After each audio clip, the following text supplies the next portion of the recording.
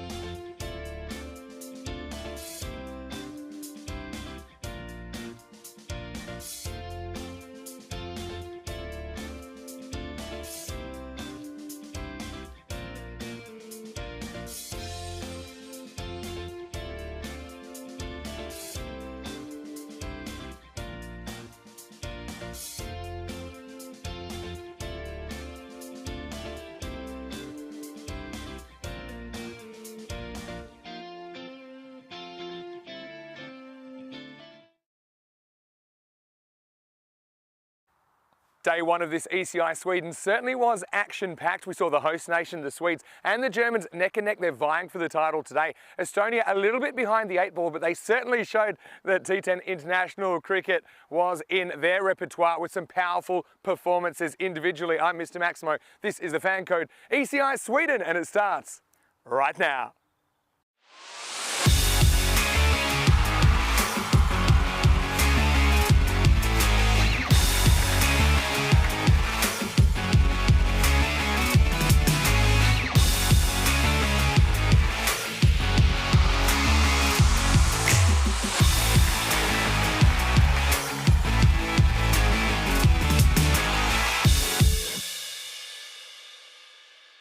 The European Cricket Internationals are proudly brought to you by HCL Software, FanCode, and Grizzly Bear Sports. Good morning to you wherever you're watching from around the world. Welcome to another huge day in European cricket. It's day 2 of this ECI here in Stockholm, Sweden. Day 14 of our Swedish adventure, and I'm certainly looking forward to the conclusion of this international tri-series with matches 6 through 9 today, 4 more matches. And today we'll see who wins the series. So it's going to be an interesting one. We've got 2 teams that are neck and neck. They split their matches yesterday and they'll be up first up. Firstly though, conditions slightly different because we have very light rain falling at the moment. I don't think it's anything that's going to hold us up, but certainly after 2 weeks where it's been bone dry and blue skies, slightly different conditions. So maybe the ball will swing around a little bit more under these conditions. And perhaps the outfield might get a little bit slower. Not a lot though, because I think it has been lightning fast so far in this 2 weeks. So let's get ready for the first match of the day, and it's going to be match number 6 between Estonia and Germany. Tyrone Peters has the 2 captains for the coin toss. Let's see who wins it. Germany's going to call. Tails is the call. That's it. Move on. So there you go. The news from the toss is that Estonia winning the toss and bowling here in match 6. And once again, very warm welcome to all of you, no matter where you're watching from around the world. Vinny Sander here, Mr. Maximo, for our 14th day in Stockholm, Sweden, the second day of this FanCode ECI International Tri-Series.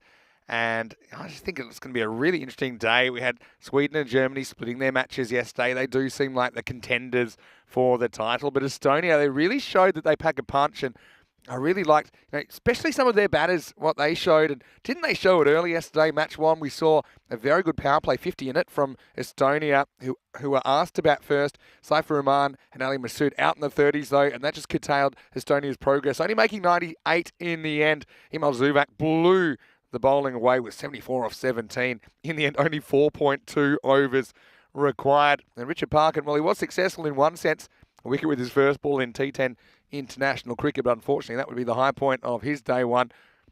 Also nice to see Kala Vislapu getting a bowl, albeit brief, in that first match. Then Sweden and Germany locked horns, and Sweden ended up getting rock and rolled within 9 overs, bowled out for 88, and that was after a half-decent start.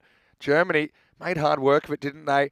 Sweden got on top early. Malic was excellent with his 2 for 4, but Germany scraped over the line in a bit of a thriller. Last over came down, and Germany got over the line thanks to Sachamandi, 33 not out off 15 balls. Game 3 rolled along, and Estonia, they did bat first again. How about the man we're calling the Baltic boss, Saifur Rahman? 88 off 37. He was completely dominant in that innings. Had a pretty good support from Zishad Ali, who was the breakout star for me as well in that game. 127 wasn't enough, though, against the German side. Once again, they were able to get on top of the Estonian bowling. Estonian bowlers not really having too many answers. Rohit Singh 59 off 16, and Germany getting home within 7 overs. Then match 4, we got to see Estonia in their 3rd and final match of the day. But Sweden put on 149. It wasn't looking great for Team Eastie, but thanks once again to some good batting from Saifur Rahman, supported by Bilal Masood with a lightning 31. Aslam Gondal with some runs at the end, but they weren't quite able to go with them and chase down the 150 in the end. They lost by 15 runs. Prashant Shukla, for me, he was one of the players of the day for Sweden with his leg spin. He was unwaveringly accurate. And then we saw the last game of the day. It was a rematch between Germany and Sweden. This time the tables returned. Germany batting first made 102. no one really getting going for them for an extended period of time. Shakur top scoring with 25 and Mandy with some runs at the end, 24 not out. 2 for 18, so consistent stuff from Team Sweden. And in the second innings, Sher Ali finally was able to regain some form. First significant score since his record-setting 100 earlier in the week. So this is how the table sits. Germany and Sweden, they have split their game so far. Now, Estonia is very capable of springing an upset, but if they don't, then match 8 is the one we'll be watching because Sweden and Germany will likely be in contention for their title. Whoever wins that game could actually be the ultimate victors here on this ECI weekend. Just looking for the first game now. You saw the news from the toss, Estonia winning the toss, sending in Germany. And I don't mind that. I think that Estonia, they went pretty well in the chase yesterday against Sweden. And I suppose this way you know what you need to do. And I suppose some of those key players up the top, they know how aggressive they need to be and maybe when to take their chances. But Germany, I'll say their captain Rohit Singh looked pretty good. I think Azmat Ali is one guy to watch. He didn't really get going for any significant amount of time yesterday, but we saw him play some very good cricket for Darmstadt CC in the ECL earlier in the year. Very talented player. Mandy, watch out for him behind the stumps as well. Came up with some good runs. Nakash good in bursts for Estonia. All eyes on Saifur Rahman, I'm pretty sure. But I've got to say the Masouds, they impressed me. And Zishan Ali, like I said, I think he certainly is a talent that was discovered yesterday for all of our ECN viewers. Another player that I always love watching is Dave Robson, who's going to open the bowling. I know that Rhino compared him to one of the hairy bikers yesterday, and he's a bit of a cult hero already. He's going to open the bowling with his left armers. And I do have a special guest in the commentary box that he's a bit more than a guest, really, because it's actually his 49th match in the commentary box for ECN. I'll introduce him in a second, but right now, let's get ready for the start of the second day's play. And it looks like they've gone for Abdul Stanikzai. He's been in and out of the team. He's been given the duties at the top of the order. Out there with Azmat Ali, waiting for the clock to tick over. It does. Well, let's get ready, let's get set, let's go.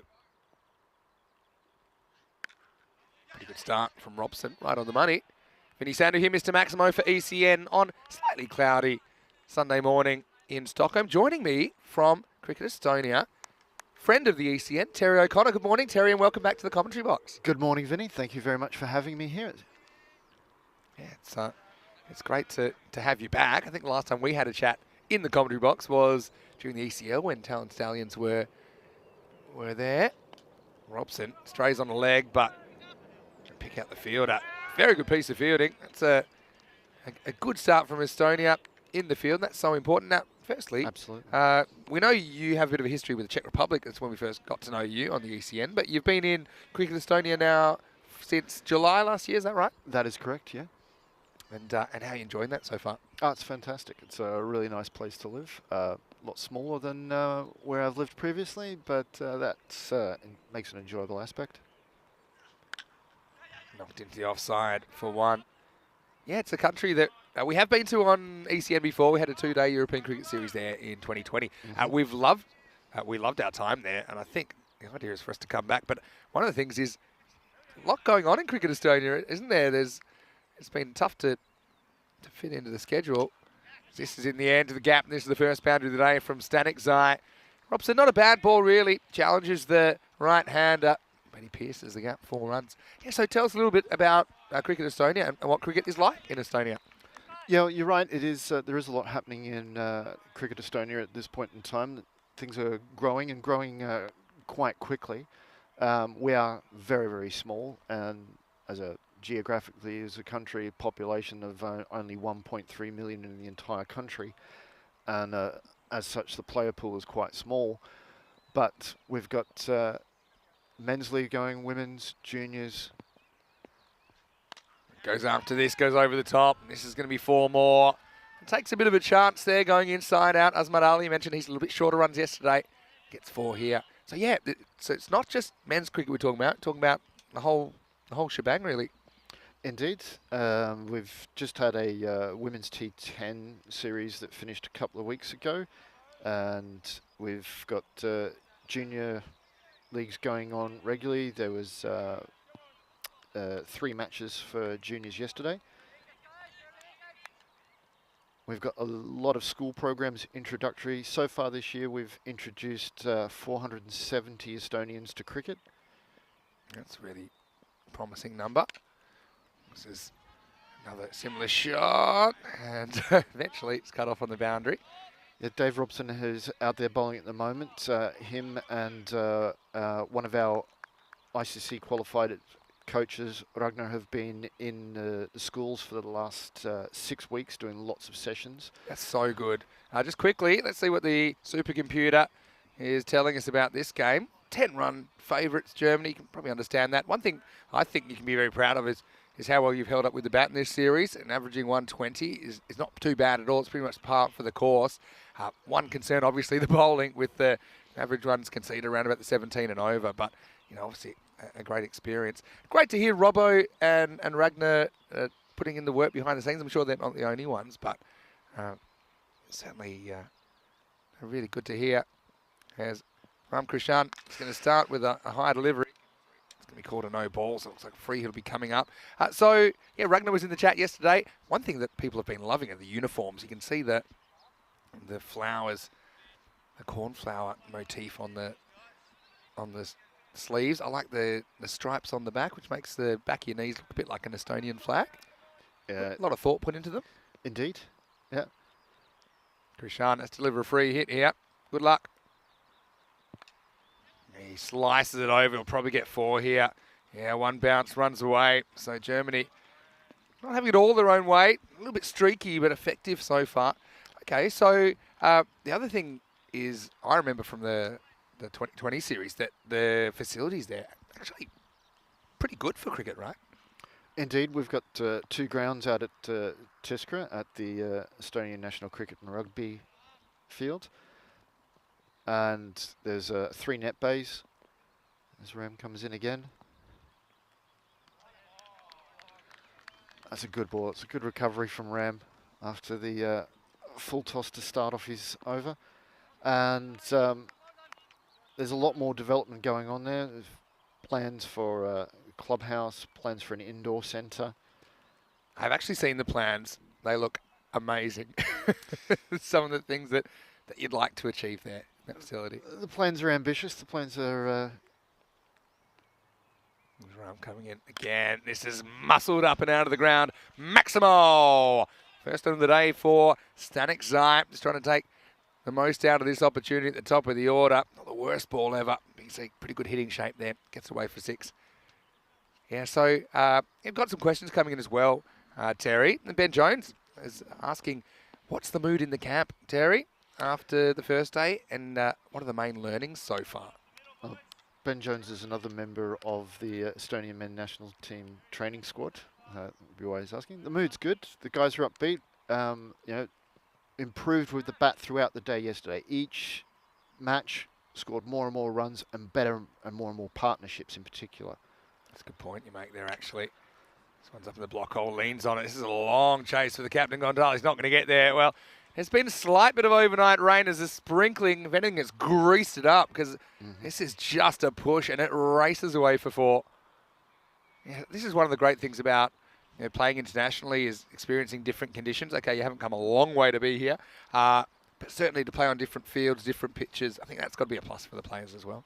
Yeah, the more different situations you're exposed to, the better you get as a player, the more you can deal with those new things when they crop up in the future. And we've certainly been given some different situations here with the baking hot sun yesterday and now with the overcast conditions. Krishan. That's a nice ball. Yeah, beats him for bounce. Yeah, now I understand what they mean when they say it's a dry heat. The 27-28 here certainly feels a lot hotter when you're in the sunshine. Rob Thompson watching from New Zealand asking Terry, how does one develop the game and bring through young players, etc.? So you touched on a couple of programs there. And what's the kind of, how easy is it to get into schools, for example? How easy is it to access Estonian youngsters? In countries where cricket's not traditional, it's not easy, is the short answer. I believe you with that. As this is pushed away, and Saif, who was an absolute star yesterday for Estonia, comes around, does the fielding. So the absolutely essential thing that we've had to do first and foremost to be able to even just speak to schools is to have coaches who can deliver introduction to cricket courses in Estonian, Yeah. so that the language is not a barrier. We don't have to rely on the fact of whether the kids have a good level of English, and we have to be able to communicate to those schools about things like safeguarding and the processes and the program, all of that information in Estonian as well. We've got a fantastic group of Estonians who are involved in cricket.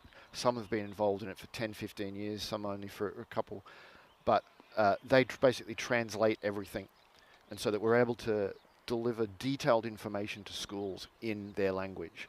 That's a very, well, it's not a minor point, but it's a very important point that you make about, if you are trying to get into the native European population speaking their language, so it doesn't become such a foreign concept. Because ultimately, the game's meant to be fun, and it's a lot more fun if you understand it properly. Exactly. This time, this is Ali Masood bowling over number 3. Yeah, Alan needs to get his radar back on track. There's so many obstacles already in the fact that cricket is such an alien concept to most Europeans. If they've got any idea of it at all, they just know, oh, it lasts lots of days and sometimes there's no winner. Yeah, that's true. Or they Does sound actually crazy when you think about it, doesn't it? yeah, or they think it's croquet or polo. Polo, or yeah. things. Yeah, So yeah. you've got all of those obstacles to get over, and if you can take the language out, you're just making life easier, and you're making the task easier to be able to get them into it. Yeah, for sure. Jesus. Oh, this is wild. It's going to be a no ball, I think, for height more than anything, plus 4 byes. Bit harsh on Stu there. Yep. Not one of my favourite rules in cricket that they brought in. But, yeah, I mean, I was going to say good spot to miss a couple of times just outside the tram line, but that one was a wild pitch, wasn't it, from Ali Masood? Now he's going to have to deal with the free hit. Indeed, we really need to get his line back to what he was bowling late yesterday. He made some really good contributions with the ball. If Yeah. he can replicate some of that now with the remainder of this over. Talented cricketer. Both Masoods impressed me so far. Well, this is free hit, and it gets slashed away over point for 6. Maximal. That's Ali trying to get back in the runs. And it's a very, very powerful strike. Got the quick hands there of Osman Ali. Saw plenty of that from him in the ECL. And this is it's an uncomfortable day to be in the long grass as well, with the slight rain we had overnight. Yeah, first time we've really seen cloud cover, to be honest, here in the 2 weeks. We've been sport with the good weather. I'm sure the weather's been pretty good in Estonia as well, right? Not too far away from Sweden geographically. Yeah, it's been very sunny, lots of blue skies. We've had absolutely no rain, which is not actually very good for the cricket field. It's very dry, very hard at the ground at this point in time. Be It's careful with your diving. I remember playing on some of those fields in Australia when they get super dry. It's another full toss. Yeah, I think it's going to be a second and final warning for high non-pitching deliveries. And you were telling me a little bit earlier, a bit of an interesting sort of side note, that you've been quite heavily involved in training umpires here in Europe, and including some of the umpires we've seen this weekend. Can you tell us a bit about that? Yeah, I'm an ECB umpire tutor. Free hit. Pretty good ball that time. That's a much better ball from Ali. Yeah. I've been doing that for 6-7 years, travelling around Europe training umpires. And just a couple of months ago, back in March, I was here in Stockholm. Delivered a session for about 15 Swedish umpires, and all the guys we had here yesterday umpiring were in that session, and I think again today. Another full toss this time. Batter misses out. The standard of umpiring across Europe is greatly improved over the last few years because there's a number of tutors around, but also the incentives and the motivations through things like the ECN events. It's pretty well bowled. It's taken a little while to find his feet, hasn't it, here, Ali Masood? But that was right on target. Just quickly, the first one was given 5 wide, so I think he might have gotten away with that one as far as a high delivery, but no huge difference. I suppose it's better for Stu. He avoids the 4 byes. It's partnership 46 off 19 balls so far. Yeah, umpiring is super important. There's a big focus, as you know, on ECN about And, I suppose improving those skills. This one sneaks in, and with the end of the over, got very close to the return crease with the back foot there. It did, The yes. eagle I eye of was Terry looking at O'Connor that. was all over that. But anyway, gets out of it. 46 without loss. I mean, that's a pretty good power play. Not as good as your power play first up yesterday, Terry. I mean, you must have been feeling on top of the world at that stage, obviously. You weren't really able to sustain that kind of pace. But, I mean, the guys must be, I suppose, taking away some positive, like you said. They're competing against some more experienced sides, I think, particularly in the format. The format, in another way, it's a bit of an evener, isn't it, considering the kind of ranking difference between the Estonian team and, for example, the Swedes and the Germans in this side. Absolutely. I mean, in reality, the only thing sort of talking numbers-wise where you can compare Estonia and Germany is that the number of male players we've got playing in Estonia is roughly about the same as the number of clubs in Germany. Yeah. Yeah, okay. That's an interesting way to put it, isn't it? Got some great inputs coming in on the chat right now. Let's have a look at Kala Vislapu, native Estonian player. Loses his first one down the leg side. She's not able to catch up with it. It's be too wide to get us going. Now I'll get an extra. Colour going for the slower ball there for the first one. It's just not come out of the hand quite right.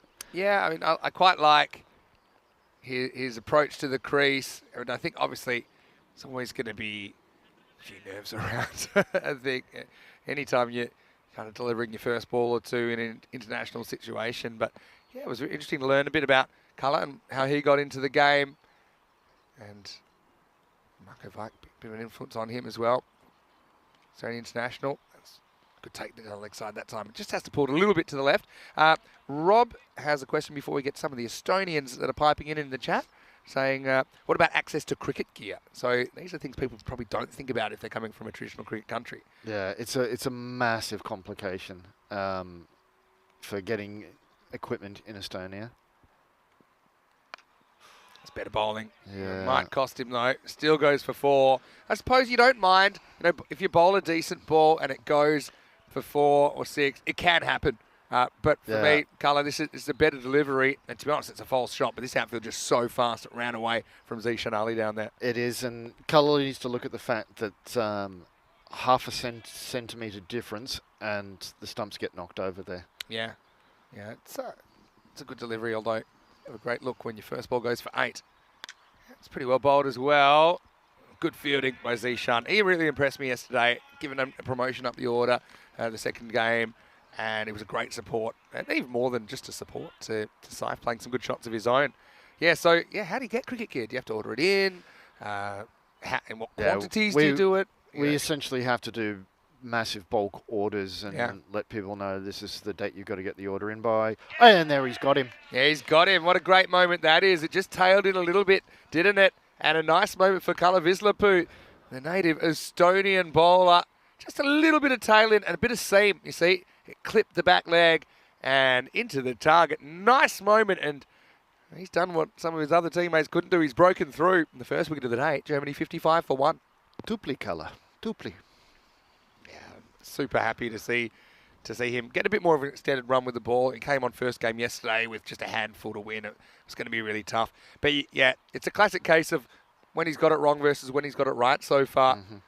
And I just think that Azmat Ali there, not really accounting for that little in-swerve and particularly the seam movement that Kala got there. So do you have some specifics maybe on how Kala got into cricket? So there used to be a schools program run quite a while ago, back when Kala was in high school, and essentially that's the way. There's still quite a few men and women Estonians who are playing these days who got introduced through that schools program. It's pretty well bowled as well. New batter is Seon Cash coming out at 3 for Germany. Unfortunately, due to the nature of associate cricket, the people who'd been running that moved away, had other obligations, things, and it sort of fell away. So we're trying to re-establish that. We're trying to get back to at least the starting point of the level it used to be, where there were lots more kids in Estonian schools playing cricket. Again, this is a challenge kind of ball, but this time Stanic's eye up for the challenge. Whacks him away over mid-wicket. Maximo. Colour does have some success in the over, but a few self-inflicted blows and other blows mean that there's 22, or 16 off it, pardon me. I don't want to speak ahead of myself, but it's a pretty good strike from Stanic's eye, who pretty much played that on length. Still one to go in the over. Okay, so yeah, it's always interesting for me when I run into native born and bred European players with a name like Kala Vislapu, exactly how they got into it. But it's fascinating. Nice ball the over. Yeah, it's well bowled. You know, he certainly can hold his head high after that over. When he got it right, I think he had a bit more success, as that one goes for 17 in the end, 63 for 1 after 4. And Marco Vike was in the chat yesterday, is a name synonymous with Estonian cricket, another success story. Indeed, yeah. He's not playing at the moment. He's just had some surgery on his back. And so he's pretty much out for the year. And hopefully he'll recover well and be back in the national team setup next year. In particular, hoping to get him back for the European World Cup qualifiers. Yep. That'll be happening next summer.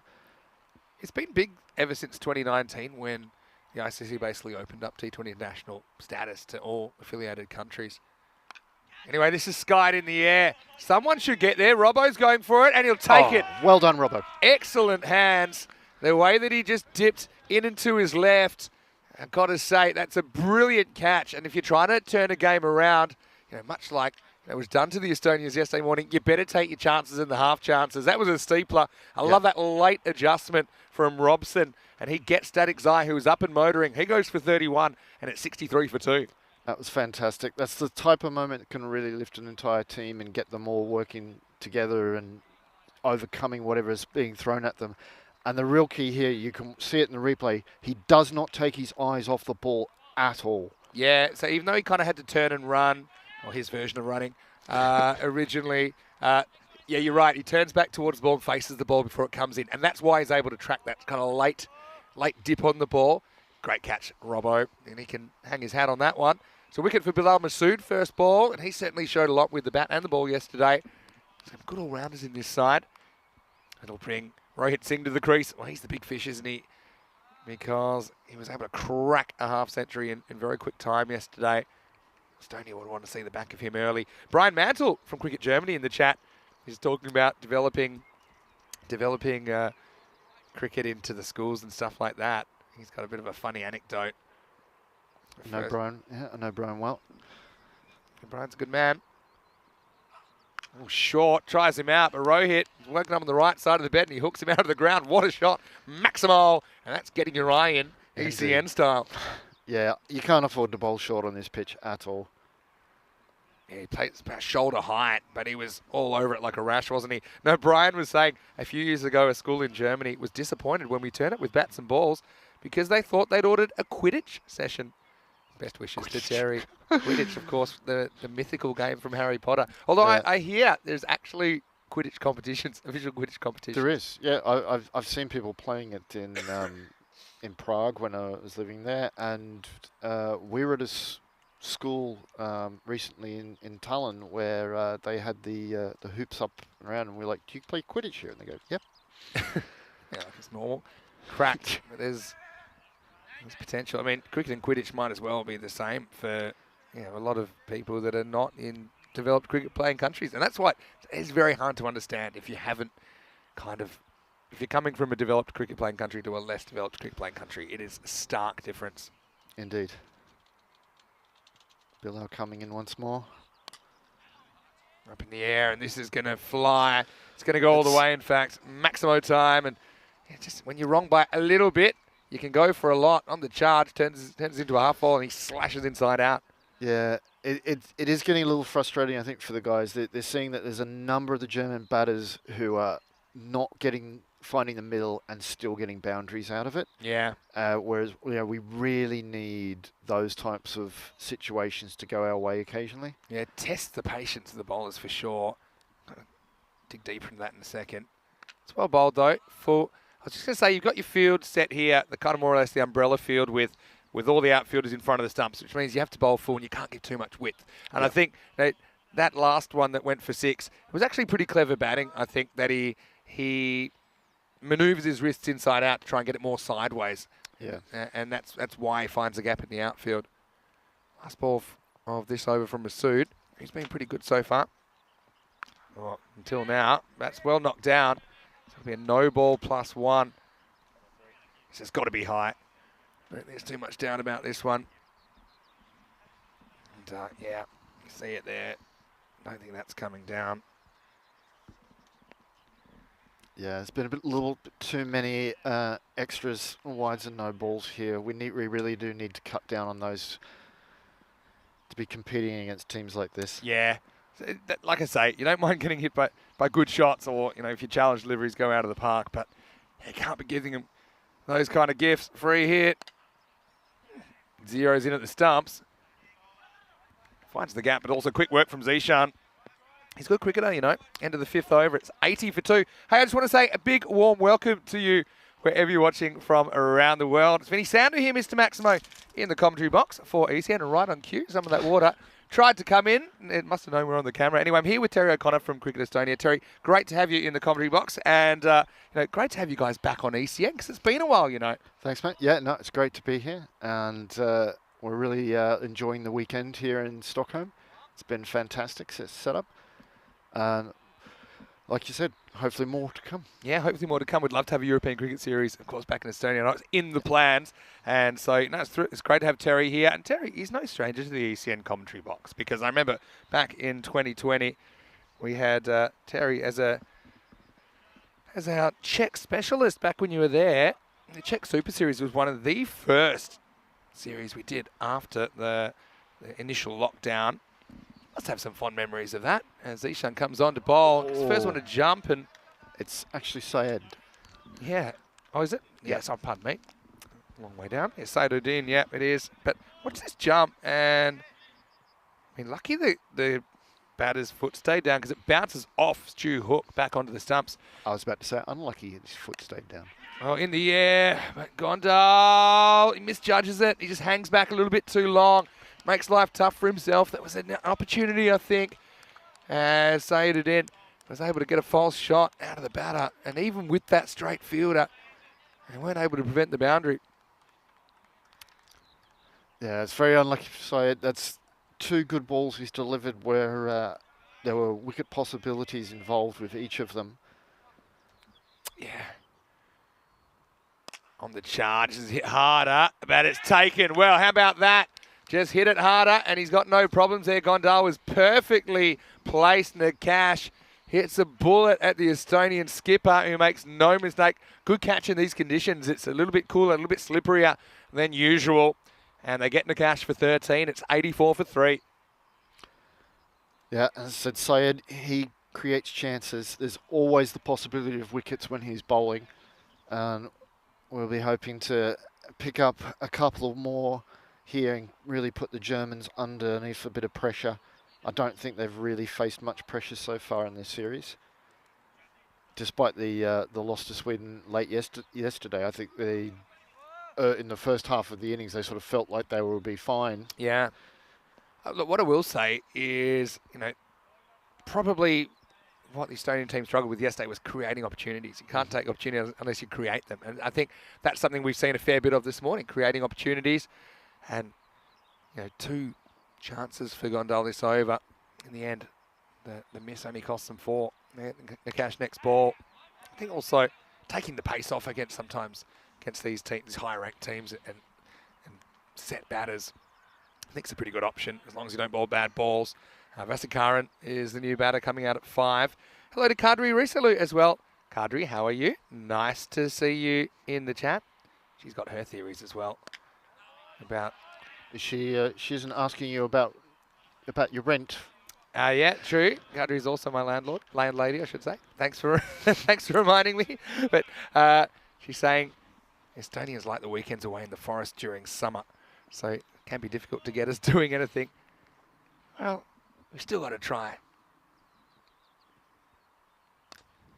Tosses this up. It's pretty good over, to be honest. And he's still got 1 to play. as we get to the end of 6. Germany 87 for 3. And you must be feeling, Terry, you know, if you can, say, keep it down to about, let's say, 10 and over or so, maybe 11, keep it to about 130, you've got the batting to chase those runs down if you bat well. Absolutely. I mean, we showed that we can get to roughly 140 yesterday, and as I said, throughout each of the matches, we got better and better with the bat. I think we can add another 10, 15 runs. So a score of 145 to 155, it's not going to be problematic. Yeah. Yeah, the bowling's been the Achilles heel, hasn't it? And this is Kala Veslapu is going to bowl over number 7. Interestingly, we're bringing him back. I think it's fair enough to bring him back too, because I think he's probably going to be a bit more settled after that first over as well. He's had some problems getting the handle on it early. But, yeah, Veslapu, I love the way he approaches his cricket. He's obviously pretty serious about it. Probably enjoying the challenge of playing with guys that probably have a bit more experience. This one's on the legs though, and whenever he has been on the legs, it's been trouble. Rohit Singh, he glances it away forcefully for 4. Kala is a man of very few words. He's renowned amongst the squad for his silence. I was going to say, he doesn't strike me as a huge sledger for a seam bowler. I don't think Kala's sledged anyone ever in his entire life. The getting a word out of him at any time during a trip is almost a minor miracle. Well, he did have the big wicket of Azman Ali earlier. He's a very, very good batter. Let's see if he can remove Rohit Singh. This is hit in the air, and it's in the gap. It's going to be 4. Well, I've got a feeling I that... actually thought it landed on the line. Do you think it's on the line? Yeah. I had a feeling maybe half the ball's on the line, half inside. Oh, yeah. It's been given 6. Yeah. With my umpire hat on, I say that's correct. With my Estonian hat on. Let's have a look. It's super close. Yeah, I'm going to give you that. So, yeah, my eyes are all over the place. Yeah, 6 runs signalled. And correctly so. Rohit Singh, that was all placement, wasn't it? He knew he was probably hitting at a height that's catchable, but he pierced the two fielders on the boundary there. Such a good shot, because there's not that much space in between them. Kala gets a little bit straight again. This is going to go sideways. It's going to be another boundary. So, yeah, Kala, just a slight error in line, and I mean slight, and that's international cricket for you. Man, this ball's probably hitting the stumps, but yeah, I think to a player like Rohit Singh, you can't afford to get on his pads. He's very, very strong in that direction, not just that direction. Well, that was actually a middle and leg ball. Rohit had just stepped across and made it be in his arc. Got to kind of be forced up to him. This one's up in the air, and it's going to be out of here. Maximo! Once again coming into the swinging arc of Rohit Singh, who's had a very positive start to his innings. Good player though, Rohit. I mean, he's a guy we've seen at the ECC, often carrying the batting for Germany, who have been a bit disappointing in ECC cricket. Last year they were at 2 and 6 after the group stage, fighting wins, saw them through to the final, but they went down to Italy. And Rohit's always a big part of the German setup in this form of the game. Plays the cricket for BSV Britannia in Germany. I know Rohit has had a few injuries, struggles in the last 12 months as well, so nice to see him looking fairly fit. Oh, you're right. He's a very good batter. That was well bowled. And an excellent piece of fielding. And I think he's done that, you know. Stops to look at the line. Yeah, it's just a matter of whether he's touching the line when he touches the ball. We'll get a look at it. It was hit pretty hard. It was a great effort by Ali Masood. So far, so good. And then as long as that ball disappears off him, yeah, I think that's a clean stop. Excellent fielding. You must be happy to see the guys throwing themselves around. Yep. Obviously, a big focus on fielding in not just this form of the game, but any form of the game these days. 110 for 3 off 7. And one thing we're really looking forward to is the ECC. Now, you are in Group C. We can't mention who the TBC is yet, although we'll be able to mention that pretty shortly. But how do you feel about that group compared to maybe some of the other groups? I feel really good. We think there's some opportunities in there for us to do very well. This one's in the air. Yeah, it's going to be a teaser. Well, Gondal, he will probably give himself a catching opportunity, but unfortunately it carries over the line for Estonian viewers. Fassi Current gets 6. Maximal just give you a bit too much length to play with. It's not an easy shot, get that one to take it on like a flat bat down the ground, but he gets it more or less right. And Sadadin had a good first over, just has to get a little bit fuller. He does. Good adjustment. This is just a single. So, yeah, the ECC it's going to creep up on us, and now it's 99 days to go. The countdown is on. We started it yesterday when there was 100 days to go. Time flies. Indeed it does. Oh. Well, I mean, this is one that caused a bit of confusion because I think one batter goes, one stays, but sometimes that kind of pressure can tell on the fielder. Yeah, you could see there as Sahil went down to field it, he was looking at the batter, not at the ball. Yeah, and it sounds basic, and it's kind of natural to take your eye off the ball because you're already thinking, okay, what am I trying to do with this once I pick it up? But you do something to pick it up, and in the end, it costs them a boundary. So yeah, boundary saved from beyond and boundary squandered. Gondal has a bit of work to do, and he can't do it. So it just sneaks away through him. It's not the first time we've seen that. Not the last either. You got to feel for Sadadin here, who's gone for a couple of boundaries he probably shouldn't have. Indeed, yeah. These little errors creeping in are really costly against teams such as Germany and Sweden, and it's little areas like this where we need to improve, we need to tighten up. That's a pretty good shot, actually. Lets it come to him, Rohit. Once he's in, he's pretty hard to dislodge, and he uses the pace pretty well. It was pushed through a bit more, I think, from Saeed, but he hits that late, and that's why it gets around the fielder, and suddenly Rohit's in the 40s in no time at all.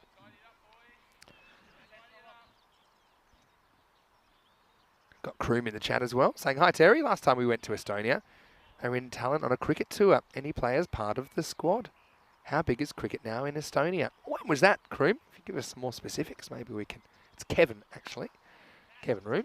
As we see a drop catch, it was flat. I suppose he does save the boundaries, Ishan. But, yeah, it's similar in pace to the one that Gondal was able to catch earlier. This one never leaves the ground for too long, but Rohit Singh has a life, not a player you can afford to give chances. Yeah, would have normally have backed him to take that. He's normally a good, safe pair of hands. It's unfortunate, particularly unfortunate for Syed that he could have had 3 wickets in this match. In the end, he finishes with figures of 1 for 27. But I don't think that really tells the whole story. Germany, 130 with a couple of overs to go, and we're talking a couple of seconds ago about maybe we could keep them to something around the 130s. Seems tough now. Robson does well. Robson's just got good cricket instincts. You know, he's a good old-fashioned, reliable character, no matter what you ask him to do. And he's got a good pair of hands, as we saw earlier when he took that catch. Indeed. Oh, that's a good ball. Yeah, well bowled. Natural angle. Gets past Rohit Singh, which is not an easy thing to do. I like to see Stewart hook up to the stumps as well, even though he doesn't glove that cleanly. But it's an attacking position. And then brings in the stumping, and it keeps batters normally closer to the stumps as well. Absolutely. And that's the entire reason why he's there. We don't want them feeling like they've got the ability to come forward. Yeah. Or at least make him think about doing it. That was a clever bit of bowling by Robson as well. And rolls his fingers on it slightly. It's pretty well bowled as well. Edged onto the foot. Just be one. So, good over so far, this one. Stewart hook with a bit of tunnel ball, but doesn't cost him an overthrow. When the keeper's up to the stumps, batters are often thinking about the keeper, not just about the ball. Anything you can add into their minds that's outside of what they want to focus on. That's right. Batting in a shoebox. This is going to be probably run away for 4. Gets around Sahil Chauhan, and Rohit Singh moves to 49. She's kind of got off the boil a little bit in the last few deliveries, but his field is unforgiving. I suppose both teams get the same conditions. But Robson, again, not too much wrong with that delivery, but still goes for 4. Rohit searching for his second half century in the series. Ooh, he'll get there. Again, pretty well bowled, but Rohit does get the single. And he will move to a second half century. So 50 coming up off 18 balls. Rohit Singh is led from the front in this game, not for the first time for Germany. He's not making a big song and dance about it. It's business as usual for the German skipper. 50 off 18. It's the end of the ninth over, although pretty good one for Robson. He finishes none for 19. And the score, 137 for 3 with an over remaining. Yeah, I think Dave can hold his head up high with those figures in this format in T10. Bowlers going for under 10 and over is always good, especially against the quality of batsmen that he's bowling here. Rohit has been on fire. He's really doing a job for Germany. Yeah, Robson looked like yesterday he had to be physically dragged to the bowling crease, but I'm glad that they did because he's been a very good performer in this game. All right, it's going to be Ali Masood to finish us off. And the first one is up and it's out of the ground. Maximo! Can't really afford to give a driving length to Rohit at this stage. You see, that's the length. It's about a metre in front of the front pad. And, you know, good players, I think, in these conditions, they're confident driving that up and out of the ground. Yeah, you're right. He hit that with absolute confidence. May not have come out perfectly in the middle, but it still went where he wanted it to go. It's ECN cricket for you. Hello to Mohammed Hussain saying hello, Vinny and Terry. All the best from Cyprus. Mohammed. Hello, Mohammed. Hopefully you're well. Bet the weather's good down there. Bet it's hot. Full toss this time. Overcorrection. That's 4 as well. So, yeah, not going too well at the moment. Just have found it hard to get going for an extended period. That's about a top of the pad height full toss. Slashed away and another boundary. Yeah, it is something where we've talked about where we have good patches, but really stringing them together, really having a long extended period where we're in the game and everything is where we're doing everything right the way that we want to be doing it. But that comes from experience. That comes from more opportunities to play in matches like this. Another full toss, banged into the gap. That's 4 more. So it's throwdown stuff really at the moment. Just cannot afford to give good players full tosses, especially with a bit of width. And he absolutely smashed that into the gap. And while Bilal Masood goes and fetches that, which is probably his brother's fault for delivering the full toss in the first place, I want to say hello to Rob Lever. He's watching from Romania. Looking forward to seeing you, Rob. He'll be playing for Transylvania, one of 6 new sides we'll see in the ECS Romania, which starts tomorrow. I'll be there, Rob. Look forward to catching up with you. And also Andy House is in the chat saying, great to hear Terry on comms. He's definitely all over an ECS in Tallinn. Tallinn, of course, the capital of Estonia. Hi, Andy. We always have a great time wherever we go, but I think ECS in Estonia is definitely on my bucket list. Oh, he's bowled him. He has, and so he digs it in, and this one doesn't get up at all. No. And so Masood gets, I won't say the last laugh, but maybe a little smirk as he finally sees the back of the German skipper, who makes a pretty good 64, his high score in the series. Germany 151 for 4. It did get up, and once again, you see the pitch is an interesting one. The length that he drove over long off is probably a bit too full to get a bad bounce. If you have to go a bit shorter, but then that carries risks, because if it does bounce as the batters expect, it can sit up and just beg to be hit for 6. But absolutely, we've seen a lot of wickets taken with that kind of a length, not bouncing as much as batters expect. Yeah, seen quite a few batters playing above the ball due to that inconsistent bounce, but we've also seen them put them away. Yeah. Look, you know, again, I'm not going to say Estonia can't chase down something in the 150s, given some of the firepower you've got. Sachin Mandi won't get too long to impact the score. Batted well yesterday. Oh, no, this isn't great. I think this is going to be 5 wides, and yeah, it's a tough one for the keeper because it pretty much yorks him, and this has been the issue, I think. And perhaps this is where he's trying to bowl as in full and wide, but if you get it wrong, and the consequences are pretty dire. 5 unearned runs, still 2 to come. Well, we also don't think you've seen all of the firepower we've got in the batting so far this weekend.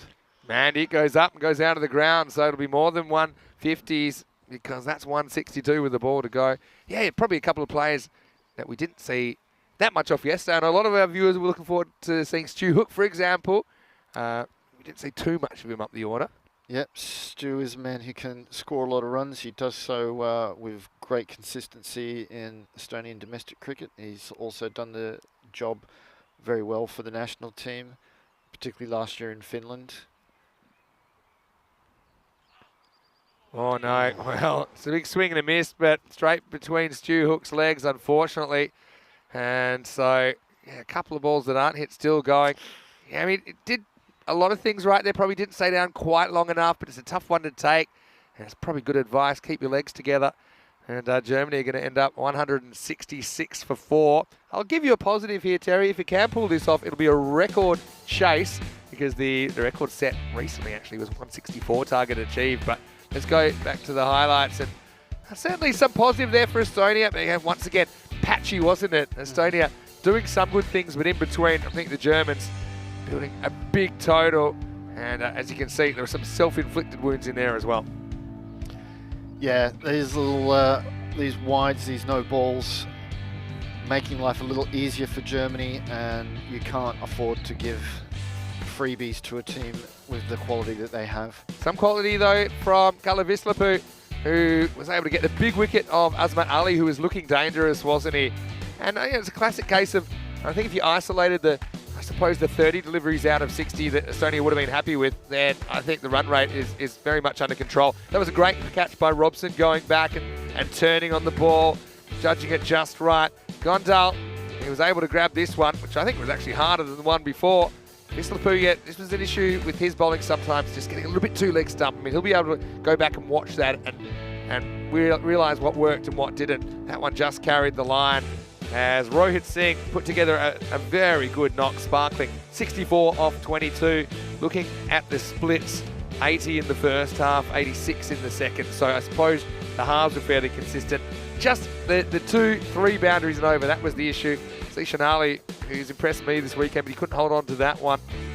And late in the piece, consolation wicket for Ali Masood, who I think will have a bit of a job to do with the bat as well.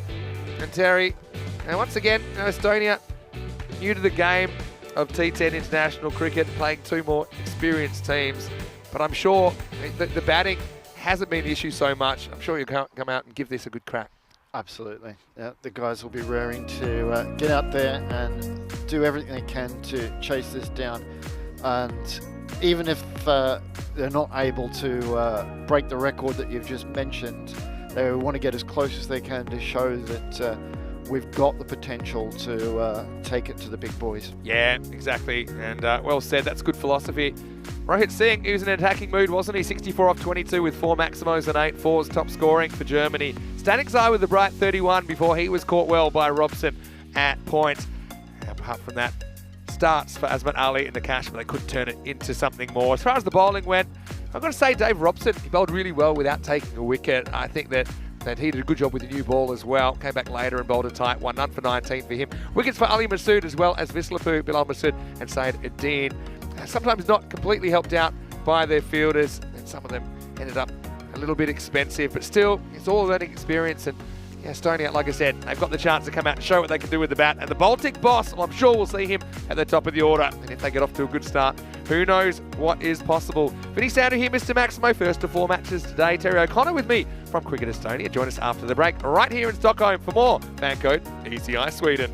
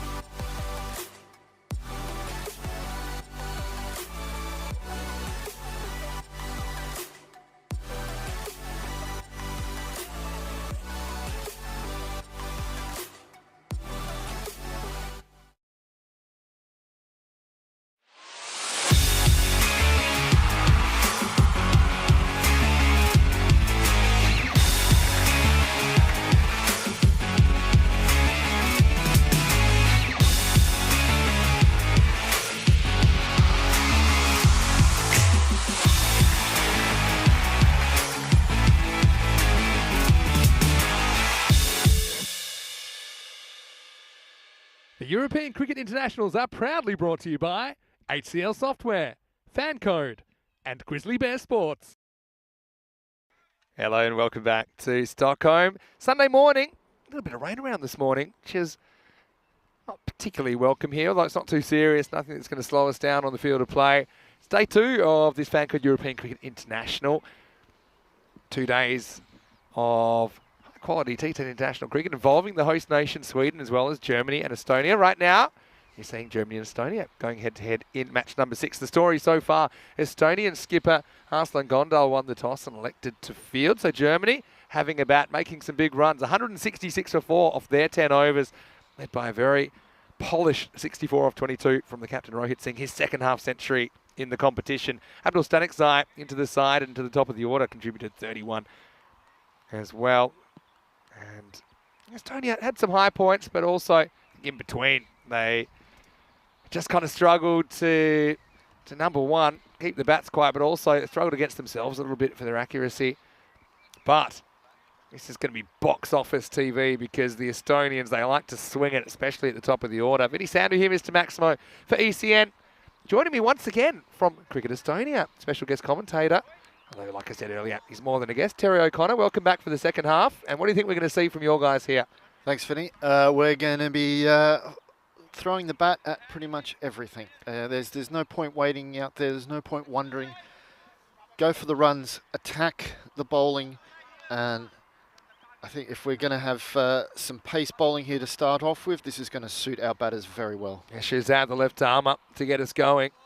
Well, in fact, he won't because he forgets to let go of it. Just didn't feel too settled on the run up there. Yeah, just when the front foot landed, just didn't feel right for him, I think.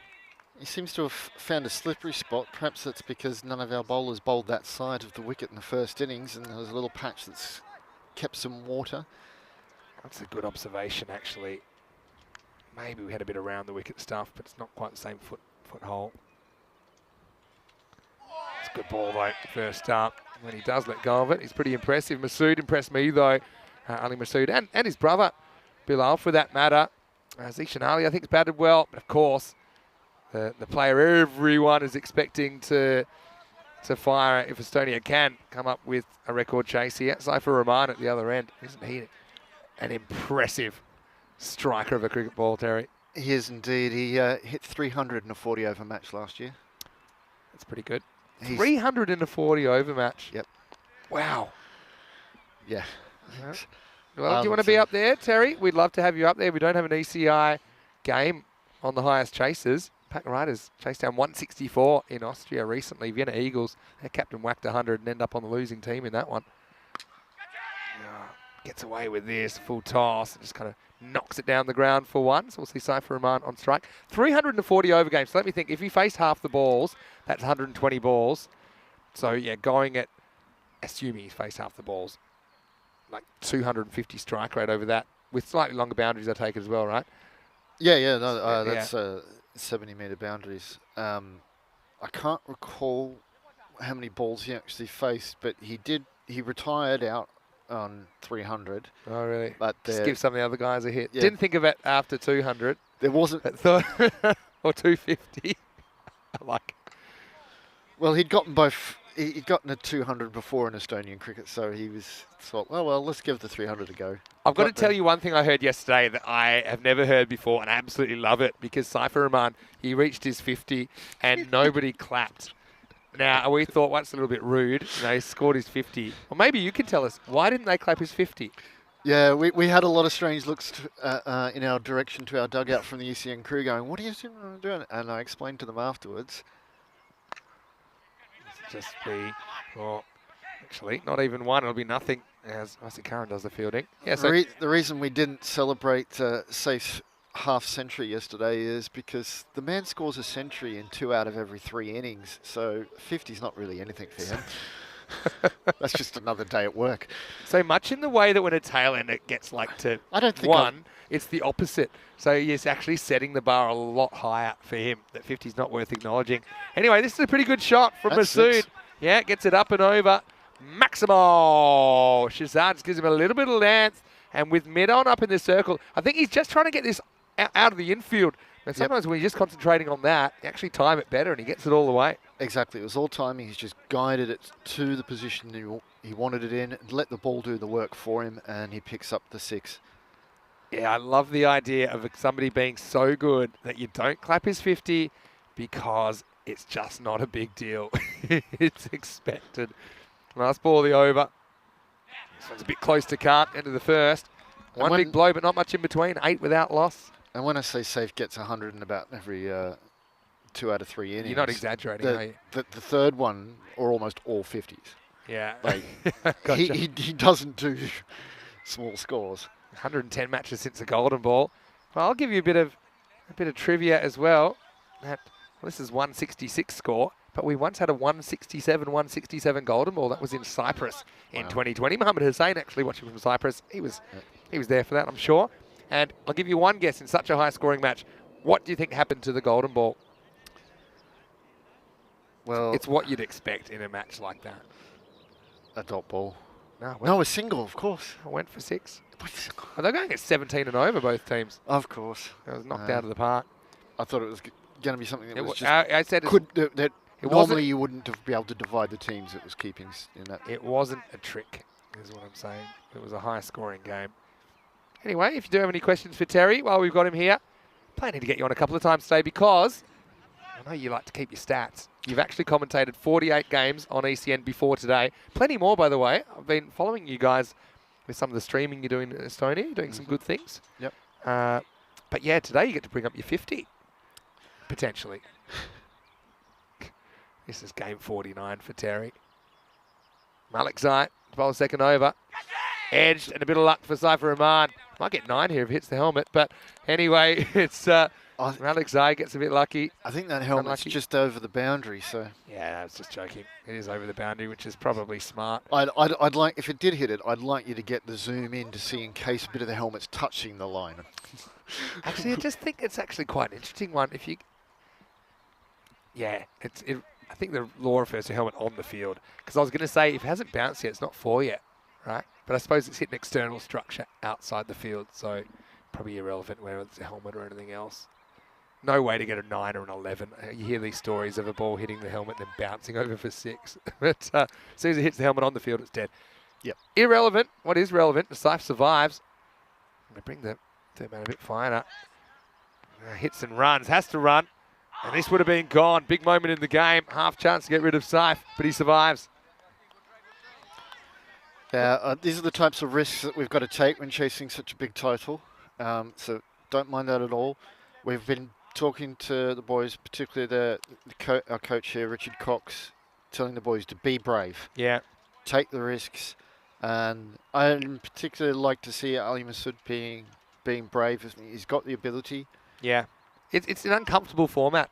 Actually what makes it such great TV. Because you are forced to play shots quicker than you want.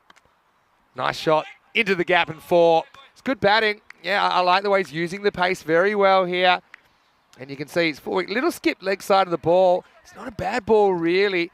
But yeah, he almost kind of brooms that one offside for 4. Found the gap. That was the main thing. Yeah, just guided it. And there was not much of a gap to find. The offside's quite packed. But he got it into the position and he got the reward. Yeah, Masood, 11 off 6. He's had the bulk of the strike so far. Yeah, he's taken a little bit more of an upper hand to safe so far in this innings. Don't mind that at all. Yeah, trying to boss it down the ground. Doesn't quite get it in the air. What do you think about the Chris Gale comparisons for Cypher Rahman? A lot of people kind of saying he's got that kind of, just the look of him. And I've got to say, I agree. Yeah, he's got the look. I think he's also got a bit of the energy. Safe's very laid back. Yeah. He's very chilled. He's not a man who gets ruffled very easily. Seems unruffleable. Facing up now. And he elevates this and just gets it over the fielder who loses his footing for a second. Once again, not quite out of the middle, but it's 4 more valuable runs for Estonia. Yeah, it's been a good over so far.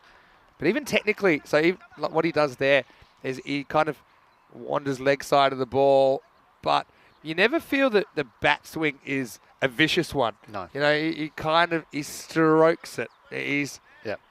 I lazy's not the right word because it's a negative word, but No. it's relaxed. Probably Relaxed. relaxed is the Relaxed way he is a looks. very good word. Yeah. Brilliant. And as I said, Safe is a very relaxed man. They just had to sort out the fielder. They've put an extra fielder on the leg side now. Yeah, the bowler didn't want him there. I wasn't too impressed to see him running across there while he was trying to run in a bowl. Thing is, because he can go the other way, he's very good through the offside as well, which is probably what he's thinking here. He doesn't really care, but this could be gone. Big moment in the game. Shakur gets him. And so Saifur Rahman's going to go for 10 and out. And didn't really hit one in the middle, did he, during his brief stay at the crease? Big blow for Team Estonia. It's Malikzai with a big breakthrough, 18 for 1. Yeah, that's the small margins there. He just didn't quite get the middle, a bit too low on the bat, and I should say basically 1 or 2 centimetres higher on the bat, and that one's flying over the fielder's head. Game of margins, isn't it? Indeed. And, yeah, frustration for Estonia, but elation for Germany as they aim to stay on track for the trophy. And Estonia, I think we've seen them play well in patches. If they can string together a whole game, there's every chance they could end up with some points. If they don't, though, then Germany and Sweden, their meeting in match 8 will decide who wins this ECI. But right now, with Saif gone, it's going to be Dave Robson coming out at number 3. And yeah, he's another guy. He's not really intimidated by pace. I think he's a very experienced campaigner. Played some nice shots yesterday. Had a couple of cheap scores as well. But I'm sure he's keen to make a few. Absolutely. Dave's a big, strong hitter of the ball. He smashes a lot of boundaries in Estonian domestic cricket. He's got a lot of players and cricket lovers back home who always enjoy watching him. He's got his own little fan club. I've got to say, I'm a card-carrying member of the Robbo fan club as well. Shazad starts a new over. Masood plays this well, and I think this will run away for 4. Yep. So, yeah, he's timing the ball well. I think now he's got those boundaries. He's not trying too hard. You know, I just think he's playing the line, playing the correct shot for the ball. He gets a fair piece of wood on that and gets 4 more. Well, Vinny, if you'd like to get elevated to the VIP club of the Dave Robson fan club, there's one thing you have to do. What's that? Stop calling him Robbo. He hates it. Does he? Is that why everyone does it? Anyway, just on the offside. Does he really? Yep. See, Explain, because I've Well, only ever known him as Robbo. he's a since we twin, met. Okay. and him and his twin brother were both called Robbo all the time. Yeah. Oh, Um, yeah. And so, yeah, It's confusing. really, Right. Wow. I'll have to clock that. I just think that when you have a guy that looks like him in European cricket and his last name's Robson, Yeah. I don't think he's going to be able to avoid it that easily. oh yeah, no, he accepts that fact. Anyway, here he is facing up. Played well in the first half. Can he do something with the bat? Robson. Inside edges this one. He gets called through and has to 10 on a 20-cent piece there. I think that Masood, despite having been there longer, got the message pretty quickly that Robson wasn't leaving the crease. No, not at all. Luckily, didn't really go to any fielder in particular. There he is. I like that. He's got a bit of the Alan Border about him, actually, in his technique, if we're making some comparisons. Mm-hmm. Oh, almost takes off Shazad's head. And now wants to run out chance, but he'll scramble through for 1. All action all the time. As Robson does get off the mark. Yeah, don't think there's any doubt that Dave would love to hear you comparing him to Alan Border. Well, he's basically, I could have said Alan Border, I could have said a left-handed boonie. But somewhere in between, maybe. Well, I know his favourite player was Adam Gilchrist. Great player. Also a very good human being. Had the pleasure of meeting him a couple of times, and very humble individual as well. Changed the game, didn't he, Gilchrist? He Absolutely. made it a bit unfair in a way for some of us keepers that were keepers first and batters second, because suddenly you're expected to average 50 as well. It was barely half that. But yeah, certainly I think he's a guy, especially following someone like Ian Healy that'd been a stalwart for over a decade. Mm-hmm. Robson up in the air, and I think this is going to go all the way. It does. Maximo! Shazad can't break through, goes for 20 in the end. Estonia 35 for 1 at the end of the power play. Yeah, fantastic shot from Dave there to finish off the power play. Absolutely middled it and gets the 6. Yeah, Santosh saying, just quickly going back to Saif, He's got a lazy elegance. Even his miss hits going for miles. Indeed, the European boss, he is, at least when compared to the universe boss. How about that for consistency, though? 17, 17, 17, 17. Last one, 29. That hurts, doesn't it? Yeah. Especially after you'd pegged it back and we were talking about maybe 130, 140, keeping him to something like that. Didn't pan out that way. Now we're going to see a fair bit of spin, I think, from the Germans through the middle overs. Yeah, Ali's going to have to make a little adjustment here. I do think he prefers the ball coming onto him. We did see last time these two sides met yesterday that Ali was bowled by spin.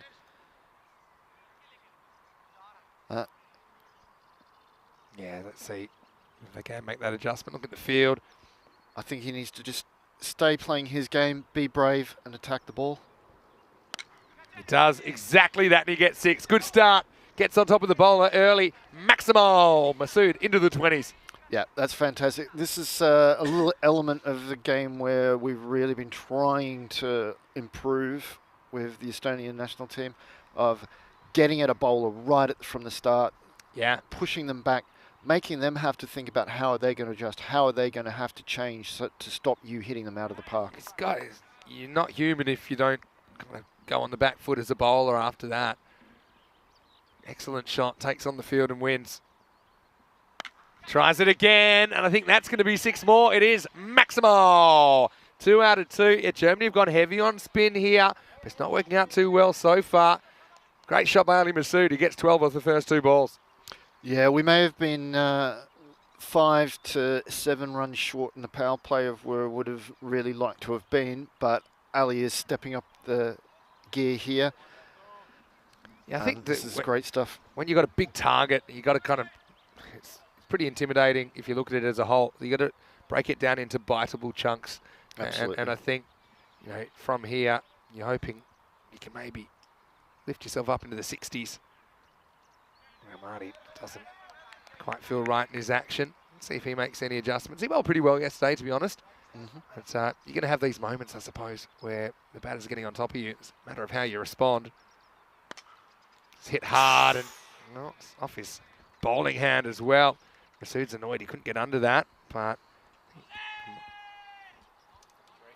yeah, bowler's annoyed that he actually went for it. He might have saved 3 runs. See, Robson at the other end. There was half an appeal here.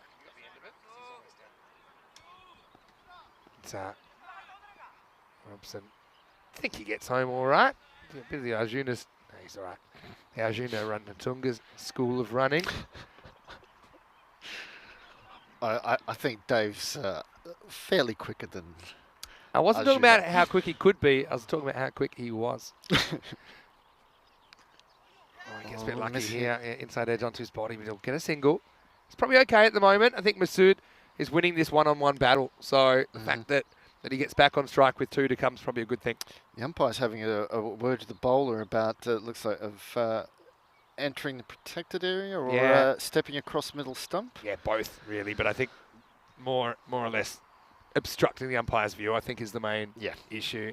I think you've got to be practical with the policing of the protected area on an artificial surface, but I think the fact the umpire, they need to be able to do their job. It's the most important thing. All right, this time he gets it slightly wrong. Shakur is going to hustle in, and he'll take the catch. Oh, it's an excellent piece of fielding, isn't it? He gets the jump on that. Masood looks so good for 30. Hamadi gets his number in the end after disappearing a couple of times out of the ground. Both openers back in the shed now for Estonia. They're 49 for 2. Yeah, a miss hit, and one that quite often just lands in no man's land, but the fielder read it well, and he made up the yards to get there. Yeah, more times than not, I think it falls safely. But I think you're seeing the difference between international cricket and domestic club cricket there with the fielder. Look how far he comes. He ends up taking it about 5 to 7 metres inside the circle. So it's a very good bit of anticipation from Abdul Shakur down there.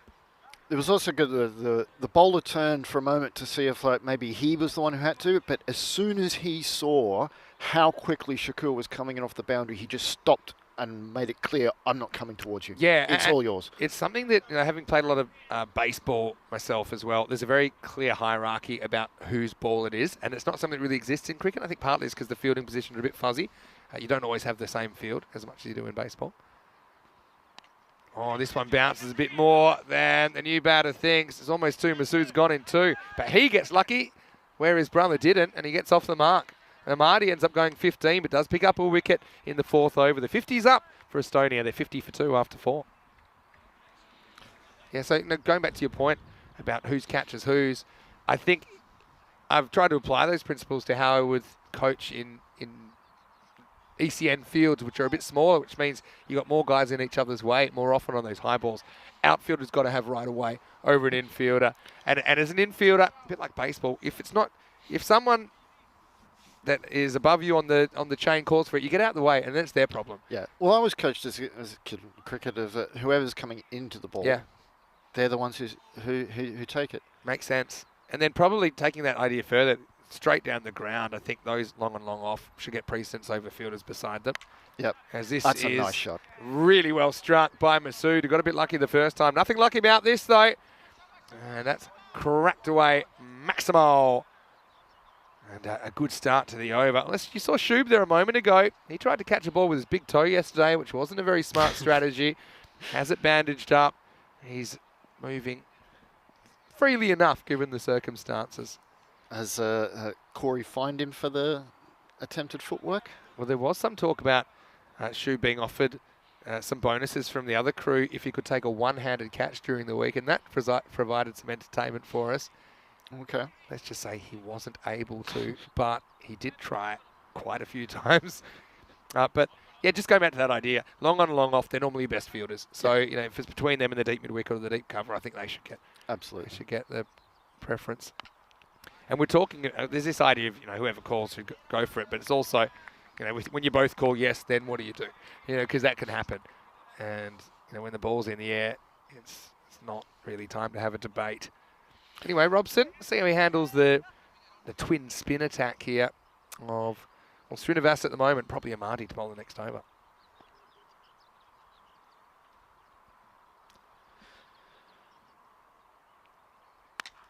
He goes to deep mid wicket. Hits pretty well, but finds the fielder. Yeah, really dragged that one across. You might want to have a little look if he gets anything out there again of stepping towards it, because there was actually a gap in the covers for him as a lefty. True. Well, this is a big gap in the air. That's cracked by Masood. He's a talent, isn't he? Srinivas gives him a bit of length and it disappears. Abracadabra, Maximo. Estonia up to 64. And after a slightly nervy start for Bilal Masood, he's looked very good since. Yeah, that one landed a long way over the boundary that would be used for longer forms of cricket here, and it had two little bounces and then smacked into the little clubhouse. Trying to wake him up in there. Some of the crew might be napping. Now he's on the charge and he gets stumped. And he just goes looking for something that's not there. Probably crosses the line between aggression and foolishness here, because he decided he was going and he went through with the shot, even though I think the bowler saw it and pulled the length back, and Mandy does the rest. Let's see if his gloves go in front.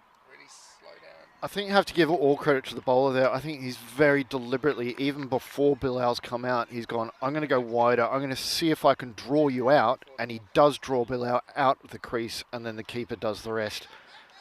Yeah, that was a spinner's ball where they're looking for the stumping. Yeah.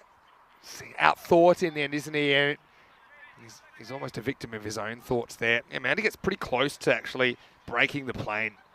I'm not saying completely behind the stumps, but I think he's just okay.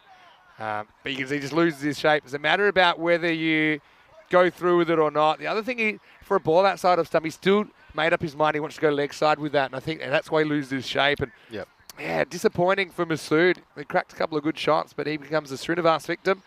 So both spinners getting a bit of a whacking, but coming back with important wickets. Last ball of the over. Zishan Ali comes out and probably will get a single in the end, as Srinivas can't handle it, but very similar last couple of overs actually for the two spin twins. They both go for 1 for 15 as well. 5 overs in, the score is 65 for 3. And just a reminder of some of the cricket coming up on the European Cricket Network over the next couple of months. We'll be in Romania tomorrow. And yeah, I'll be heading off pretty much as soon as the final ball's bowled here to catch the red eye into Bucharest. Looking forward to catching a bit of cricket there. Rico will be back with me from Wednesday. A lot of our Rico fans wondering where he is. Don't worry, he will be back. More cricket, international cricket from Bulgaria next weekend. That's in the T20 format. Charlie Hunt will take you through that one. Who will Bulgaria be playing in that series? Yeah, I think they play Greece. Anyway, I'll tell you in a second. This is up and it's out of the ground. Maximo. And yeah, good start to the over once again. Yeah, the spinners have gone for a few sometimes, haven't they? Yeah, so that Bulgarian series next week. I know that Greece were playing in the T10, but actually it won't be Greece. It'll be Serbia, Turkey, Croatia, and the hosts Bulgaria. Nice. That should be good. And I think that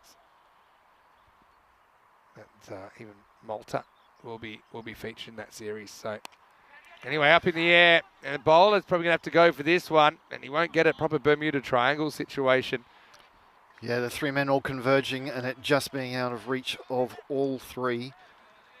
Zishan's on the attack right from the start. He got the first one out of the park where he wanted it, but did not find the middle with the second delivery.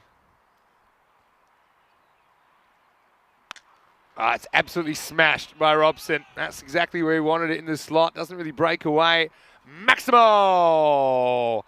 This is full force. Nice to go drag from outside the off stump and smacked it away for 6. And the Swedish team warming up behind the commentary tent were in a little bit of danger there. Luckily, their coach sent out the warning signal and they all ducked.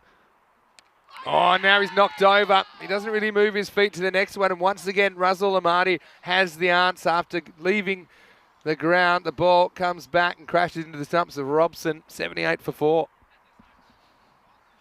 It just didn't really slid into him, didn't it? And it's one thing to get out playing an attacking shot, but I think you're frustrated just getting in the mind of Dave Robson there that he's just trying to keep it out in the end. He's not able to. Yeah. And just going back, Terry, to the series, yeah, just getting my facts straight. It's a 4-way series. It doesn't involve Malta. Malta's coming up in the July Valletta Cup, but yeah, it'll be Bulgaria, Serbia, Croatia, and Turkey. That should be good. Yeah, it should be very good. Valletta Cup as well, coming up in July. We'll give you the teams involved in that as soon as they're confirmed. It should be hot. I'll be there for 7 days and it should be about 40 degrees, 3 T20s a day. Take a big hat, lots of sunscreen. I do know that there is a pool in that Master Sports complex, Nice. which I have been known to sneak into. Anyway, new batter out there is the captain, Aslan Gondal. So we'll get some bat on this. Gets one. Marty, probably take that from him, given the amount of runs on the board. I think the importance of taking wickets and penetrating that top 4, which they've done now. Zishan Ali, though, he's been pretty good. I like what he brings to the table. Yeah, he's a good batter and he can hit boundaries all around the field. Yeah, well, that's one way you can do it as well. He gets a little under edge, chases on. Good effort down there from Malik Zai. Good running too from Zishan, who legs it out, never takes anything for granted. And that, I believe, will be the end of the over. So after 6 overs, Estonia are 81 for 4. Yeah, fielding's so important. I think it's something a few years ago might have been lacking when players went under the blowtorch or the scrutiny they're under now. I think it can be the difference between games, especially at the international level. Absolutely. No Stuart Hook yet in the top 6. Give me your thoughts on that. Yeah, I would have liked to have seen him come in now, but the captain's come out instead. Stu is padded up. Also Sahil. Sahil's also a big hitter of the ball. When he's in the zone, he's just boundary after boundary. Said we have got some batting depth, not necessarily always seeing each individual clicking, but there is more promise there. Yeah, it's a tough one. And when you've got such potentially destructive players, they come out and the rate's already kind of in the impossible region. It's always a bit of a sense of frustration, but I suppose you never know who's going to fire on any particular day. This is the Nakash comes out, plays his cricket for Bonn Blue Stars in Germany, who had a pretty interesting time of it. In 2021, when we were first there, their first ever ECS game, they had kept Clone CC to 64, and they had, I won't name him, but they had a very a prominent Australian coach who gave him a good old-fashioned halfway through the game. Good old talking to. The Those guys- hairdryer. Yeah, in a way. This is after they had kept the opposition to 64, mind you. He said, they've got 64 runs. We've got nothing. In the end, Bonn Blue Star made 56, and it still is on our best defences. Credit to him, though, and the guys. Bonn Blue Stars ended up winning the whole thing, coming back and winning from third in their group. But that's one of my favourite lines. It's a very Australian coaching style. Suppose he got the job done in the end. And then I remember when they won the trophy, I was celebrating, and he just walked into the sunset almost. My work here is done. It was very good. Yeah, that was a great series. That was the National Performance Centre in Krefeld in 2021. If you ever want to pass some time in an afternoon, look up the best ever Australian football coaches. We call them sprays. It's when they're quite... The rants. Yeah, rants. It's a good one. Oh, that one takes a nasty second bounce. And Matty's pretty happy to keep his head on his shoulders after that. He'll go through for a bye. Actually, in traditional football as well, there's also a few good coaching, let's just say, motivational speeches that you can find on YouTube. I do think the American football and American baseball coaches take it to a whole new level, though. Yeah. Actually, we were talking about something yesterday. I'll come back to that in a second. The Cash gets a little bit of a leading edge of Gondal, who'll get 4. Doesn't matter how you get him. There's Valentine's from Twin Productions. Yep. Let's see what his fielding's like in the old sandals. Not the worst. But anyway, we're in a Cash. Pretty nonplussed about that. That was angled in, but somehow ended up at the third man boundary. Yeah, no, we'll take that. As we saw in the first innings, Germany got a few boundaries, from edges, and we need to be able to replicate that. We can't rely purely on boundaries that all come out of the middle. Amen to that. Wow. Okay. Camera 2, give me everything. Camera 2, camera 4. This has taken off unlike any ball that I have seen in this entire 2 weeks. And Mandy had no chance. It wasn't even that short. Have a look at this again. Mandy's done an absolute Superman and That still not was- been able to get to it. That was an absolute crazy ball. Look at this. It's on a good length. And he gets some sort of lift on it, doesn't he? And Mandy doesn't even touch it, I don't think. No. I mean, this is why you should wear a helmet as well. I mean, and luckily the batters are here, because it's 90 for 4 after 7. But, lucky the batter was in line of that one. Anyway, Indeed. Estonia taking on Sweden. And yeah, Sweden got within 15 runs of them yesterday. News from the toss, Sweden winning the toss and electing to bowl, so they've put you in. What do you think about that, Terry? We don't mind that. We've got a lot of confidence in our batting that we can go out and put a score on the board. And if things can click, if we can get the partnerships that we need, then I think we can have a defendable total. Arslan's, again, just not really finding the middle here. A little inside edge, but the important thing here in T10 is get bat on ball, get any score off every ball. It's the dot balls we've got to avoid. Yeah. There's no real difference between a dot that goes through to the keeper and a wicket. I got a bad feeling about this, Now, Manny's super confident. I reckon he just lifts his foot and crosses his feet at the wrong time. Let's have a look. He's waiting. Oh, I don't think he's quick enough. He got down. Yeah, I'm going to ears up, but in the moment that it takes Mandy's brain to now whip off the bails, the foot comes down again. So Yep. Mandy's quick, but not as quick as he thinks he is there. Us keepers, you got to watch us. And that's actually fundamental of batting, to make sure you stay grounded until you're sure the keeper's I was about to disposed of the say, ball. when you said, Mandy's confident, so keepers are always confident of everything. I'm normally pretty good at reading body language of them. I can tell when their heart's not in it. Wide.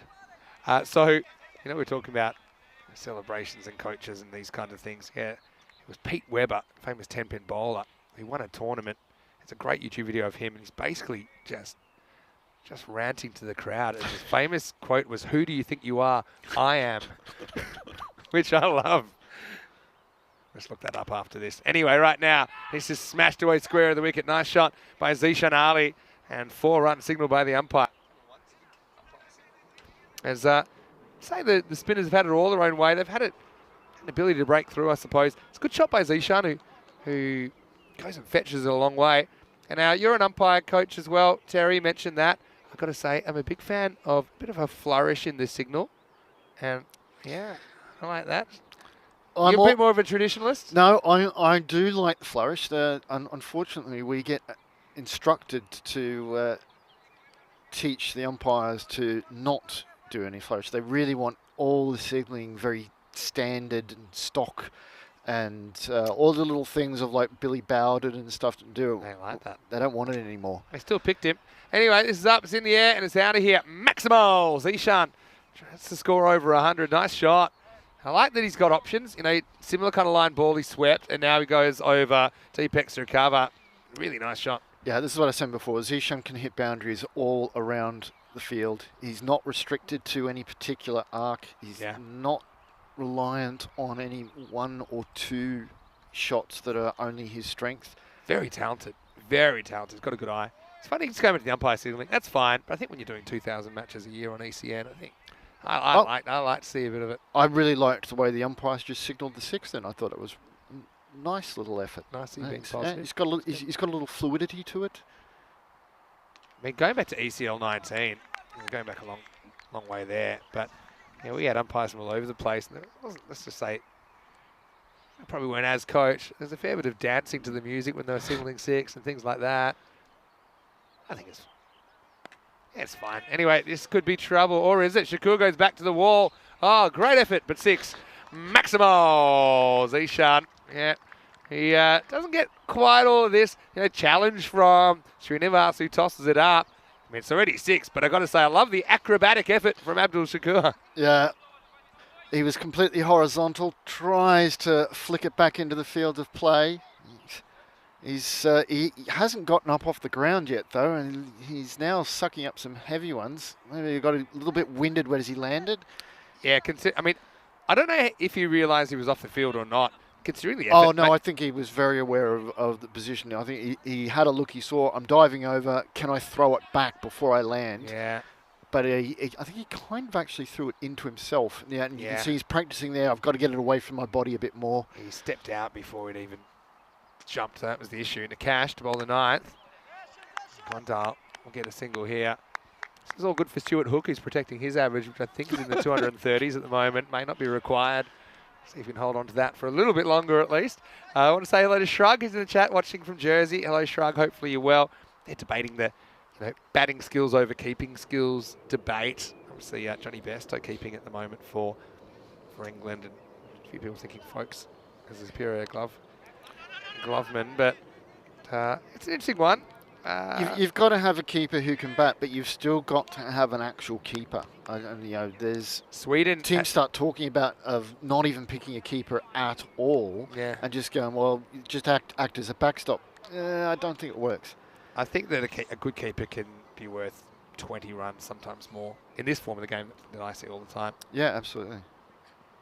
And, there's another one that Mandy's probably not thrilled about the bounce, but luckily it goes away from his face. So we saw, for example, in Italy, Sijish Rilligidagi as a keeper that bats 11. Well, he's a bad bat, but that's what he's in the team to do. And I think in this form of the game, at least, I'll start here first. T10 cricket, potentially you should back your best 5 batters and 5 bowlers to do the job.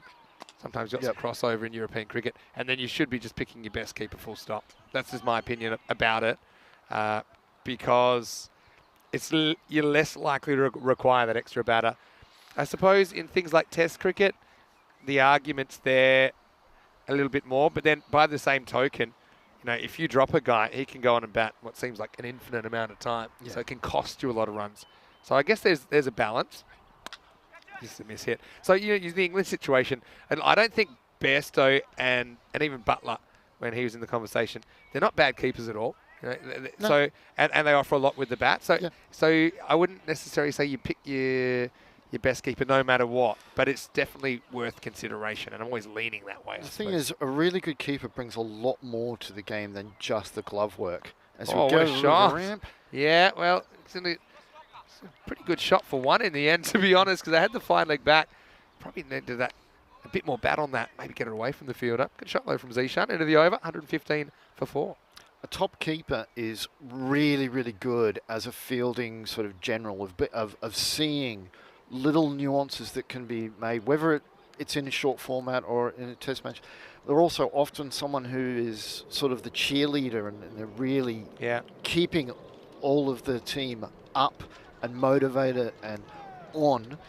And they're also they've got a really good quality keeper. That keeper's perspective of what a batter is doing, of what the ball's doing off the pitch, they can provide that input into the captain. Whereas if you're using someone who's not actually a keeper, they haven't got the knowledge and the skills and the experience to be able to add that sort of information. They're that you can value work with. adders. Value adders. Absolutely. I like Absolutely. kind of what you're saying there. It makes a lot of sense to me. Wait for this last over now to begin. It's going to be Malik Zait to finish off. Estonia had a bad effort with the bat, 115. Oh, he just bails out of this shot here at the end, bounces a bit on Zishan. He'll go for 30. I think he can be really proud of his effort there. Yep. Okay, the dismissal doesn't look great. It's just, he just got done by the lack of speed there, I think, and he knew he was in trouble. Gets a thick outside edge, and the score is 115 for 5. Nice little contribution, though, from Zishan. He can be happy with his efforts, and well, guess who's coming out? This looks like Stu Hook coming out. Hookie's coming out for a little cameo in the last over. Yeah, his batting average on ECN is up in the 230s because he's only got out once. So he's one player I would advise just knock it around and stay out of trouble here, to be honest, in the last couple of overs. He's not going to be going that. If he sees any ball he can put over the rope, he will be doing so. Man known as Mr. Muscles. Warren was asking about the field size. Is it bigger on one side or the other? No, it's perfectly round. It's 50 metres measured from the centre of the pitch. All right, Malik Zait gets this one to go under the bat of Hook. Yeah, so, I mean, I'll use an example of Tim Payne, and everyone kind of gets into Tim Payne with the bat. Hasn't scored 100 and all this. And, the Payne versus Coley spat. How many hundreds does Tim Payne have and all this? Tim Payne averaged 35 in Test cricket. And I think considering what he brought to the table as a keeper and with his leadership, I think it's a more than acceptable return with the bat for what he offers. Certainly. And Stu goes straight and long and 6. What a shot from Mr. Muscles. He almost knocks Kirill's out of the tower. That was straight as the day is long. It's been a while since we've been able to see it, but I'm liking it. Kirill's you okay up there? He was almost knocked out. Give us the thumbs up. And Stu off to the races. What a shot. Yeah, it landed a good 85 metres. As I said, he will look to be hitting 6s off each one of these remaining balls. And legs it out for a single. Yeah, it's a good shot, good straight shot. Yeah, I think with Stu, I think he's a guy you could float in your order a bit more. Just my personal opinion. I think, you see what he can do there, comes out straight away, looks comfortable, and if you're not going to use him at all, then you might as well make him dispensable and throw him up there as a bit of a wild card, I think, depending on the situation. Pretty good straight drive. This is going to be 4. Powerful shot by Gondal. Sign of what he can do. Up to 126 with the ball remaining. Yeah, no, Stu absolutely has that ability to just come out and fire right from the off. He doesn't need to really play himself in. He's very, very experienced. And he's also someone who, no matter what the bowler is doing, he can find a way to score off any type of delivery. So, last ball of the first match here today. There it is, straight down the ground. More work for Shakur. He's fielded well. This is one time you don't take the suicidal runs. No point, Stewart. Stay there. End of the game. And look at a brave effort from Estonia with the bat again, especially considering the boss didn't score too many. Saifur Rahman. Final score in match 6 is 166 for Germany, 127 for Estonia. Look, disappointing, I'm sure, that you haven't been able to pull a win out just yet, Terry, but still some good signs from the guys. Absolutely, yep. We've seen some good shots with the bat, and we've also seen really good catch from Dave in the first innings, as well as some good balls that picked up wickets. Now, yeah, I think that Kalavislapu as well. I think the fact that he picked up a big wicket of Ali was a good moment as well. Yeah, so Estonia batting first after being sent in. I don't think that's a bad thing. I think if you could really get a good score on the board and get some of those big guns to fire, more guys contributing, I think that's a positive as well. And then find a way through that Swedish top order. That's what you got to do. And we know that sometimes it can fall apart if you can do that.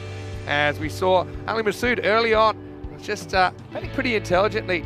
Saif wasn't quite himself as he edged that one and really got nothing out of the middle of the bat, as this one got just over the mid-on. Unfortunately, this one didn't, and so that set you back. But then there's some nice contributions throughout the order on the way to this score of 127.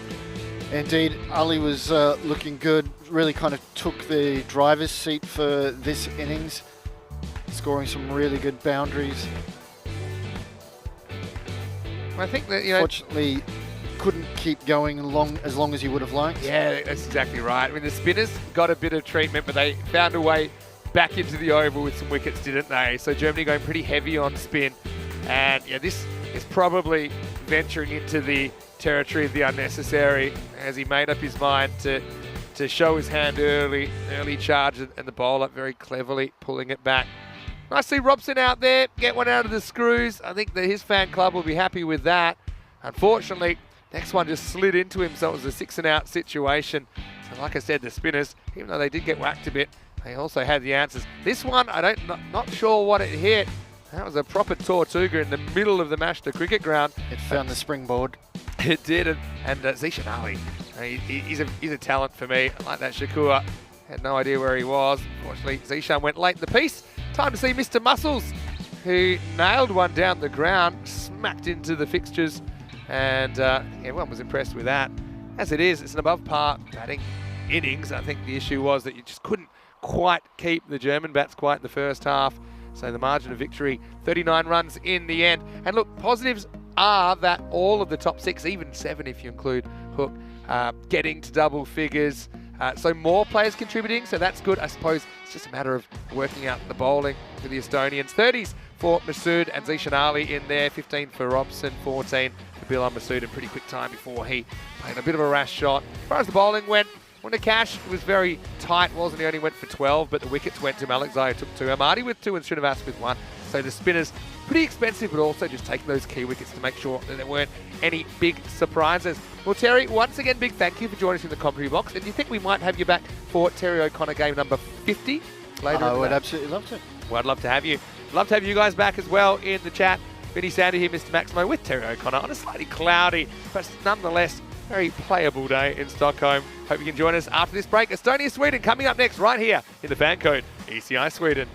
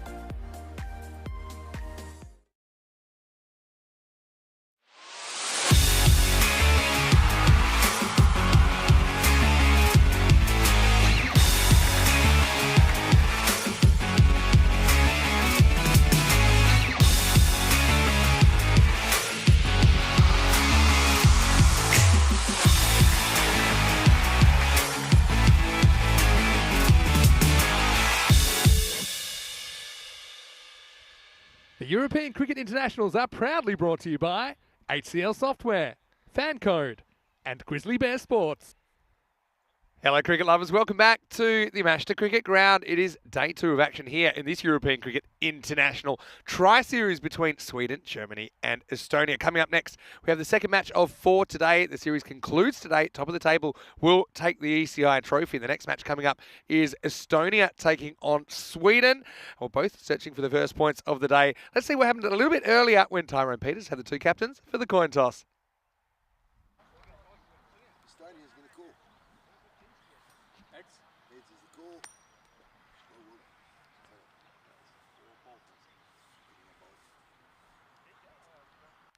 A few people lurking around the coin toss, it looks like there, but I can tell you that it is Sweden that have won the toss, and their captain, Josep Chowdhury, has elected to bowl first, so we'll get to see Estonia with the bat once again. They did have the second half with the bat in the last game. Not a bad effort from the Estonians, but it was a real tough task, chasing 167. They managed 127.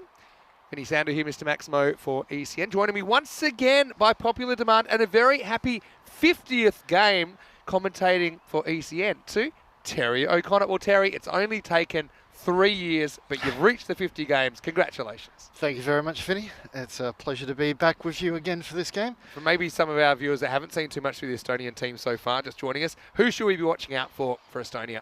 Obviously, there's the opening pair. Safe has built up a big reputation with both the Stallions at the ECL earlier this year and this weekend here. Ali Masood also been making really good contributions. He's an attacking batter. His brother Bilal, very fierce, very brave, doesn't die wandering.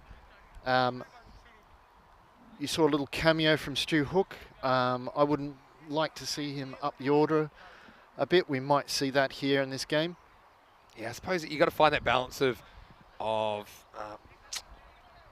giving people regular opportunities, but also retaining some flexibility. So yeah, probably stability with flexibility. Yeah, the two things that you're trying to balance in a tournament like this when you do have 6 matches. Sweden have had a pretty set batting order with Zuvak and Sherali at the top of the order. Said Ahmed at 3, Rahmani at 4. Just Josep Chowdhury's listed a little bit higher today. They've gone for good mix of bowlers. Prashant Shukla, I think the leg spinner bowled really well yesterday. Zakir Takawi in the lineup as well.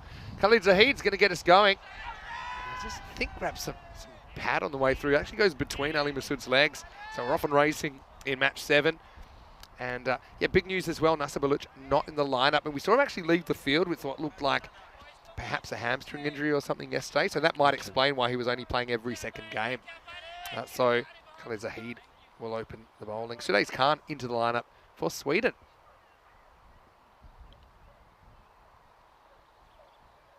Down the leg side, first run of the contest.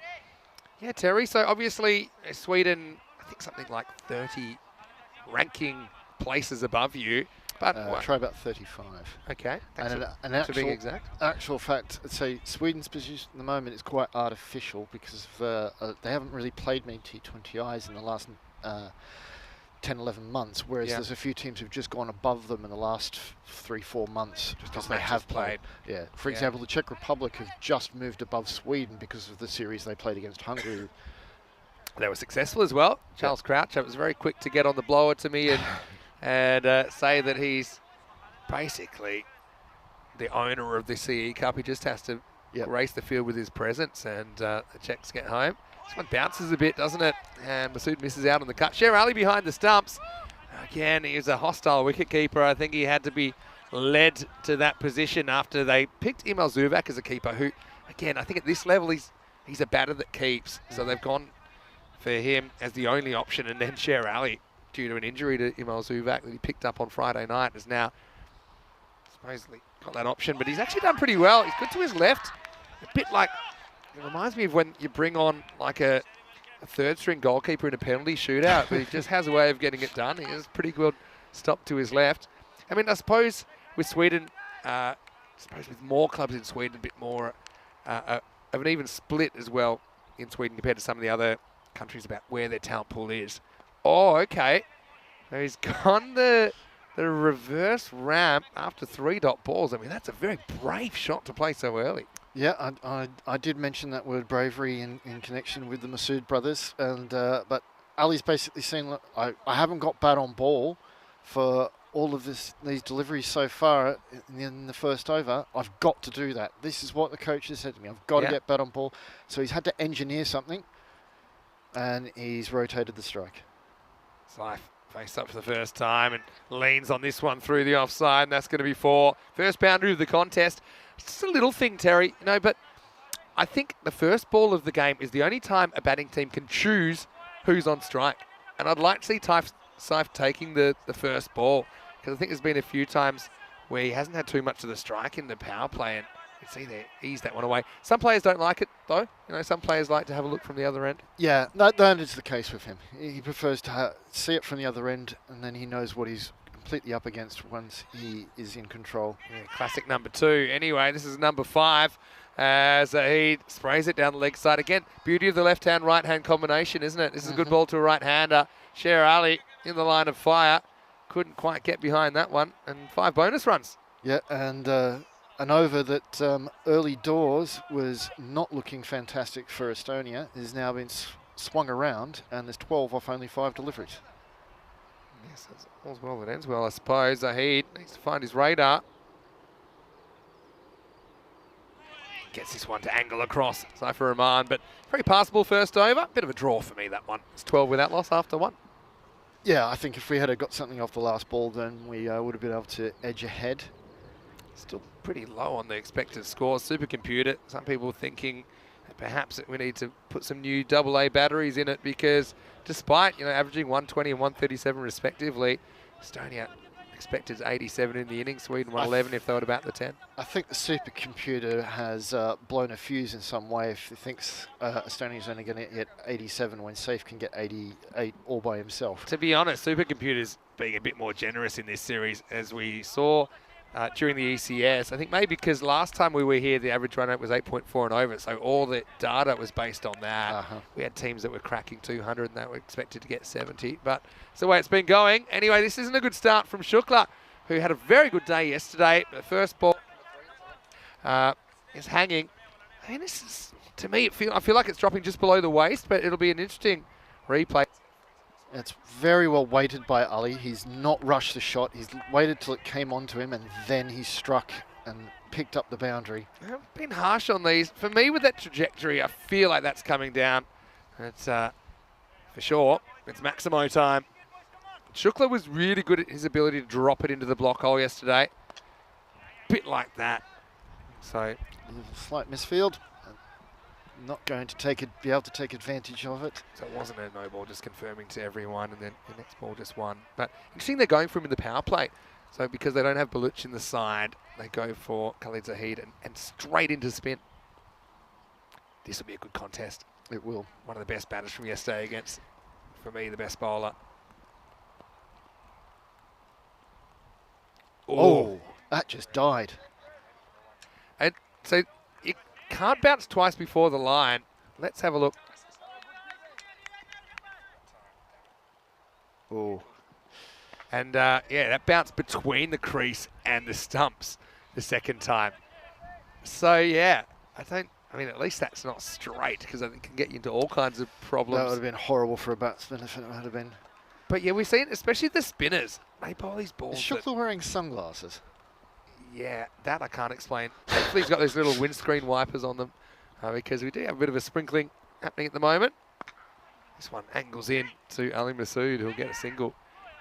Let's see if that bothers Saifur Rahman. I don't see anything bothering him in his life, but Not really, no. yeah, for me, I'd be a little concerned with that ball not getting up. I suppose he wants something pitched up. He wants something that bounces just before that front pad, and he'll drive through it. A bit like that. It's hit pretty hard, and Chowdhury's not going to get there. 4 runs. And yeah, this is the laconic style of the Baltic boss. And it doesn't move his feet a long way. Moves his feet pretty predictably, but geez, he hit the ball so hard. He's got a great eye. End of the over as well. After 2, it's 25 without loss. Yeah, Safe just really eases that one over the boundary. It comes off the bat the way it would for the average batter if they've put every single ounce they have into it. But for Safe, he just rocks back a little, pushes it forward, and watches the runs come. Some of these fields in Europe, they fascinate me as well. The way the ball almost seems like it accelerates on the first bounce when you're fielding on the boundary. Yep. That wasn't that far from Charlie, but did not have a prayer. Last over of the power play coming up. Zahid coming back, and he knocks over Ali Masood. Ball that might have kept down a little bit, but Masood, he stayed leg side of the ball. Maybe just a slight technical thing there. Look at the footwork. See, little shuffles outside, leave the stumps open, and Khalid drives straight through. The first wicket falls. It's 25 for 1. Yeah, Ali's got himself into a lot of trouble there. The little step away, premeditating the ball when what he needed to be doing was coming forward. Got to get on the front foot. This pitch, with the way that it stays low so often, and we saw that one that was almost rolling through in the previous over, you've got to get forward. I'd actually like to see more of our Estonian batters actually come out of the crease right from the start. Yeah. It's not a fit full-time keeper Yeah, true. behind the stumps, so come forward. Yeah, it's a really good point you make. We actually saw Azmat Ali actually of Germany making a real effort when he was facing Baluch, who was one of the more dangerous bowlers when he was bowling yesterday, trying to put some distance between his body and the stumps. So even if he did get in the pad, probably wasn't going to get fired anyway. This is a fire straight up from Bilal Masood. Picks that up and it dispatches it over the leg side boundary. Maximo! What a way to start your innings. Yeah, Bilal says, well, you might have got rid of my brother, but I'm here to score runs as well. And he's just flicked that off the hip. Absolutely perfectly timed. It's a brilliant shot. I mean, I suppose if he got the bounce his brother did, then perhaps... May have been a different story. But outcomes-based batting, that's how I'll judge it. And good shot. I mean, certainly picked up the pace very, very quickly. Zahid, and he's thrown Zahid off his game now because now he's going to go around the wicket, which I don't know if I'd be doing that straight away. Everything's faster in T10, so you don't even try a second ball. You're looking, you've only got 4 left. Gets it full and on the stumps. It's a cracking stroke. Pretty well fielded down there by Saeed Ahmed. We'll keep it to 1, but it was pretty well struck by Masood as well. It was indeed, but we'll take the 1. We need to score off every ball, and also he gets safe back on strike. This should be good. Always is. Terry O'Connor in here for one more game, at least, with you here, Terry. If anyone's got any questions, cricket in Estonia, I've probably got a couple I can fire at you as well during this innings, but right now, let's watch the action. This is what I like about Saif's batting as well, is that he really premeditates, I think. You know, sometimes maybe if there's 2 or 3 dot balls in a row, but he's also willing to respect a good ball and just take a 1 or even eat a dot, knowing that he'll get enough balls in his area to go after. Absolutely. If he sees a good ball, he just decides, no, I'm just going to take the 1 off that. I'm not going to risk getting out for the hopes of a boundary. Crack through the offside. Nice shot by Masood. Much more correct shot, I think, than we've seen from some of the batters in this series. Goes with the angle. Excellent ball striking and 4 more for Estonia. This is turning into a pretty good start despite the wicket of Ali Masood. It is, yeah, absolutely. As I said, we are backing ourselves with the bat. We know we've got depth. We know that if one goes, there's always someone else who can come in, step up, score the runs, hit the boundaries. Brave batting. I like it. Fearless batting. Fearless is a good word, I think, for how you need to play. Nice ball to the power play. Back over the wicket. Not bad bowling at all from Zahid. Dug out. Just get a single. And Estonia. Decent power play from them. It's 38 for 1 after 3. I've got a couple of questions, maybe for some of our viewers that aren't so familiar with the domestic scene in Estonia. So when is your season, your outdoor season? How many clubs are there? What types of cricket do you play there as far as the format? Maybe you can fill us in. So there's 11 clubs in the country, and in men's cricket we play 40 over competition, T20 competition, and there's 2 divisions in the T20. Also have a T10 competition, as well as indoor cricket. Women's, we have T10, and we also have 6s, softball side. We also have a Super 8s competition, which is mixed gendered. Oh, okay. Tell me a bit more about that. So Darwin comes into the attack. It's 8 aside, and they bat in pairs. Each pair gets 4 overs. Mm-hmm. And as I said, men and women playing it. And they're mixed pairs that bat together, is that right? Or you It'll- can bat who you like? It doesn't matter. Okay. It all depends. It's not a format that's for like national team players and Division 1 players. So it's a development competition. It's to help those who are new to the game, who might be transitioning from softball or indoor to outdoor 11-a-side cricket, and this is a way of getting them there so that they've got an opportunity to bat. They know how long they're going to bat, whereas you know, they show up for a T20 match and they might not get a chance. Yeah, or might get castled. We know that feeling. First ball, yeah. Yeah, so that's Yorker. And Saif actually pretty quick to recognise the ball gets away from Sherali. I think this will be a bye. Knocks off the pads of the keeper. That's really interesting. So that did you say it's with a hard ball? Yeah, it's hard ball. So hard ball cricket.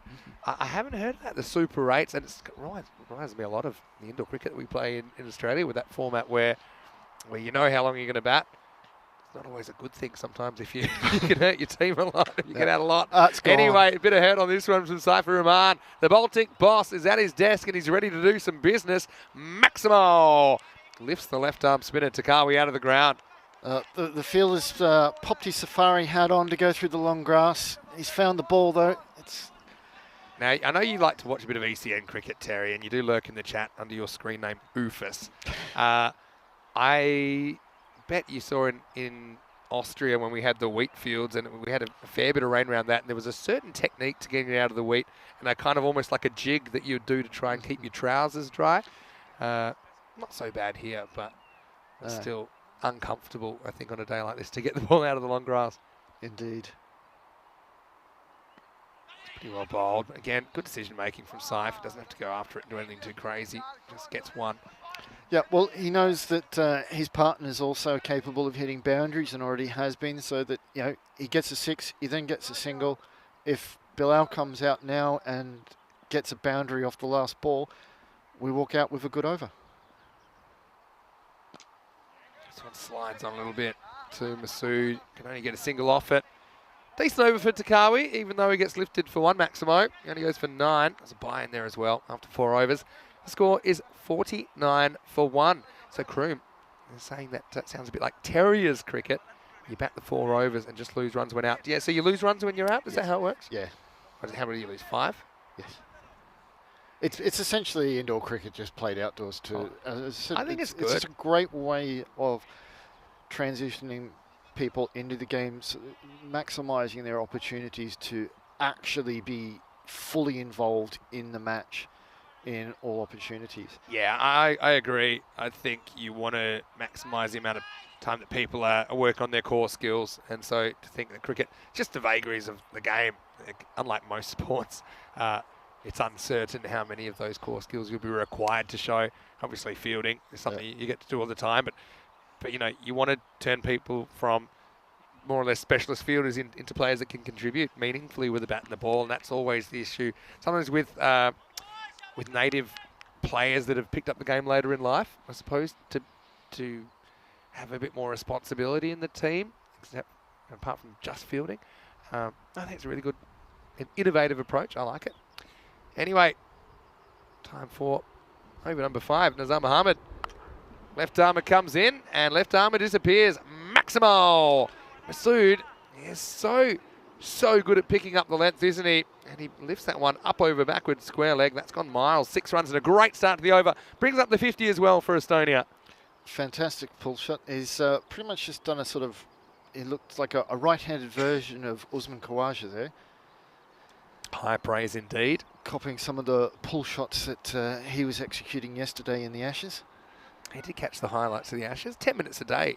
I can definitely allocate that to catch up on the action out there. Good atmosphere, I think. Indeed. And Sweden making another adjustment based on 1 ball. We see it happen, don't we? Azar's just got to pitch it up a bit, I think. He does. He goes after it anyway and gets 6 more. Maximo! Well, right and left. Yeah, Bilal says, you're going to move a guy there, I'll go over there. Yeah, but also he bowled it over there, didn't he? And it's a ball that probably would have been a wide. I mean, on another day, maybe you nick that behind and you go off face palming yourself. But He had really good hands there to get through the ball. Never easy playing that far away from your body. Cherali, No. I think he's just saying, good shot. Yeah. As a coach, I always say to the players, don't chase the wides, but if you're going to chase it and get 6, then the coach has to shut up. Yeah, that's true. I mean, he bats on instinct. I mean, a lot of my coaches said, look, you've done all the preparation when you get out there. Don't think too much. Just watch the ball and let whatever comes naturally come naturally. Full toss this time, fairly straight. Bit of work for the boundary rider out there.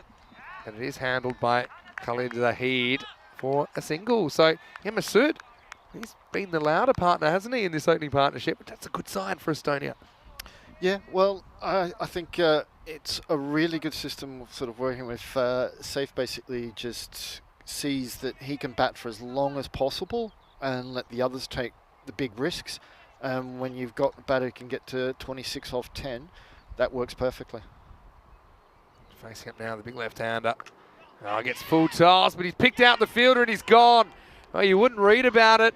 It's today's Khan that takes an excellent catch down there on the deep backward square leg boundary. Oh, catches are so important. Catches do win matches, you know. Not easy conditions. Terry, this could have been 6, instead it's gone. Yeah, I think Safe was absolutely aiming for about 4 or 5 metres to the fielder's right and just not quite placed it where he wanted, and he's paid the penalty. Oh, it's one of those shots you just play on instinct, you know. I think he hits it well, and it's a fairly slow trudge off the field for Saifur Rahman. His team's still in a good position, though, 62 for 2. Dave Robson will be his replacement. But, yeah, I think you're right. I think he tries to turn it around the corner a bit more. Even so, I mean, if he gets it a bit better, it probably goes over the fielder, doesn't it? Goes for 6. But a big moment in the game. Sweden break through against the guy that was the top scorer for Estonia yesterday. Helix has a question as well. So, Terry, how many of the locals, so to speak, and how many of the, I suppose, native Estonians come out to join the lads who have moved from cricket-playing communities? Yeah, so where do these people come from that take up cricket? That's always a question our viewers have. So there is a reasonable number of natives playing in the men's league. The women's league is completely dominated by natives. Robson. The women's national team is mostly Estonians. But also, of those who aren't Estonians in the women's national teams, most of them are from other non-traditional cricket-playing countries, such as Latvia, Bulgaria, Belarus. You have heard that, actually. Robson, he goes in the same direction that Saif went. This time, it's fielded on the bounce. He's off the mark. He'll retain the strike. 63 for 2 after 5. I want to say a very, very good morning to you wherever you're watching from around the world. Pretty sound to hear, Mr. Max. And I've got Terry O'Connor with me, having his 50th time in the ECN commentary box, of course, all the way back to the Czech Super Series in 2020. Terry, always do a great job in here. It's great to get these insights on Estonian cricket. And if you have any questions, please ask Terry. And thanks for answering so many of them. Exciting times in Estonia. My pleasure, Vinny. Yeah, absolutely. Things are going well, on the up. The only way we can go is to improve. And as I said, we're getting lots and lots of natives involved in all levels. We've got natives a couple of natives who have just completed coaching qualifications, lots completing umpire and scoring qualifications, and getting involved in administration side and off the field as well. And that's just going to enable us to get even more locals involved in the game. Well, that sounds really promising. And this is also promising from Robson, who elevates over deep mid-wicket. Maximo! Oh, is this the game? Dave can step up and turn it into something a bit more substantial. Well, I think Sher Ali might have just challenged Dave Robson to a wrestle. That's something that I would like to see live on the European Cricket Network, where they share a nice moment there. Probably just a little bit short from Shukla, who hasn't quite nailed his length the way that he did yesterday. You suggest we turn it into the ECW, European Cricket Wrestling? Yeah, I think so. That'd be Get the two of them on the pitch instead of the square ring, the rectangular ring. Oh, now he's knocked over. And once again, frustration for Robson, who shows a sign of what he can do. And then next ball, Shukla does get it right, lures him into a leg side sweep. But you can see probably a little bit of drift, but it's more or less a full toss, though, isn't it? That slides off the pad into the stumps, and Estonia lose a third, 69 for 3. It's disappointing for Dave. I think he's going to feel he's never had a really good innings in this series so far. You know, we've seen what he can do. We can see the way that he can hit and pick up runs for the team, but not ever have a long enough to actually really make an innings of his knock. Trying to pinpoint where he goes wrong there. Maybe tries to hit it a bit too sideways rather than play it with a straighter bat. Yes, it was a full toss, but it didn't account for it. Slight bit of drift, I think, from Shukla, who breaks through. I'll tell you how I would like to maybe have, instead of a coin toss, you nominate who you think's the slowest player in the opposition, and then they do the same. Well bowled. Really good bowl. Zishan Ali comes out at number 5. And there's a cricket ball in the middle, and they have to race from opposite ends of the field to see who grabs the ball. These are the ideas that I think about it, right? Yeah. It's an interesting life going on in your head, isn't it? Sometimes. Anyway, got a lot of time to think. This will be a tough stop. Oh, that sounded nasty into his leg. Syed Ahmed does a good job And he gives blocking it a big rub. Otherwise, I think if you want to do something a bit more traditional, but slightly untraditional, rock, paper, scissors tosses. I think that they're the future. Yeah, but you Bored could with be the there question. forever as both just keep producing rocks. That's the exciting element of it. Who cracks first? It's better than the bat flip. I got to say, I'd rather see a rock, paper, scissors than the bat flip. Although I do like the compilation video of when the bat flip goes wrong. Once they hit the cameraman. Last ball of the over. Shukla. Full toss. And you know what? He might get a wicket. And he will. So Shukla, I suppose 2 for 22, he'll take it. I don't think he bowled particularly well, but if you can do that when you're not bowling well, shows you're having a good series. Full toss, tries to muscle it, and Miller Masood batted so well for 27. He's another player that gets a start and gets out. Estonians now 72 for 4 after 6. Yeah, really good catch there from Chowdhury on the boundary. He always looked like he was going to gobble it up.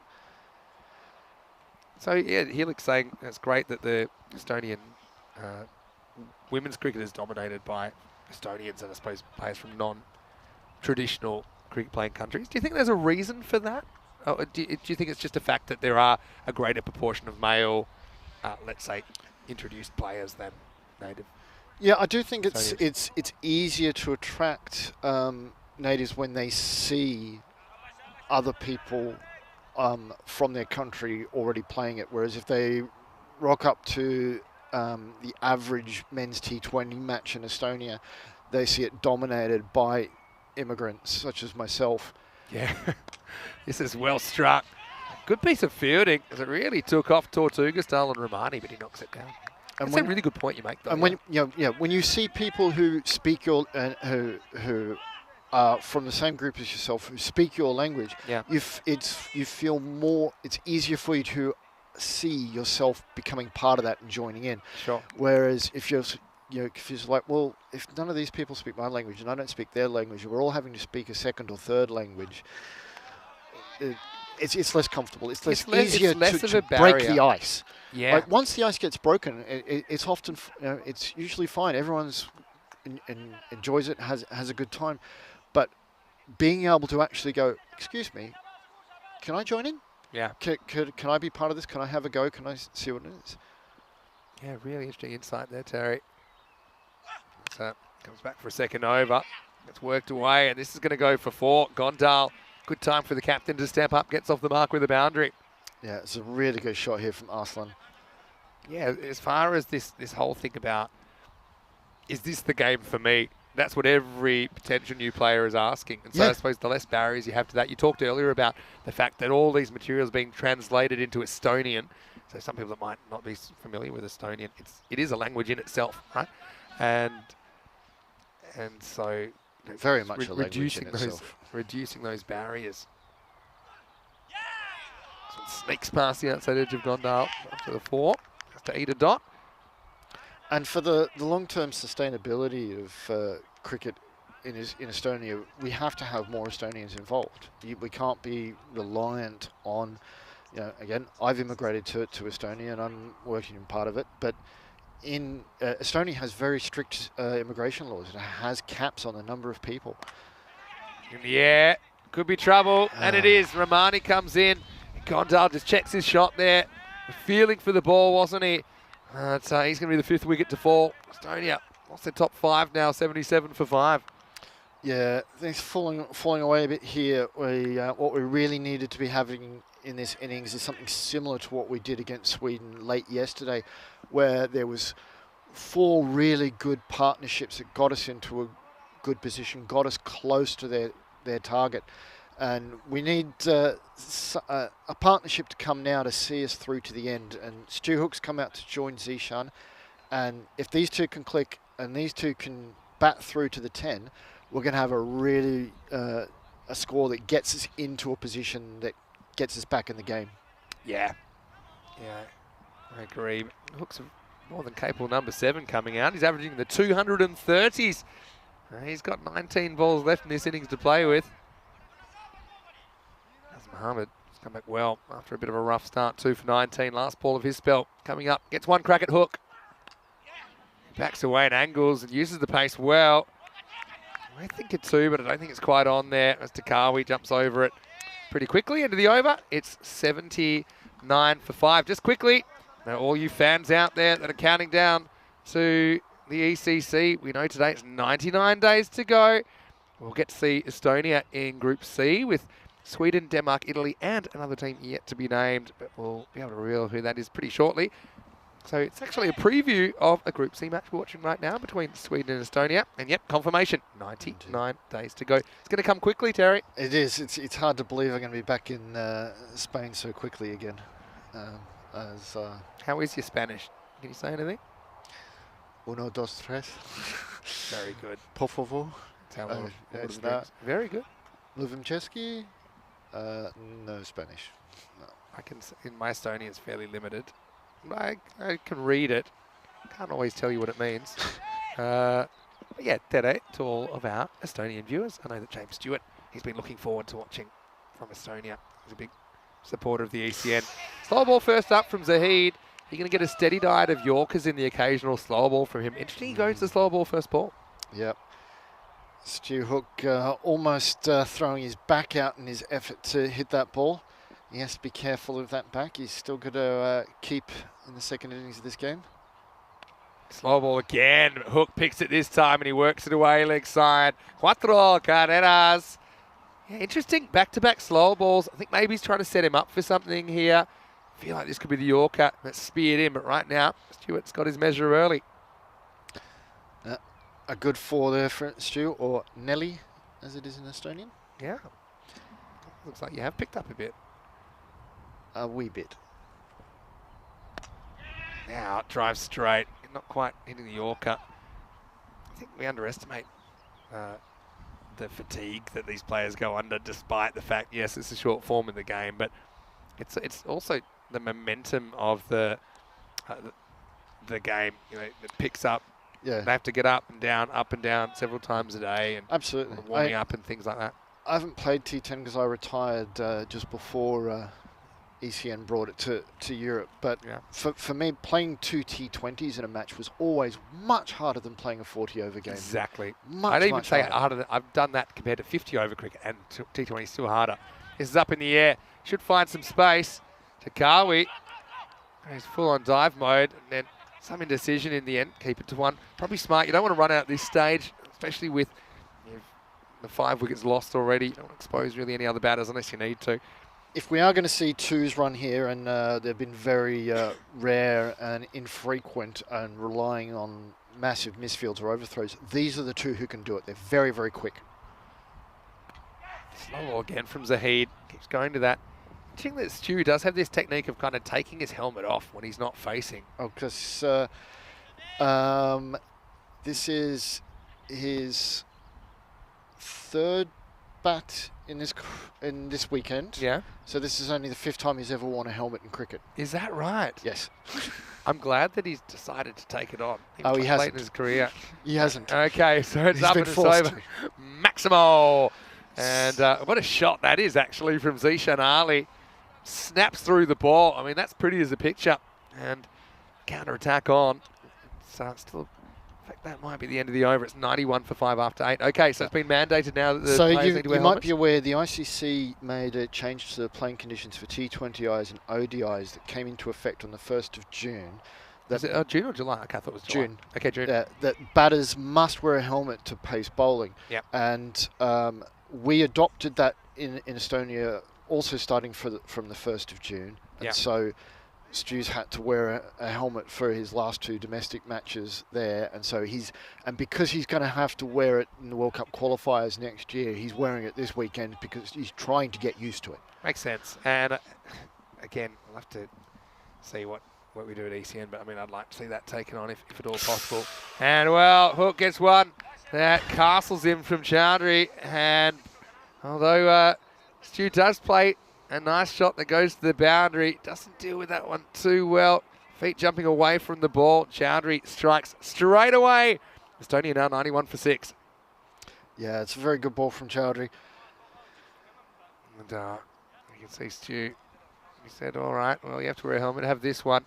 But a disappointment for Stu. And probably look back at that and say, like, probably could have held his position a bit more. Again, it's a ball.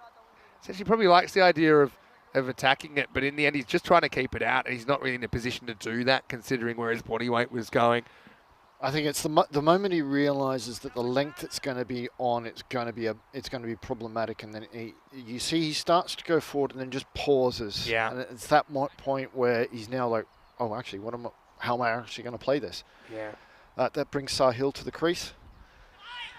So it'll tick around the corner. I think it might be off the pad. Yeah, that was definitely a leg by. Yep, leg by signalled. Yeah, so it's one of these things that you hope that kids these days, they're wearing a helmet from an early age so that it's never that uncomfortable. Well, the week before it came into effect in Estonia, we had 3 different players in 3 different matches have to leave the ground in ambulances because of being hit in the face. 2 of them were top edges into the face. Yep. And then the first weekend when we had it, I was umpiring a game, and in the very first over, a player has gone for the pull shot and turned his head a bit too early, top edge, right into the temple. Oh, yeah. But he was wearing the helmet because of the new playing conditions that we brought in. That's a positive at least. I mean, to be honest, I use the baseball comparison. Across the board, you have to wear a helmet. There's no judgment in it. I would actually say it probably makes sense to make it to all bowling. I don't even know why we make the distinction, especially with the possibility of that top edge, for example. Yeah. As this is pretty wide of everybody, including the keeper. So there'll be a couple of bonus runs. Yeah, so, I mean, keepers wear stumps up to spinners these days. So what makes them different from batters? I mean, the batter, it's probably their fault if they get hit in the face compared to the keeper, who might get a deflection. Yeah, I've seen a lot of batters, playing against spinners, going down for a sweep edge into the face. Yeah. Again, it's a problem with resources. I think that's the only reason, for example, in European cricket, that we haven't brought in earlier under our own steam. We've kind of been sticking with what the ICC has been doing for the most part. That sometimes they don't have enough helmets. This is the thing, and yeah, it's just one of those things. Player safety is super important, and again, we should have less players feeling uncomfortable wearing the helmet, because hopefully they're wearing them pretty much from the time they start playing cricket. I'm still from the generation where we didn't have to wear them as kids, and so growing up, if that's all you're ever used to, then it's like wearing a seatbelt. In countries where they wear a seatbelt from birth, then it's not a problem. But you go to countries where they don't really do it, and then it really annoys them. Yeah. Anyway, it's like 98 for 6 after 9 overs. I did feel slightly hypocritical of as the operations manager in Estonia and the one who made the decision to bring in the ICC laws. But when I played cricket, I never wore a helmet once. And I started playing hardball 11-a-side cricket when I was 7.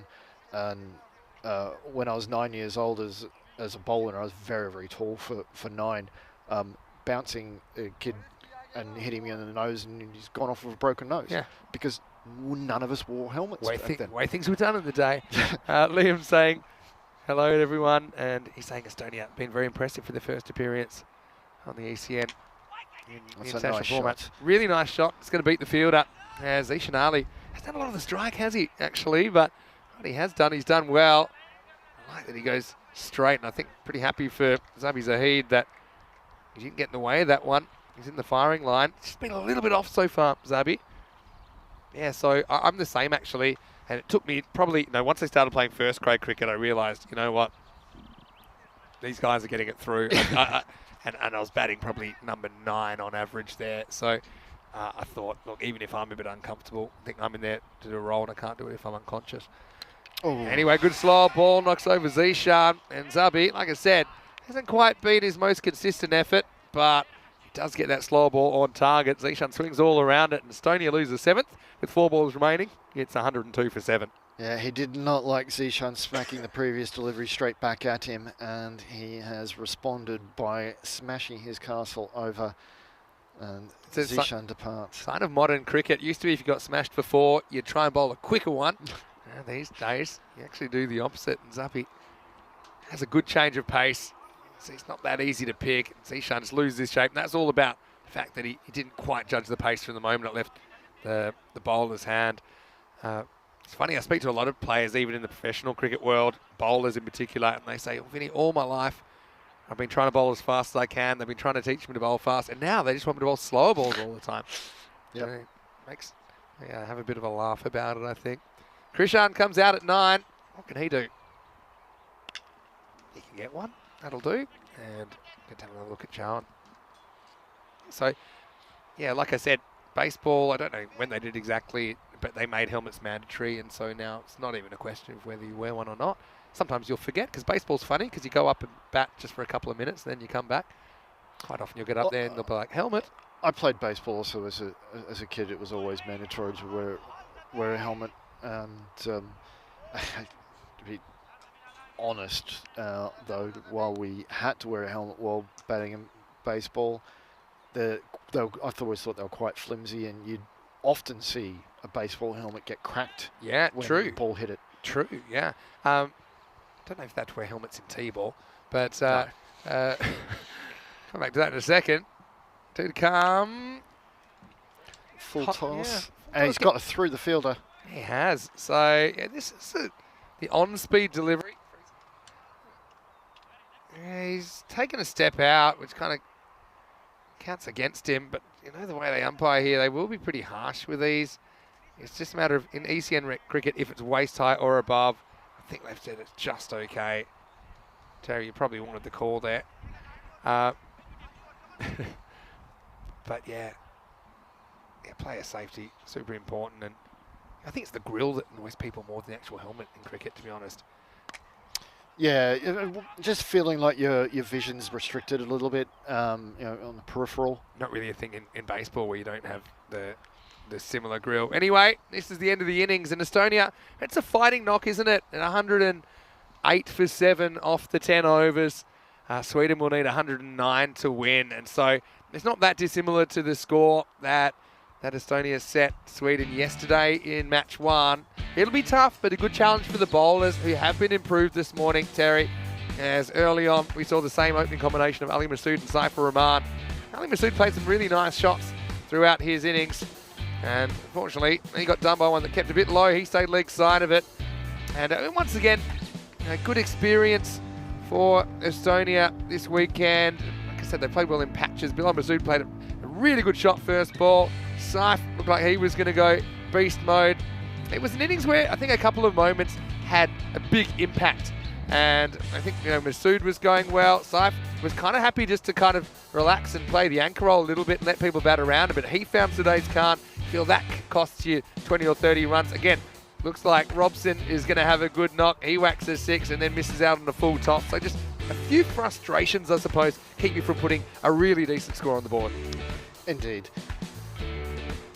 We'll look at the... Good catch by Chowdhury there. Yeah, Swedish bowlers, I think they were a bit off at times. They had a knack of breaking through, didn't they? Zahid didn't really locate the balls early where he wanted them. Chowdhury went through Stuart Hook only the second time he's been dismissed on the network. Again, good change of pace. Zabi got better the longer he bowled.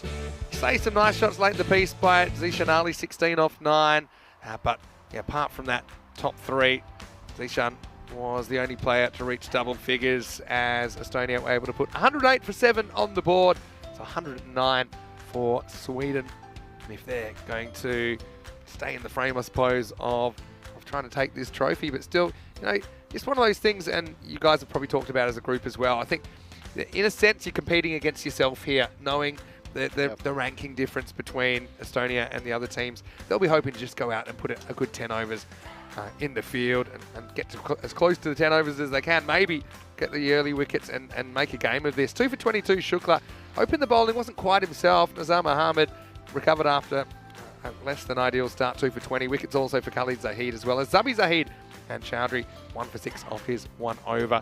So, yeah, Estonians are out there. They're practicing their fielding right now. They'll be keen to, I suppose, see if they can make those breakthroughs. They certainly have created more chances today, and maybe we can still get a game yet, Terry. Now, they'll be going out with the aim of let's improve in the field compared to the first game today. Let's improve with the ball compared to the first game today. Do that.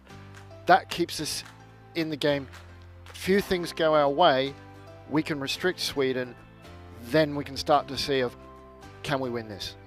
We've got to take it through those different steps before trying to just, okay, we've got to defend this, we've got to defend this. No, Yeah.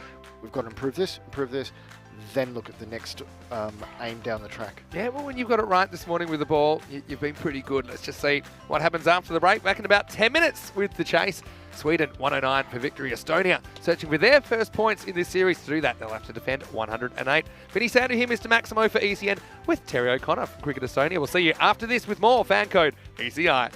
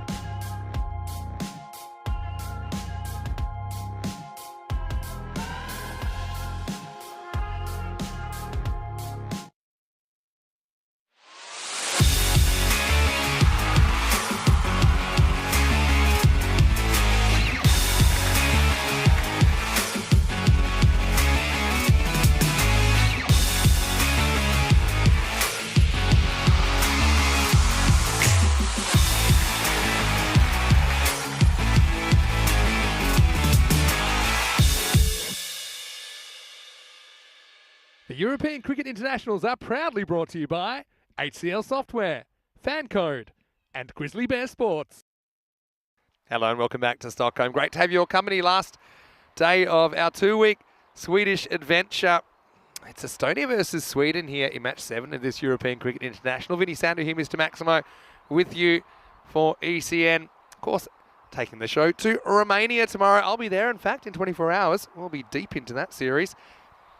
And plenty more cricket coming on ECN this week with the Bulgarian T20 International Series at the end of the week as well. Right now, I'm in the commentary box with Terry O'Connor from Cricket Estonia. Terry, it's been brave effort so far from your guys. Haven't been able to register a win. Certainly have held your own right now with 108 to defend. Robson to open the bowling. I'm sure you're hoping for a good start. Absolutely, and any early wickets here, we can put a bit of pressure onto Sweden. Robson bowled pretty well this morning so far. Regular Swedish opening combination of Emil Zuvak and yeah, he's out there. Well, I was going to say he's out there with Sher Ali, but I actually don't think he's out there with Sher Ali, as they've decided to open with today's Calm. Okay, so today's spent a bit of time as 12th man in this series.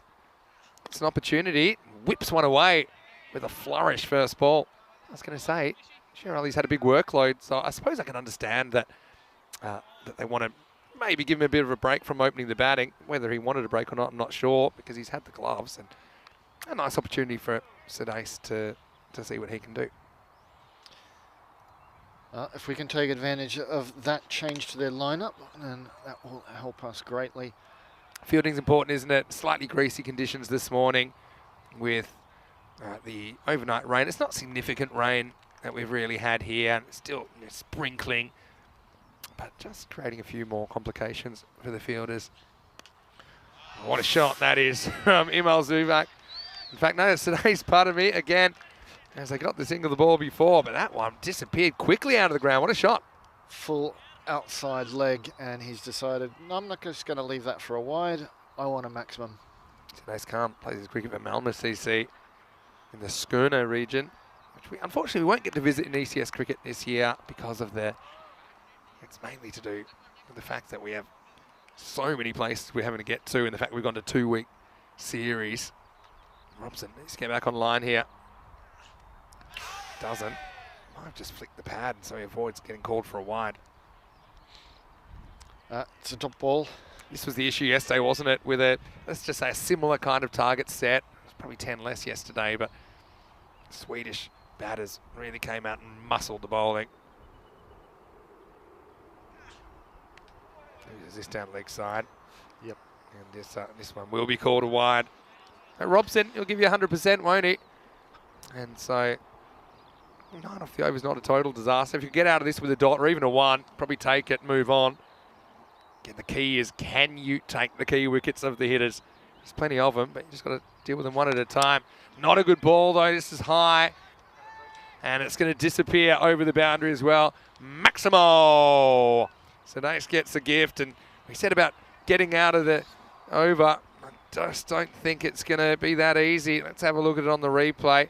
Okay, half a step forward. To me, that's probably going to be called, I think. Yeah, no ball called, +6. And so Robson, not only is he not out of the over, he's going to have to deal with a free hit now.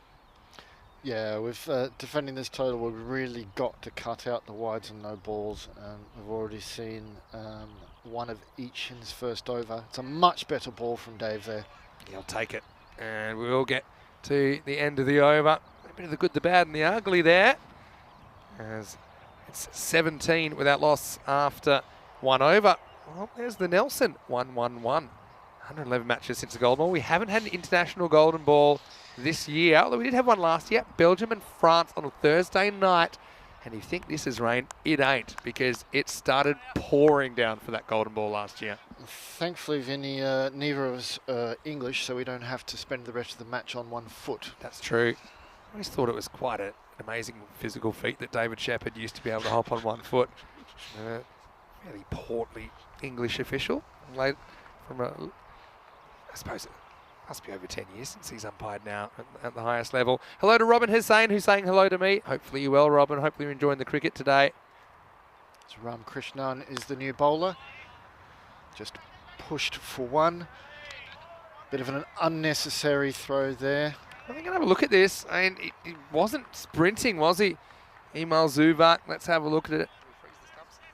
Say he's choking the bat up. Then he realises, okay, I'm going to get in a position to slide my bat. I think he's probably okay. He's okay, but only just.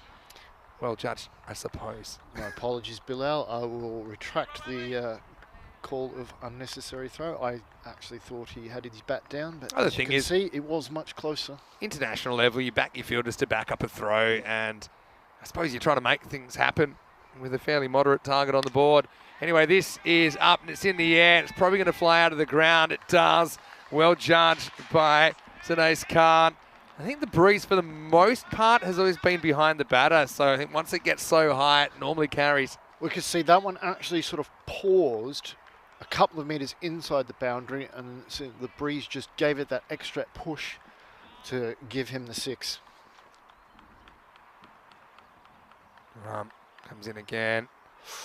He's going looking for that one, I think, Sudesh. I'm sure he's keen to impress. It's been pretty impressive so far. Yeah, Robin saying hello. If you want to say hello to us, just jump in the live chat. ECN European Cricket Network. Kirani is watching from Bangladesh as well.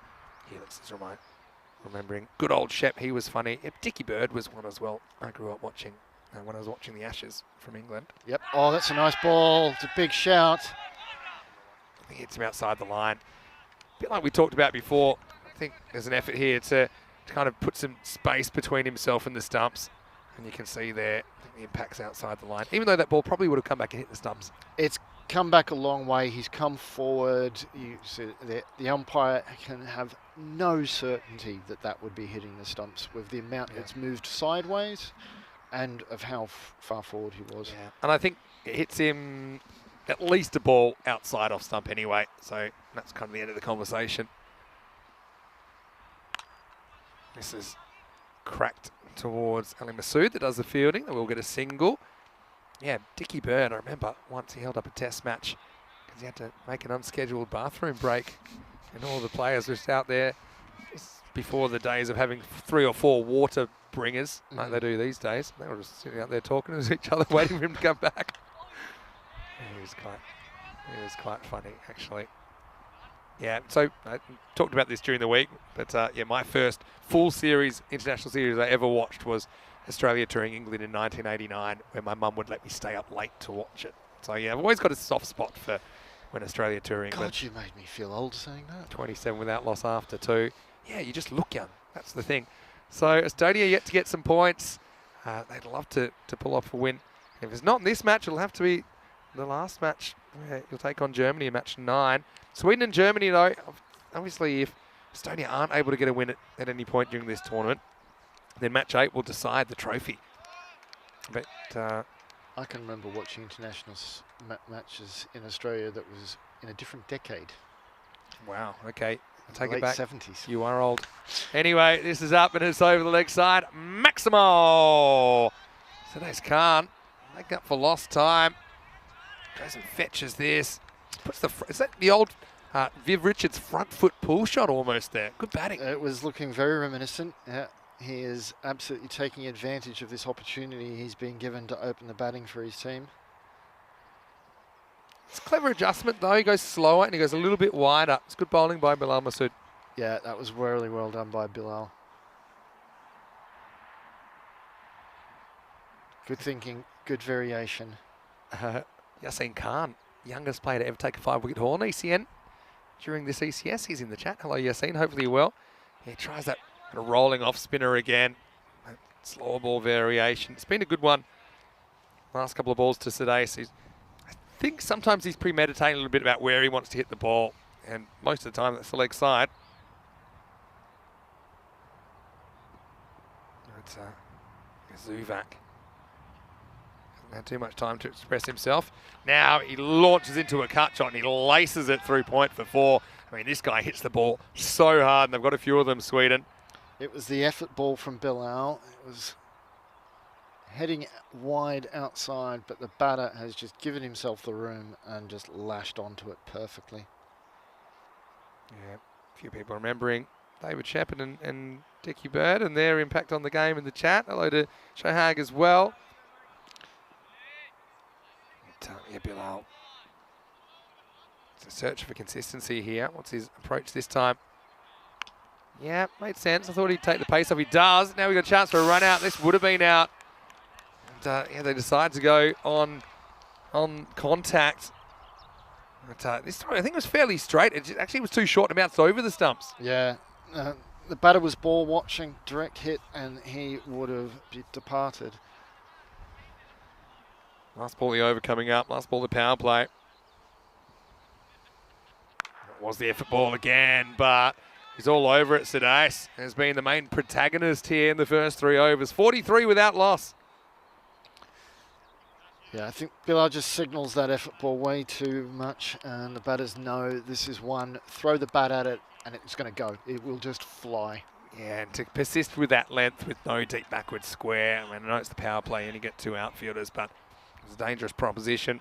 Having a look at the story so far, I mean, Estonia, to your credit, what's that? He had 7 overs out of 10 that are 10 plus, so fairly consistent scoring, but I suppose you never had that one big over or succession of big overs to take you up to maybe that 130, 140 that you would have wanted. Indeed. Syed's coming into the attack now, and every over he has bowled has created chances. There have been a couple of occasions where he could have had 2, 3 wickets in the 1 over. If he can produce that again here, this could be where we get back into this innings. Zubat, keen to not let him settle. Launches into him straight away, and this will probably drift with the wind out of bounds. It does, yeah. Maximo! As Zuvak does Zuvak things, and he starts the over with a 6. Yeah, yesterday when there was no breeze at all, that's one that could be caught on the boundary. But today, it's just 6 runs. Comeback ball, and he launches leg side, and he gets 6 more. Maximo! Back to back, the 50s come up in this over. And it's the same old story, unfortunately, for the Estonians in their first match of the day against Sweden. Emil Zuvak was keen to hurry up and finish things, I think. Emil Zuvak, remember, he was one of the main players in the game we call the impossible chase when they chased down 150 against Belgium. Made a good half century batting in the middle order. Samuel Romani came out and hit 32 off 5 balls when he came out. 5 balls plus a no ball. And that's a game that we remember fondly. But remember, through that whole thing, so Sweden, I can't remember what it was exactly. I think they were 68 after 6 overs and chasing 150. And then they just went absolutely crazy and everyone's going nuts off the field. This almost takes the off stump. Good change of angle from Sayyiduddin. Yeah, but remember, Emil Zuvak was just so cool about it. Everyone's going crazy and jumping over fences and praying, and he just winked and smiled at him. And right now, he's watching his teammate Sadais Khan hit another 6. Maximal 3 in the over. Looks like this one could go magical, and he's bowled pretty well in the series as a whole, Sayyiduddin, but yeah, right now it seems like he doesn't really have the answers to these two. No, these two are batting well. They're looking very, very comfortable. And it really doesn't matter what Estonia throws at them. They're able to either smash it for runs or survive. And it is that occasional good ball on a good length. Yeah. Time he charges, basically Yorks himself, but it will be 20 off the over. The 4th goes magical. Sweden, 65 without loss. After 5. And, not the best hat throw I've ever seen from Tyrone Peters, but I want to say good luck to Kroom, who's off to play a bit of an intra-club match, I assume, is what you're talking about there. So I hope you have a great day. Hopefully the weather's good. If anyone is playing a bit of cricket today or anything else, hopefully you enjoy your day. Get healthy, get active. Right now, they've brought it back down pretty quickly, haven't they? Sweden now needing 44 off the last 36 balls. And this is a guy I've been looking forward to seeing bowl again. It's Kala Vislapu, who's going to bowl over number 5. Broke through with a wicket earlier on today, so a nice moment for him. And there's Tyrone, who's wandered out of the safety of the tent, and he's out there in the middle. Obviously pretty experienced official. But this is a good challenge for Colour, isn't it? Yep. Colour's going to be looking to get it on the stumps, and if the batter misses, he hits. Yeah, and he might have missed out here. It's a keeper's ball, and Stu Hook goes for it. He takes the catch. So Colour Vislapu breaks through with his very first delivery. He gets today's on the sweep. Kind of like a half sweep, half standing swat. And Stu Hook, that's a very good catch under the helmet. It's not easy to pick up the ball straight away. The other thing is pretty cloudy today, so the white ball in the white sky. But yeah, Colour, he's been a good performer today. And he breaks through straight away, 65 for 2. Take nothing away from that innings from Sudesh Khan, though. Hasn't he been impressive with his little cameo at the top of the order? 40 off 17 for him with 6 sixes. Doesn't hit a single 4. He leaves his team in good shape, 65 for 1. Tuple Colour, yeah, Stewart. Well done to Colour and Stewart, combining very, very well to finally get that first wicket. So he's going to have to deal with another challenge now. Saeed Ahmed, who was the MVP of the European Cricket Series here over the last couple of weeks. And his interests involve hitting massive bombs and wandering down the wicket. And he's probably going to try and do both. Interesting, though, with Colour and the keeper up to the stumps, whether he's keen to do that. Thing is, doesn't miss many. But has he come up against the silent assassin from Estonia before? The silent assassin is very good. You should have told me that earlier. I Straight just away. thought of it. Well, he might be gone first ball here. So a bit of a steepler, and it's dropped. Well, that's Zishan Ali. We've shown he's a good fielder. This one just left Saeed Ahmed, and he was kind of in two minds whether to go through with the shot or not, I think. And Terry, I love the fact that you're wearing your heart on your sleeve here. I mean, this could have, and it really should have been 2 and 2. Absolutely. Colour should have been on a hat-trick here. Oh, well, now he has to deal with Zuvak because they do get the single. Yeah, this one cuts away a bit, actually. It'll be called a wide +1, but yeah. I saw a good high ball taken by Stuart Hook. First ball of the over. Right now, Zishan Ali. It's a hard place to be. Everyone drops catches. In this Estonian side, and the ball goes up high towards the boundary. Zishan's the man you want under it, but he just did not judge that one. And now he pays the penalty because Saeed, who gets the live first ball, puts this one into the rough stuff, a bit like my golf. Maximo, as he settles, and Sweden already into the 70s.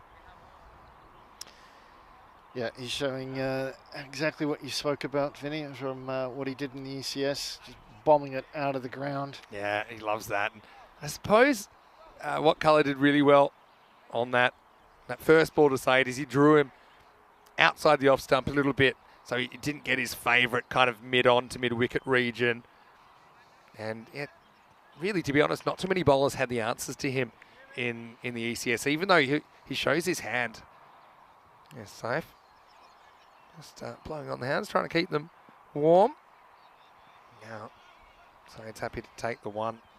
Helix saying maybe we should use a pink ball in these conditions. Well, the thing is, the white ball's been used for quite a long time now, and sometimes it's cloudy. Looking at you, England. So I suppose it can be a bit tricky, but still. The white ball's pretty much equally hard to see against a blue sky as it is a cloudy white sky. Probably a good point, yeah. Colour going for the slower ball and straying down leg side. Yeah, it's interesting. You know, when I was playing, this is probably in around the 2007, 2008, around then, they were experimenting with different types of pink balls, and we were playing some of these twilight matches as well, normally in white clothes. And it was interesting. They tried slightly different shades. They were experimenting with them. Yeah, some of them looked unnatural. I don't know how to put it. Anyway, this one is up and is pounded down the ground from Imel Zuvak. Maximo gets the journey. They didn't stay in the 70s for long. Yeah, but I remember there was one time, there was a ball that was almost too easy to see. I remember I was... How can a ball be too easy to see? What I meant was I was keeping, and this guy just knocked one, and I thought it went about 20 metres, but it went all the way to the boundary, and he got caught. But I felt that the ball was so close, I could have reached out and touched it. So it was kind of almost fluorescent. Hard to describe, though. Anyway, his last ball of the over. And that's close-ish, you know. Probably angling down the leg side. But Yeah, it will be the end of the over. 82 for 1. Look at this. I mean, it's actually closer than you think. Do think it's going just out, but appeal would have been a good idea.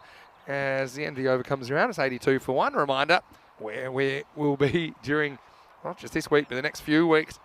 I'll be on the red eye to Romania tonight. We've got Charlie bringing you the T20 Nationals from Bulgaria next weekend.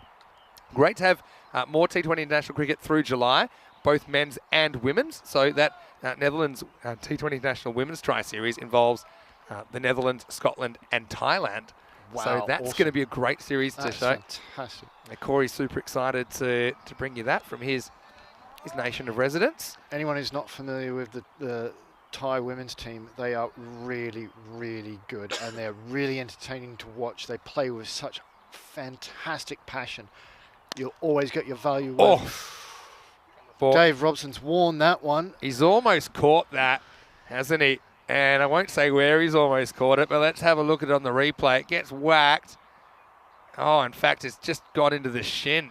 And even Tyrone jumping out the way. That was absolutely laced. And yeah, certainly hope he's all right. I mean, I'm glad it's that low down and not a bit higher, Terry.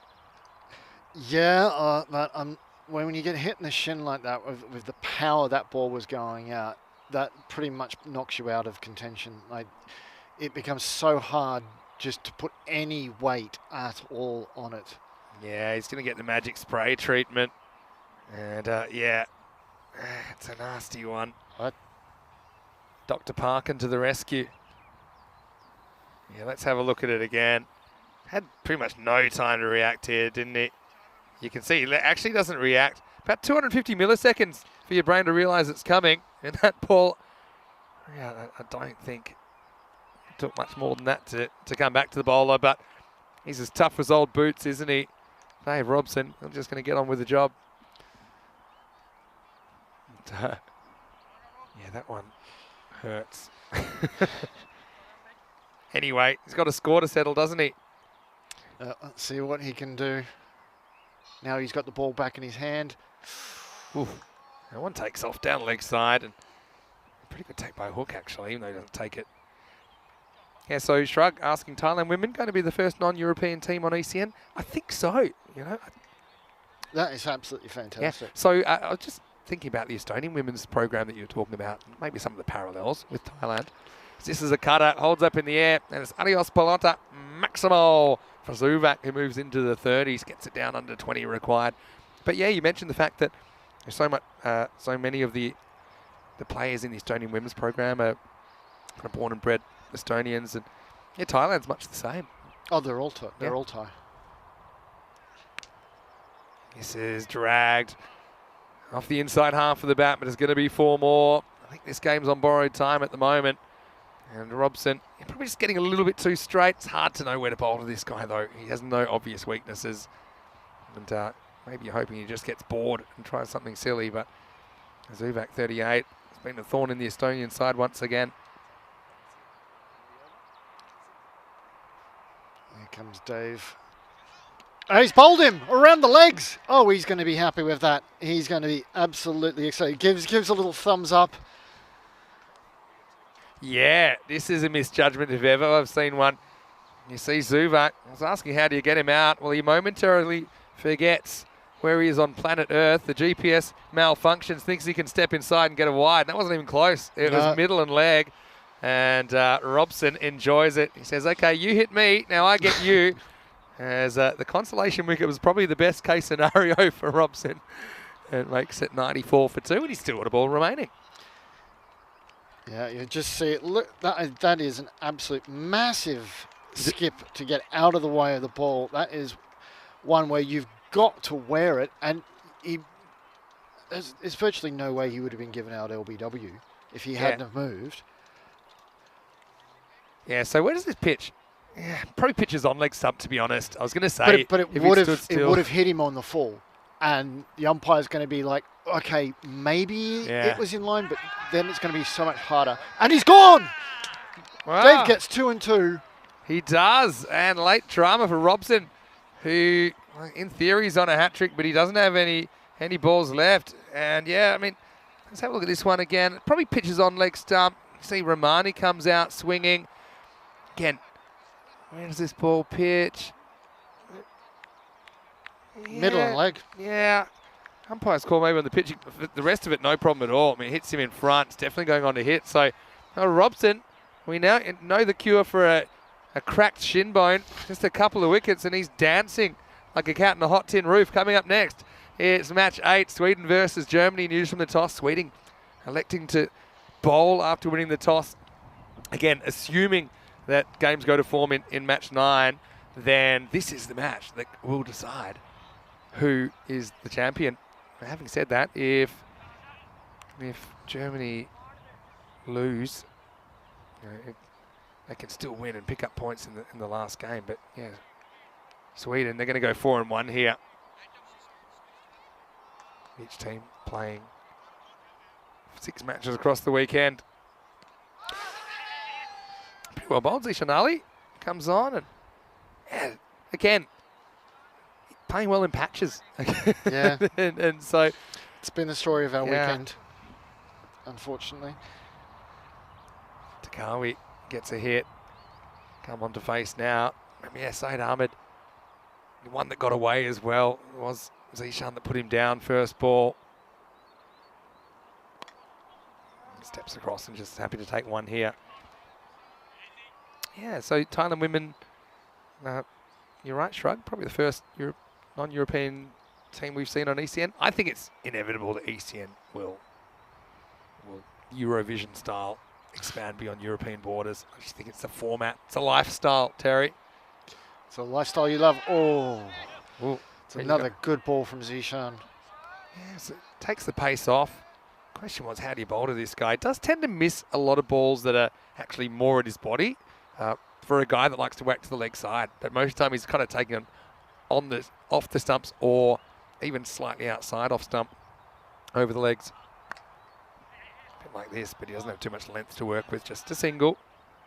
Yeah, that's Zishan getting that up into the areas that we've not done enough as Estonia with the ball over this weekend. We've seen Sweden execute that type of length very, very well, cause batters problems. Yeah. Takawi, yeah, happy to get a run up the order. There's the grunted off-spinning, slower ball. Grabs pad, I think. And that will be one leg by. Estonia just trying to hang in there. Yeah, Sweden may only need 11 runs, but they still actually have to get those 11 runs. It's true. Oh, that's another big swing and a miss. It's quite slippery, Good actually. dot ball. It's quite slippery when he puts some effort into it, doesn't he? Zishan Ali, good over. Yep. And in the end, we just see the 2 off it and a couple of leg byes. So it's 98 for 3 after 7. Oh, another over like that. We might have a contest on our hands. Indeed. But, It looks like it's going to be Colour coming back for another over.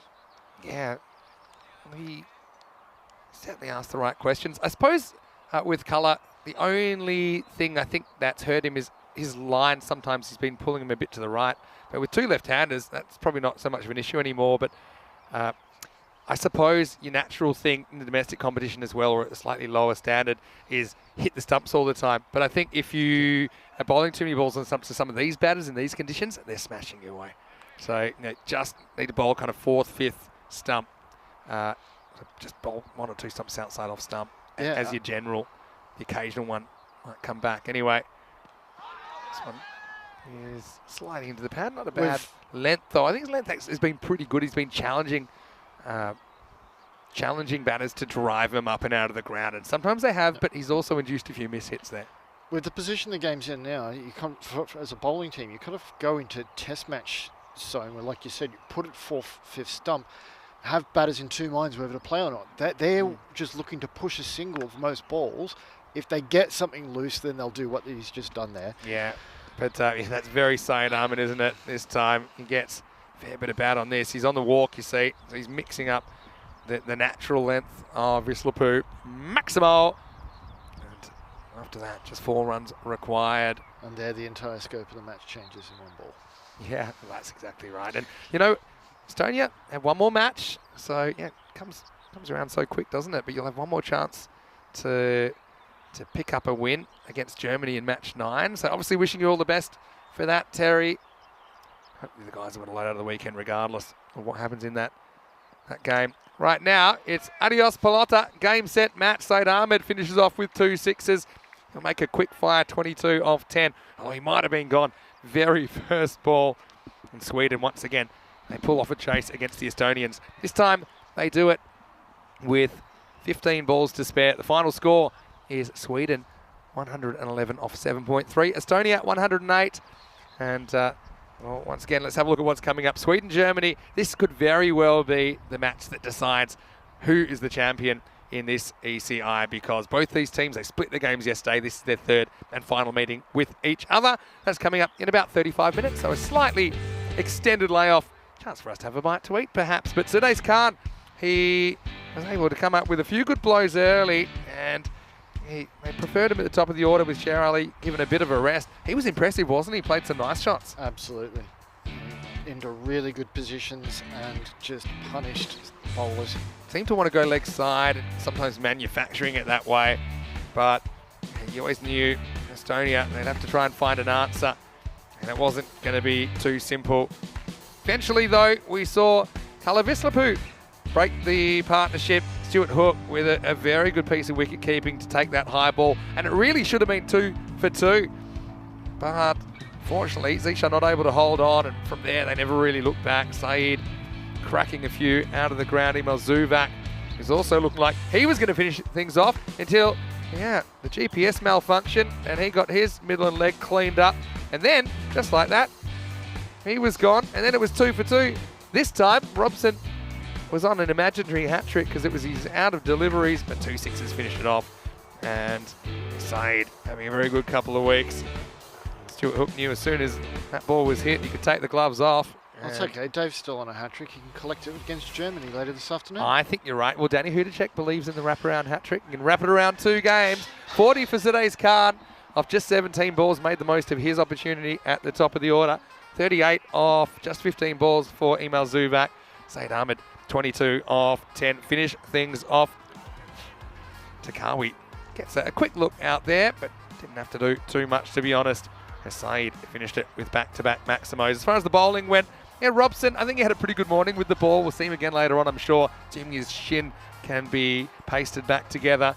2 for 29 he took. Vislapu 1 for 29. Could have been more, though, as he had a chance to put down the very next ball after he took that wicket. Zishan Ali, pretty good over for him as well. Only 2 off the bat in that over. Well, once again, Terry, I want to say a big thank you to you for joining me in the commentary box. Congratulations on 50 games. The check's in the mail, okay? But honestly, you're a great ambassador for European cricket and Estonian cricket, Cheers. of course. The guys might not celebrate a 50 from safe, but I'll celebrate 50 with commentating with ECI. I got to take them where I can get them. Well, the time he would take to get from 50 to 100 is probably between 10 to 13 minutes for you. It might be 10 to 13 years the way we're going. But no, honestly, I really appreciate all the work you're putting up there and Tell the contributions Corey I'm coming you're making. for him. Yeah, well, Corey, he's somehow made it to more than that. Well, none of us quite sure how he has. But yeah, thanks so much. You're a great guy. My pleasure. Great memories of listening to you on ECN back in 2020. And I'm sure we can get you in again. Best luck last game of the day as well. Cheers, man. Okay, so we'll take a break back in about half an hour with the next match, and it's a biggie, isn't it? Because Sweden and Germany, you feel this is the tussle that could decide who's champions this weekend. Vinny Sandu here, Mr. Maximo, Terry O'Connor, big thanks again, and we'll see you the other side of this break for more FanCode ECI Sweden.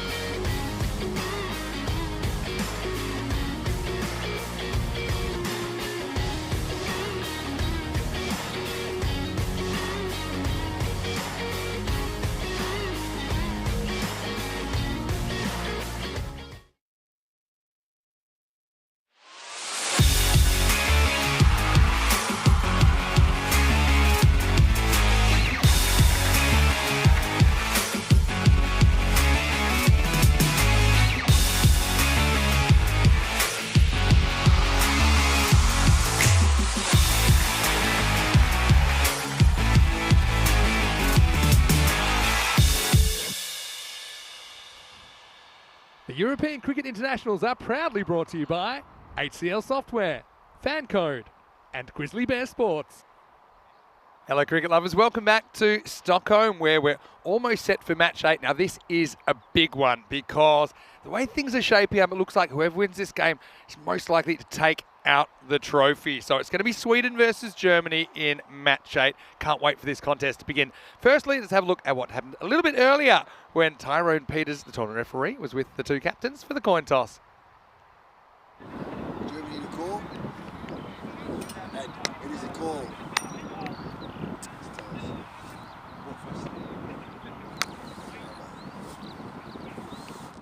Shazeb Chowdhury of Sweden wins the toss and elects to bowl. No surprises there because Sweden have chased pretty well. And in fact, when these two teams have met so far in this series, it has been the chasing team that's won every time. So yeah, Sweden sneaking, or more than sneaking, I think, over Estonia in that previous match, match 7. I've had a pretty good time of it, although both these teams only losing the one match so far in the series, and that was to each other. So I do think some risks come with bowling first as well. Germany, I'd say the batting's really ever fully clicked in this series, but they certainly have had a way of getting the job done, haven't they? And yeah, right now, we're almost ready to get going. Interesting to see the two teams, and still the question mark over Baluch for Sweden, but he is in the lineup here. He's played every second game at the moment. He did leave the field momentarily yesterday. A suspected leg injury, but he seems all right now. So Dice actually opened the batting and batted really well. I wonder if they might stick with him at the top of the order, or whether they go back to Sher Ali. For Germany, though, I mean, they're a team that probably for the most part, we talked about the fact that they've probably underperformed in ECN T10 cricket, but having said that, they've played some good cricket this weekend so far, and I do think they've also got some decent bowling options to call on. And you notice that they've just gone for the one kind of out-and-out spinner in Russell Amadi with his off spinners. And still, I want to welcome all of our viewers, no matter where you're watching from around the world. We stand here, Mr. Maximo, to take you through the closing stages of this European Cricket International weekend. And Terry O'Connor from Cricket Estonia. Big thank you to Terry for his input and expertise in the commentary box. And wasn't it interesting listening to what's been happening in Estonia? Great to hear the efforts that they're going to spread the game and kind of get the game involved in communities that don't have a traditional connection with the sport. So, yeah, big thank you to Terry and the Estonians. I'll be hoping they can pull out a performance later on against Germany. Yeah, if Sweden were to win this, I think it's all over Red Rover. They can't be caught. Germany were to win, I mean, they'll still have to do what's required in the last game, but I do think it'll be enough. Baluch is a showstopper. First ball. Gets past the outside edge of the bat. Don't think there's an edge on this. Sachin Mandi sent to the top of the order. Okay, interesting. This one doesn't really shape bad. If anything, it seems away. Baluch may be fooled by the movement away from the outside edge, but I don't think got any batting away through. Yeah, so decided Asmad Ali not the man for the job in this game, not in the 11. Mentioned just the one spinner of Amadi with Srinivas, 12th man for this one. Oh, Baluch gets one to shoot through. It's Mandi. Pretty lucky to get away with this. So look on the replay. Lucky that's not straight. We've seen this variable bounce being a factor, haven't we? I want to say a quick hello to John Gray. Nice to have you with us. Hello to Kroom if you're still with us, and Shrug and Helix. Everyone else, welcome back to the broadcast. Static Sai gets his first opportunity to face up. Static Sai creeps forward and deflects this away. It's certainly been a definite tactic to Baluch, who's a dangerous weapon with the new ball for batters, the German batters, to make some room between them and the stump. So even if you get hit in the pads. If it beats the bat, you've got that second line of defence, and you're unlikely to be able to be given LBW, just creating doubt in the umpire's mind.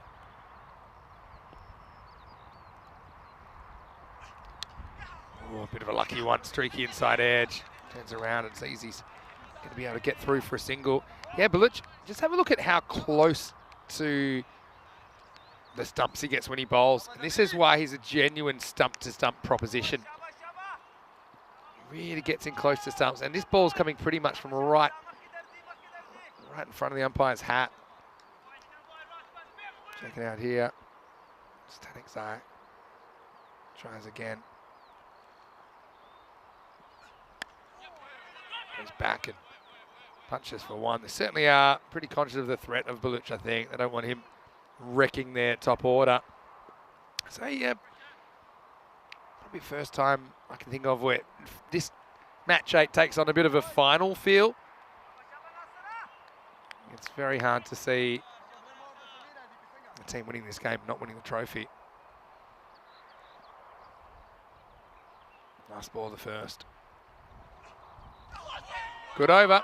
He doesn't break through, but keeps it very quiet. It's 4 without loss after 1. I'd be curious to see what the supercomputer makes of all of this, because I don't think I can split these sides in an obvious way. Okay, supercomputer can though. I think Sweden 9-1 favourites. And interestingly, predicting a fairly low scoring game. I suppose I can excuse it on this occasion because teams batting first so far have made 88 and 102 respectively matches between these two sides, and neither has been enough. Khalid Zahid to bowl second over. This one's up, it's in the air. Chowdhury goes back and takes the catch. So Stanik Zai gets deep in the crease, just doesn't get the contact he wants, and Khalid Zahid breaks through with his very first delivery, and Germany lose their opener 4 for 1. Nice field awareness as well from the captain. Shazeb Chowdhury is a very good fielder. You can see straight away, until Stanik Zai was concerned, wasn't he? Shazeb Chowdhury, he's got this technique where he pretty much starts with 1 foot on the boundary line. And that's, you'll see fielders doing that Monday cricket with the rope. Now, he doesn't have the rope to work with, but he's just trying to get his bearings and really nail down where that line is and how much room he's got to move once he can't look down at the line anymore because he's got his eyes tracking the ball. Very well done. Germany being sent in, not the start they wanted. Khalid Zahid immediately finds some success, and this looks like Sahina Cash. It's been the regular number 3 for Germany. He's coming out in that position.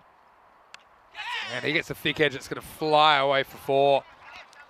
So, it's streaky, but it's effective. No real footwork there, but I suppose it doesn't matter if you get enough bat on it. 2 outfielders allowed in the first 3 overs. So they've gone for very straight, long on and a long off. Even the positioning of that long on where Chowdhury is very straight, encouraging the batter to try and hit a bit squarer, a bit more towards mid-wicket, which is riskier. This is risky as well. Zahid misses down the leg side. Nice work by Sher Ali. He thrust into the role of wicketkeeper in this series.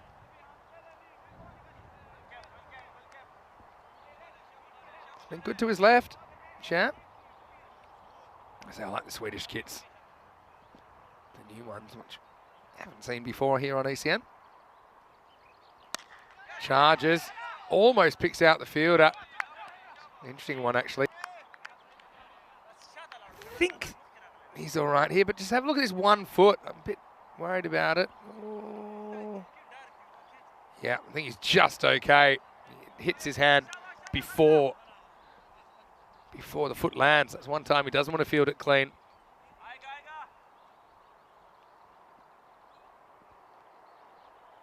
Digs it in, takes on Satchamandi upstairs, and he's been pretty reliable in this series for Germany.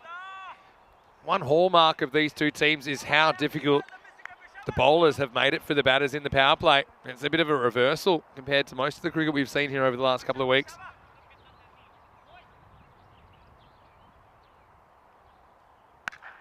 This is a rare bad ball, though, from Khalid. And it's going to disappear. Goes for 4. Mandy with his first boundary. Patience is a virtue.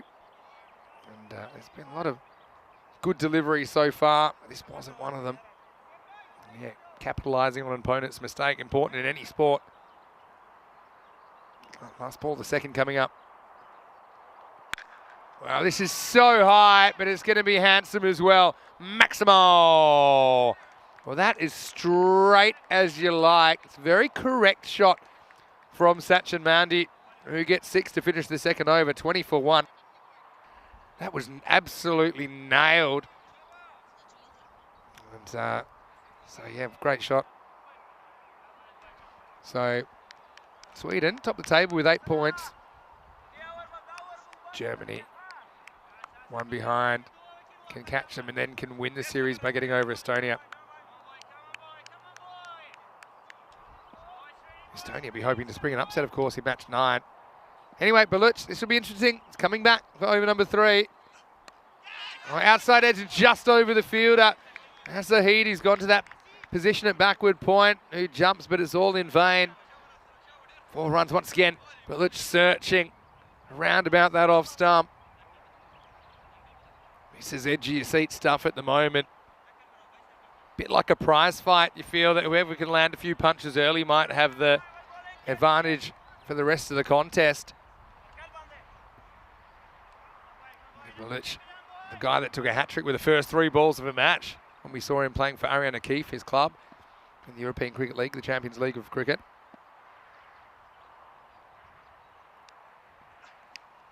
Oh, and this is another edge, and this has crashed into the fielder's leg. Not for the first time today. I hope he's all right here.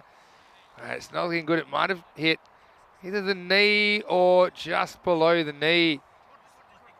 Yeah, check it out here on the replay. It's right on the inside of the knee. Ouch. And yeah, you can see it's about as uncomfortable as you like. And Imal Zuvak, who's been in that position, you know, certainly a guy that you don't want to lose with the bat.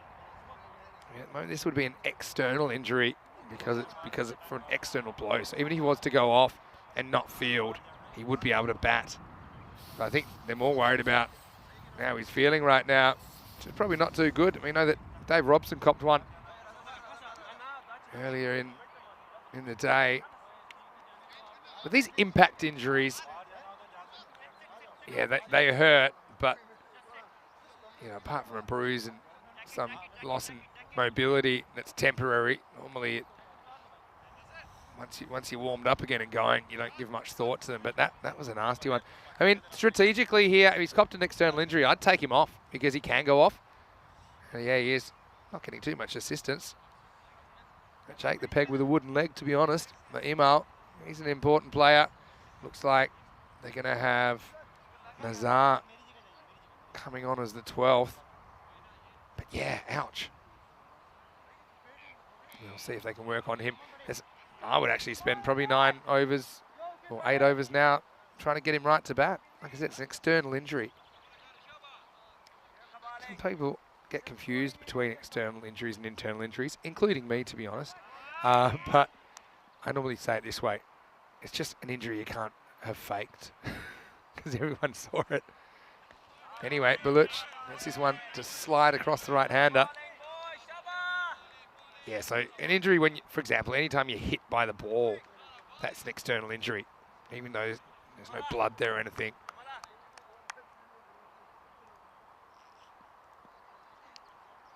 Mandy, a mixed bag from him so far.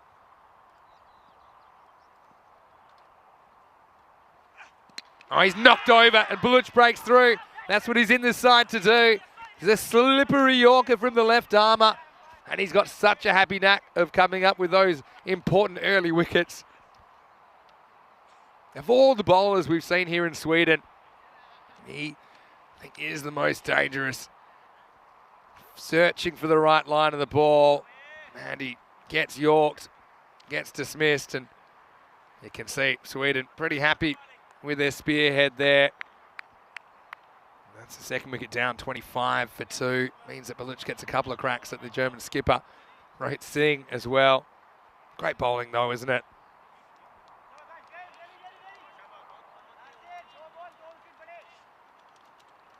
Yeah, nice of Baluch. Certainly a player. I think gets the blood flowing, doesn't he? Maddie tried at the top, doesn't work out.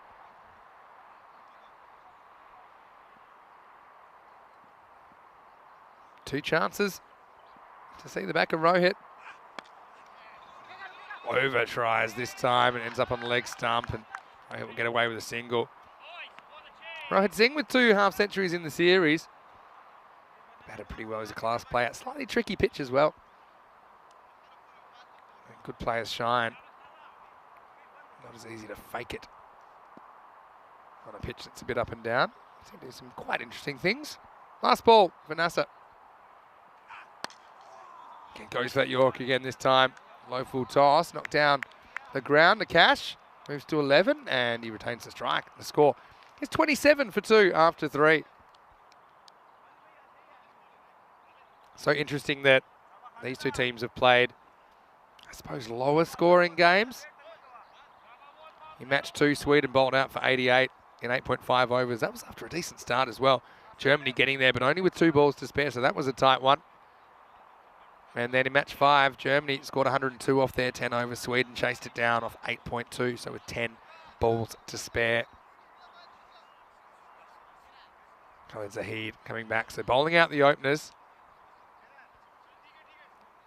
And then, I wonder who will get after that. I think you probably go to Shukla, who opened this morning when there was no Baluch in the lineup, the leg spinner.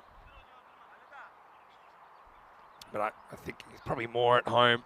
Bowling in the middle. You've also got Takawi as a spin option. You've got captain Shazeb Chowdhury, don't forget, as another pace option. Imagine Zabi Zahid would bowl towards the end. You've got other options we haven't really talked about, like Samuel Rahmani, for example. He's been brought on in some key spots. Same with Syed Ahmed, for that matter. So, plenty of all-round talent in this Swedish lineup.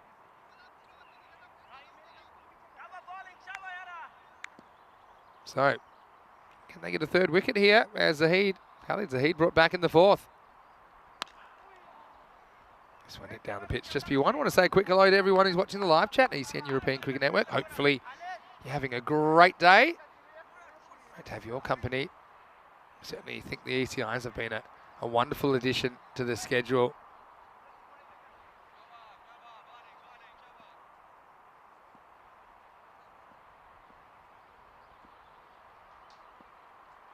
Oh, short, but he's got it wrong. It should be a catch. There's a 13th man, and he drops it. In fact, oh no, that's Baluch that's gone back down there. This really should have been taken. Not helping out his opening bowling partner. Rohit gets it all wrong, and that could be a huge moment in this game. Kind of casual, wasn't he? Yeah, Baluch has snuck down to where the subfielder came onto originally. Rohit Singh dropped on 1, and just remember that. Masood Rana also likes the Mitchell Stark comparison with Baluch. Lamar Momand, another Swedish bowler, gets compared all the time. This one doesn't really get up. Well fielded by Chowdhury, and long on. He hits the stumps, makes him earn the single. Yeah, but Rohit, he'll be very thankful that one got put down.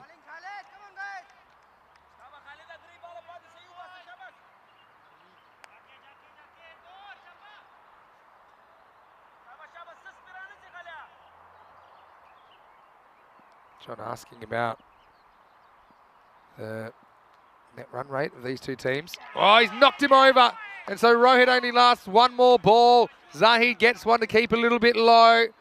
Rohit, yeah, not really confident going one way or the other there. Just tries to deal with that one shooting through, and he can't. So big moment in the game comes soon after that drop chance. Good bowling though.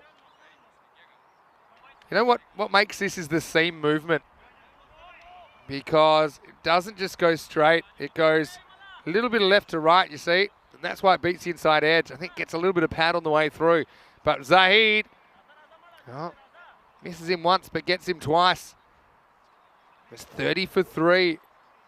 And a very strong showing this from Sweden early in the contest. Just what you want when you win the toss and you elect to bowl.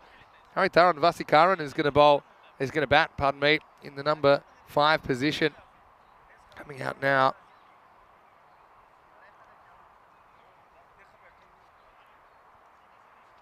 And what a challenge for Harry Tharan. He's a guy who likes to go out there and play his shots from ball 1. And he's knocked over very first ball. He tries to pull a ball. It's not quite there for it. Crashes into the top of off stump. And it's a golden for Vasikaran. Zahid's on a hat-trick. It's 30 for 4. And right on line. Khalid Zahid, credit to him. He thought maybe he would have been deterred by that fairly simple drop catch going down earlier in the over. Came back and now he's castled the German captain. The very next ball, he gets the dangerous Vasi, who goes without scoring. I said he likes to play his shot straight away, but it just didn't get up enough to pull. It's dangerous to do that on this pitch.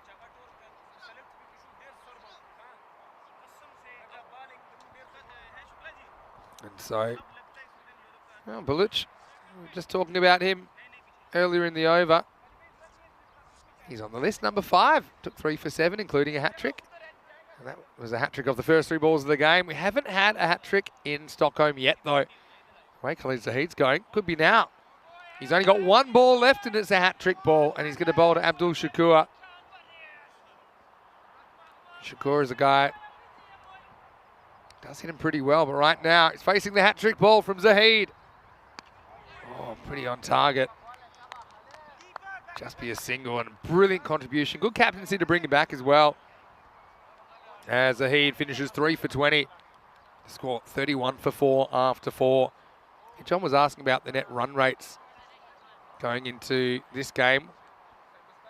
Germany are about 1.6 behind Sweden on net run rate, but they still get to play Estonia later on.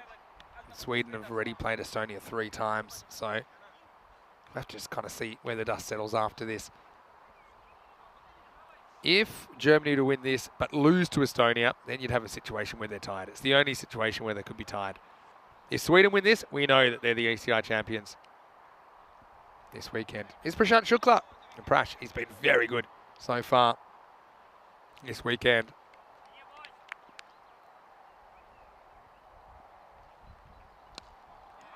He's been so good at just dropping into that block hole. This is no exception.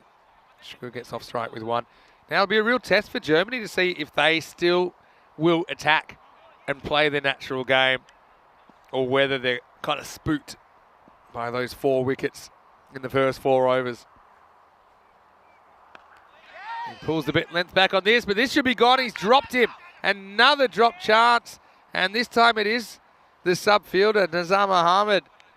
Just lost his composure at the critical moment. Shukla, by luck or design, it was shorter because he was on the charge, but you see, he's never settled there. Bounced straight out of the hands of Nizam Ahmed. Cash gets a life now. Shukla's a dangerous guy to play back to because of that one he gets to keep low occasionally. So a couple of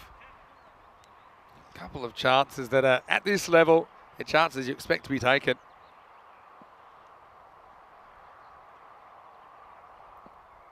Shukla. Oh, gets a false shot onto the body. Shukla's a funny one because you kind of know exactly what he's going to do, but he's still really hard to get after. I suppose you could see Akash trying to get down the wicket, mix up his length a little bit, maybe turn one of those block hole balls into a full toss. You see he's quite quick through the air. It just slides onto you. He's not getting a pronounced amount of side spin. Hello to Helix, who looks like he's ghosting the chat. Well, ball once again. Oh, it's good over, isn't it? Pretty unlucky not to get a wicket, but he only concedes 5. And halfway through the first innings of this blockbuster, it is 36 for 4.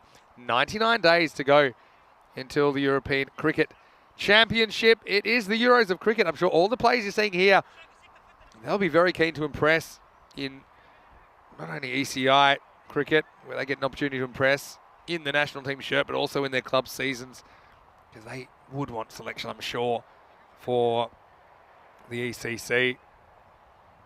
31 nations, biggest and I'm sure the best ever. Estonia this weekend are here. They're one of 10 new nations that will be taking part for the first time. Sticking with spin, and here's Takawi. He's going to bowl over number 6 with his left arm spin. What's his front foot lands?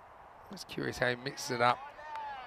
Well, that one was kind of just in front of the stumps, but he also bowls some that are in line with the stumps and some that are a long way behind. Remember, you can have your front foot all the way up to that front line, but most of the time he chooses not to. Driven pretty firmly. Khalid, he's had a good game so far, does the fielding. Keeps it to a single. Takawi and Shukla operate well in tandem, don't they? Just trying to get through the overs quickly as well, time-wise. Have those balls slipping away. Turns this into a full toss and gets 6. That's good batting from Dakash. Maximal. A bit like he tried to do Shukla, but I think Takawi's a bit slower through the air. He just leans on it over leg side. Says Carreras.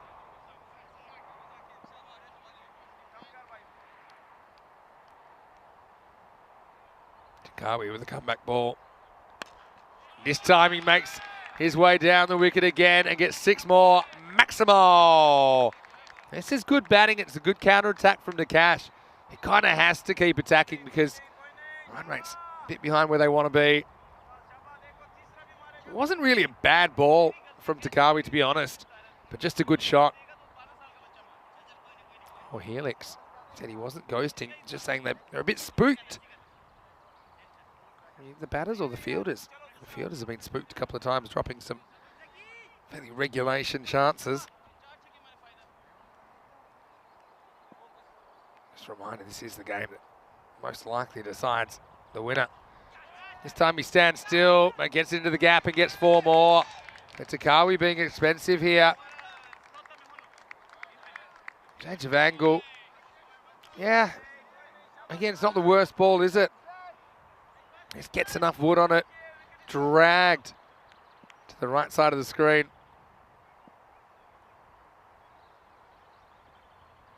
Pushed through a bit more this time from Takawi. It finds the gap, that's 4 more. Wow, Nakash, he was given a let off. Suddenly, he's 35 in the blink of an eye. And that over goes magical for Germany. Just what the doctor ordered for them. 21 come off the 6th, and the score is 57 for 4. Just want to take this opportunity to say hello to all of our viewers that are watching the live chat, including Helix, of course, but also hello to John Gray. Hello to Wayne.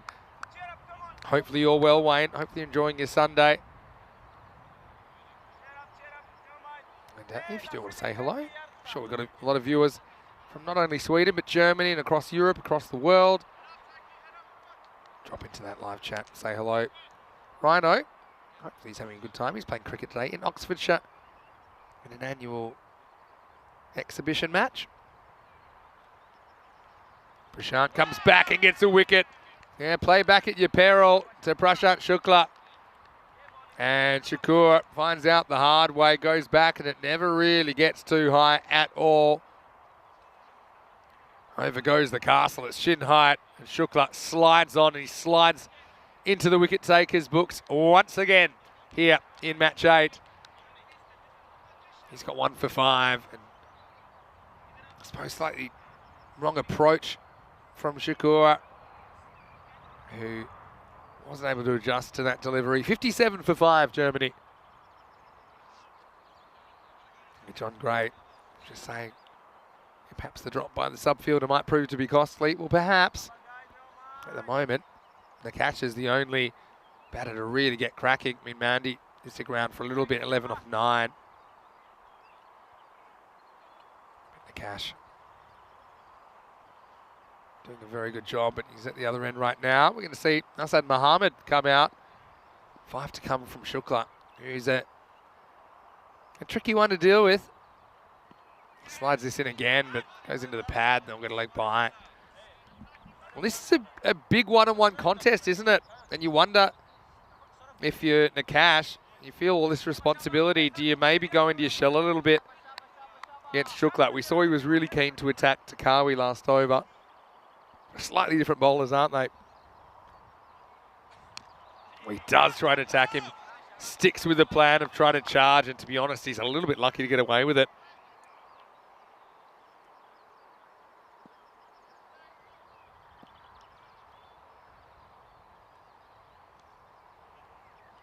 Now he does get a full toss and sends it out of the ground. Maximo! Yes, it's an interesting one height-wise because he does come down a long way. So I don't think we'll really get a good look at it. But, yeah, probably coming down, you'd imagine, considering how far out of his crease he is. But I suppose they'll make a judgment on it. My feeling is, knowing the shape that Shukla gets, it's probably just coming down. I think if you're charging that far out of your crease, you kind of lose your benefit for those height ones.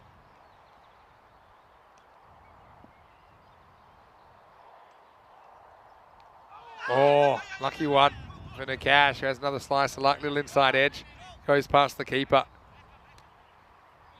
And it's not really a chance because it takes a significant deflection. Shukla might have had another one there, you know. Another full toss, but Cher can't deal with it. Luckily, he's got some help behind him. Baluch cleans up. A bye to finish the over. Interesting match this, isn't it? It's 66 for 5 after 7. So with 99 matches, 99 days, I should say, to go until the ECC, Euros of Cricket. And a lot of people are looking forward to being back at the Cardamore Oval. Let's pick a group we haven't talked about too much. Well, why don't we talk about Group E? Okay, because we've got Malta down the bottom.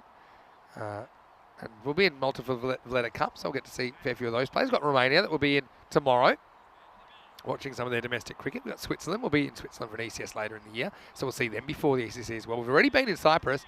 England 11, curious to see their squad. They'll certainly be favourites after finishing first and second in the last 2 editions, but they might be tested from time to time, I think, in that group. I'd say apart from England 11, all the other 4 pretty much fairly even in terms of the national team standard in this format.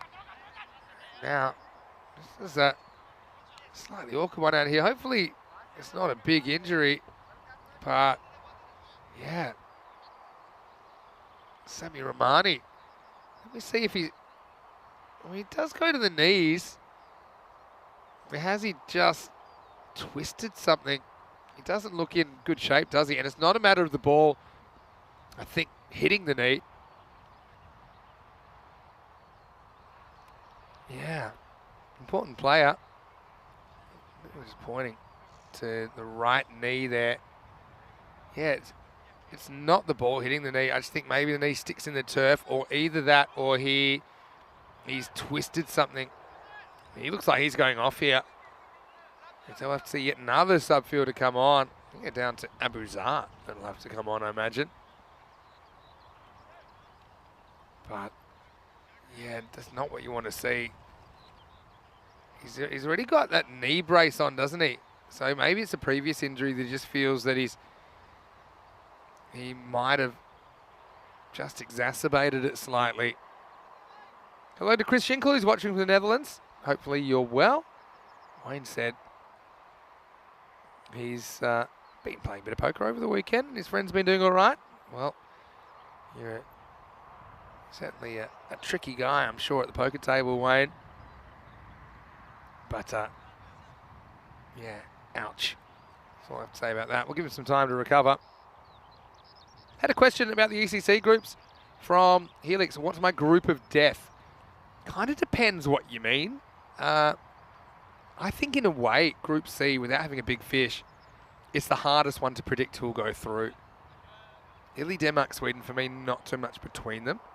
The other one I would probably throw in there is well, you can make a case for all of them. Group F has no obviously weak teams that are weaker than the others. So you could throw that in there. You got Group A, which is Spain and France in the same group. Isle of Man as well, untested in the T10 format. You got Czech Republic, probably have the beast back and Ashoka. And then you got Greece that have some really good players as well. So yeah, Group A is going to be a good one first up as well. So don't make me choose. Sabi Zahid comes in for the 8th here, by the way. And so Cash moves to 42.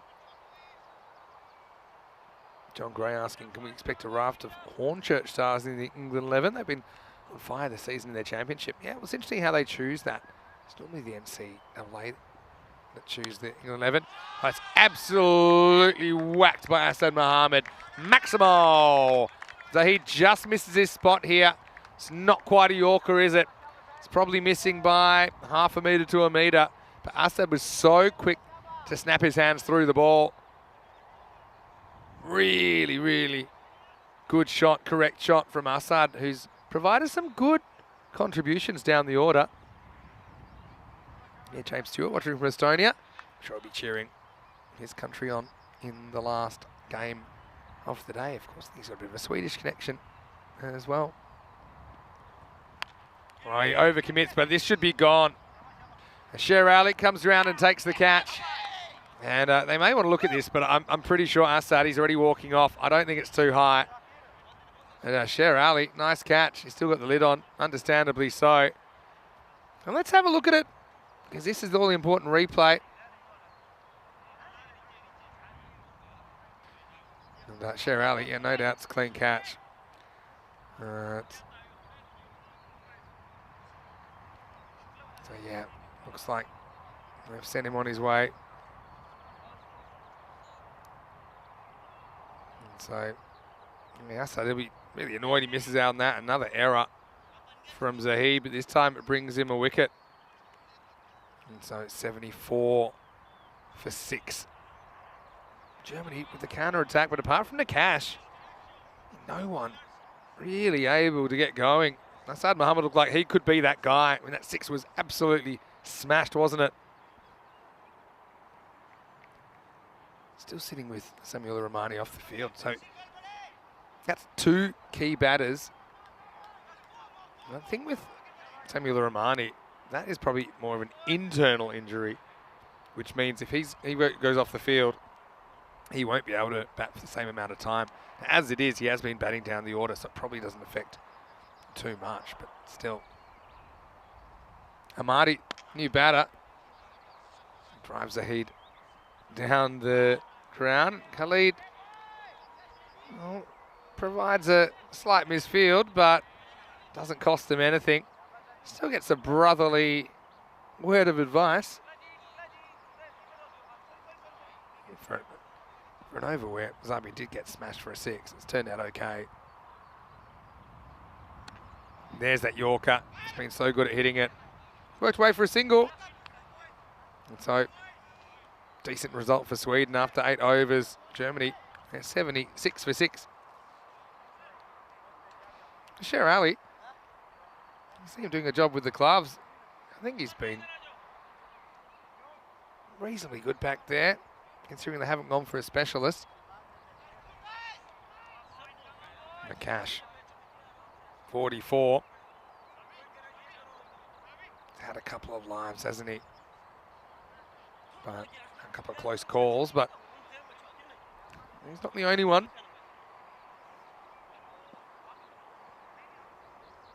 Chowdhury coming on to bowl over number 9. Let's see what he can do. What happens in the 9th, as we say here on ECN?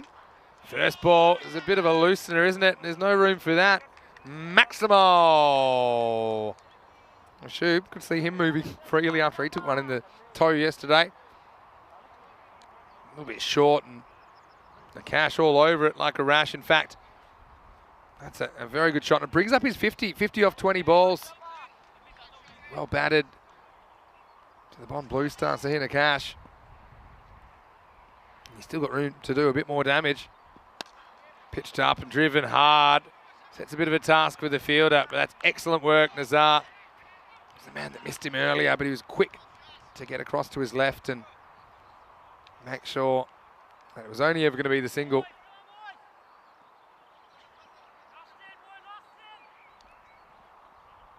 Russell Amadi faces up, 10 to come in the innings.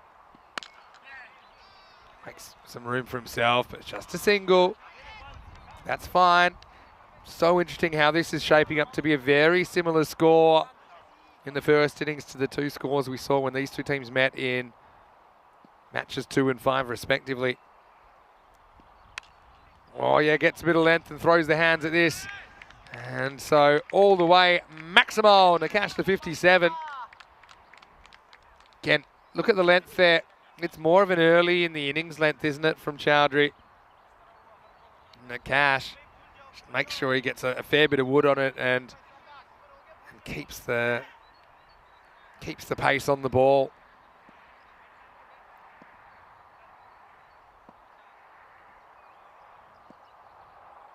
(14) off the first 4 balls of this over. Better, but now turns into a low full toss, and that gets whipped away for 4. See, the margins are so fine. I agree with the strategy. This is just an execution problem. Just a bit too full to be a Yorker, and only just. You'll get away with that quite often, but Nakash is seeing them really well right now. It's moved to 61. Now 18 off this over. It's been a good one for Germany. Might have visions of a kind of 110 plus now.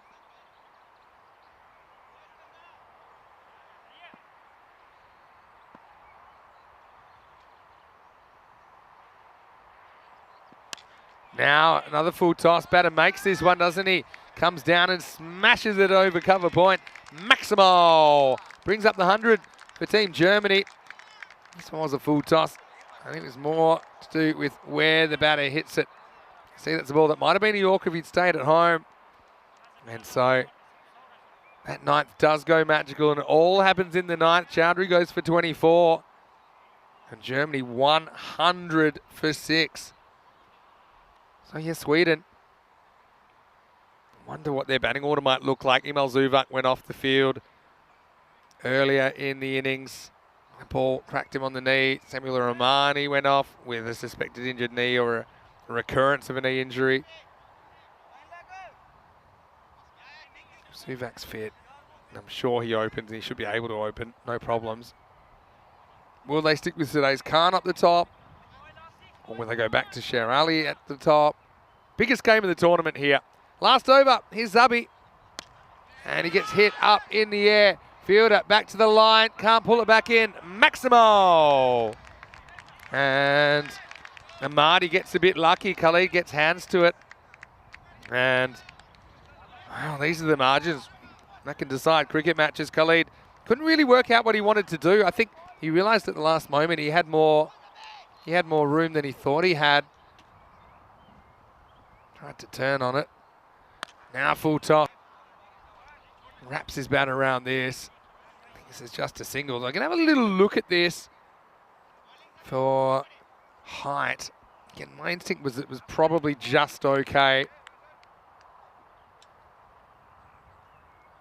Yeah, stepping it. Oh, probably just okay. It's dropping a bit. They're going to call it.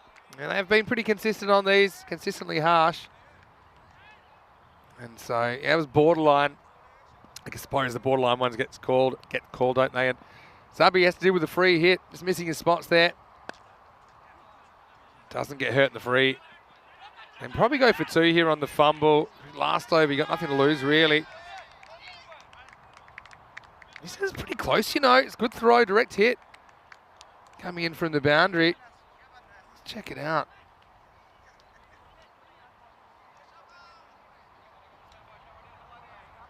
Just home. Just home. So, Rasul take nothing for granted. Nakash 69 steals the strike back. 4 to come. Slower ball, well bowled. Again, I'd like to see them at least running the first one harder, looking for 2 there. I suppose Amadi is a threat in his own right as well. All right, so Germany coming home with a wet sail here. This is the game that essentially decides who wins the tournament. Germany or Sweden, assuming Estonia don't have a huge comeback and win the last game. Yeah, this is going to be a run out. Oh, you know, yeah. Yeah, this is poor thinking from Amadi. He never leaves his crease. Okay, it goes straight over the stump, so it's not a wide. But have a look. He stays in his crease, and assuming he never leaves. And see, he's joined, and he never leaves. So basically, Nakash is out. I got to say, you got to realize the situation. If one of you's out, you want to make sure that the guy on 70 gets to stay. But yeah, Nakash is going to go, but not before a very good contribution. I've got to say though, Amadi, I'll be putting him in the naughty corner after that. And I hate to use the S word, but I think it was selfish. 2 to come. Smashed back. Of course, he cracks a 6 or 2. It'll be all fine. Now he'll probably get run out anyway. If Cher can pick this up, he can't though. It's a pretty tough bounce for him though. Anyway, this game could go down to the wire, the way things are going. Zahid to bowl the last ball. He hasn't been quite as on as he was yesterday, but still does an important job for Sweden. Last ball coming up. Amadi gets one more chance. Good Yorker. And it will be run out to finish off. So it's going to be a diamond duck for Chinnasamy. And Germany will have to stay 113 for 8 in the end. Well, it's a big game, and for me, it's a 50-50 kind of total if you look at how these two teams have squared up to each other so far in this series. So, yeah, big finish here, as Sweden will have to come out with a couple of injury concerns to chase 114. They can do that. They wrap up the series early on. We saw a fiery power play from Baluch once again. They had a hard time dealing with him. Khalid Zahid went for a few in the second over, didn't he? That was the first 9-pin that went down. Imazuvak cops one on the knee. He left the field. Baluch, he was able to send Sachin Mandi off the field with a slippery Yorker. Then Zahid came up with a couple of his own. And that was despite this getting shelled. It was an easy one for Baluch, but Rohit Singh, he went the very next ball that he faced. And then Masakaran came out and one became 2 as he tried to pull a ball that was probably not there for it. Zahid was on a hat trick. He wouldn't take it, but still, it was Sweden that took the early points in this one. Germany 36 for 4 in the first half. They needed to find something, didn't they? I mean, that was a big chance to get rid of Nakash. Subfielder Nizam Ahmed wasn't able to take that, so a couple of missed opportunities. And Nakash really went into his work. So 36 off the first half of the innings and 77 off the second half. Shukla, well, he was good once again. Sliding that on, Shakur playing back and then having to walk back. Zahid, again, wasn't quite himself. That was Ramani that went down. Again, looked like a recurrence of a persistent knee injury.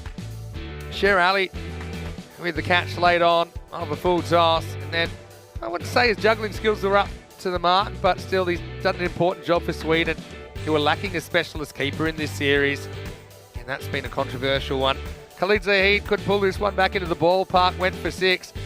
And then this, tell you what, if I was Nakash, you don't want to put your hands on another player, but I would have been pushing him out of the crease to survive, as he had 70 runs at that stage. And Zamadi did get an extra couple. And Germany in the end, 113, game on. Feels like a bit of a 50-50 here, doesn't it? You wouldn't expect anything less between the two premier teams in this competition. 70 for Nakash. He was collateral damage late in the piece. Just 26 balls in his knock. 6 sixes, 5 fours in there. Apart from that, most batters struggled, didn't they? Next best score, 11, Mandi. With that score, Amadi 11 not out at the end. With the ball, some very good performance. Shukla, once again, he was back. 1 for 12 off his 2 overs. Khalid Zahid came back well with a couple of wickets after he went for a few early. 3 for 20, but gets the figures. But Baluch for me, probably the best of the bowlers, isn't he? Such a weapon. 1 for 10 off his 2. Subby Zahid, bit hit and miss. He took a wicket late in the piece. So we'll take a break. Don't go anywhere because this will be an exciting conclusion. And like I say, if Sweden can chase this, we know they'll be the champions. If Germany can defend this, it seems like they'll be the champions. So not too far away from the resumption. Vinny Sander here, Mr. Maximo for ECN. Hope you're enjoying your Super Sunday. Back with more international action very shortly from Stockholm. You're watching the FanCode, ECI Sweden.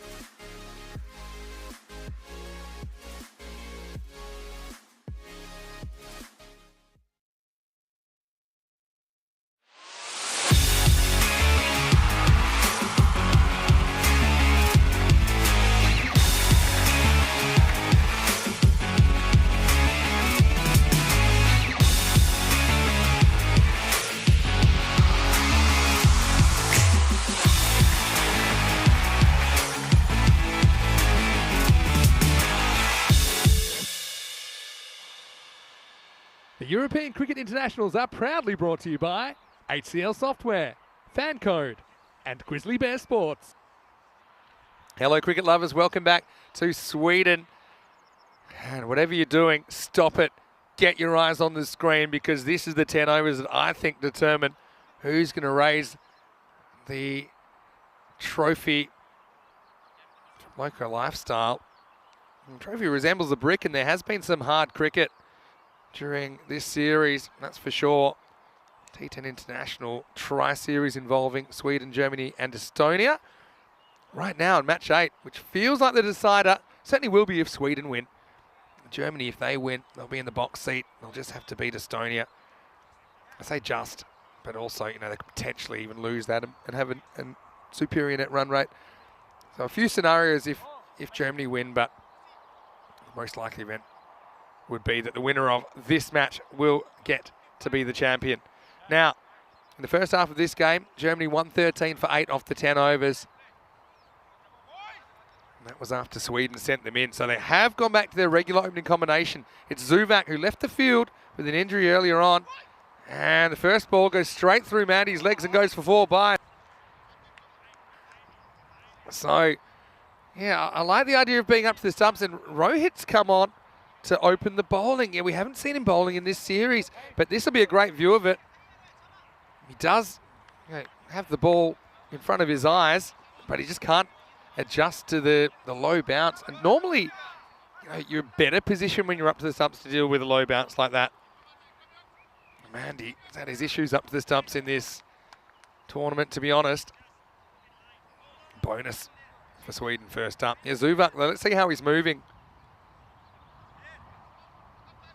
Because he copped a nasty blow fielding a ball in that first innings and didn't seem the rest of the innings. Now, the reason he's allowed to bat is that is an external injury, because he's hit by the ball. Now he's going to pull, and he's going to pull powerfully. Maximo! Rohit drives it on again, bangs it in. This time it does bounce. And looks like Maxi, he's dressed for an Arctic expedition, I think. There, he's got a lot of layers on.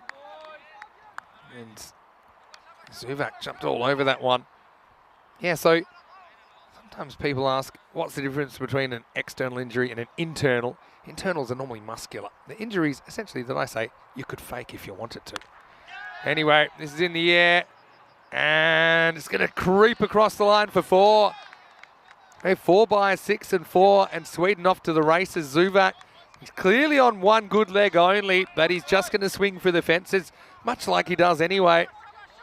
It was Shakura that went round to his right, and he couldn't quite keep it in play. Rohit now gets uppercut, and this is another boundary. In fact, that one might have gone all the way, you know. It has. Maximo! And just like that, the first over goes magical. Rohit deciding that he's the man to bowl the first over. Right now, it hasn't gone his way. And even if you take out the 4 byes, which are 4 kind of unearned runs at the beginning of this over, it's still been a very good over for Sweden. Got to find a way through the Swedish order if you're going to defend this 113.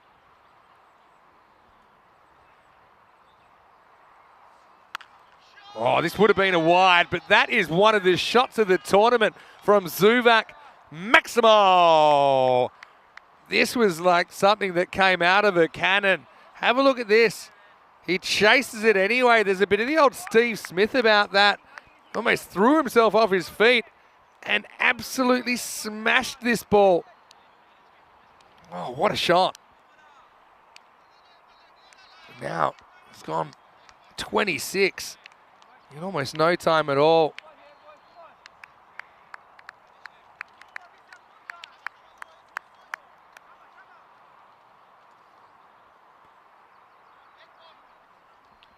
Rohit, probably like a mulligan on this over. Last ball of it coming up.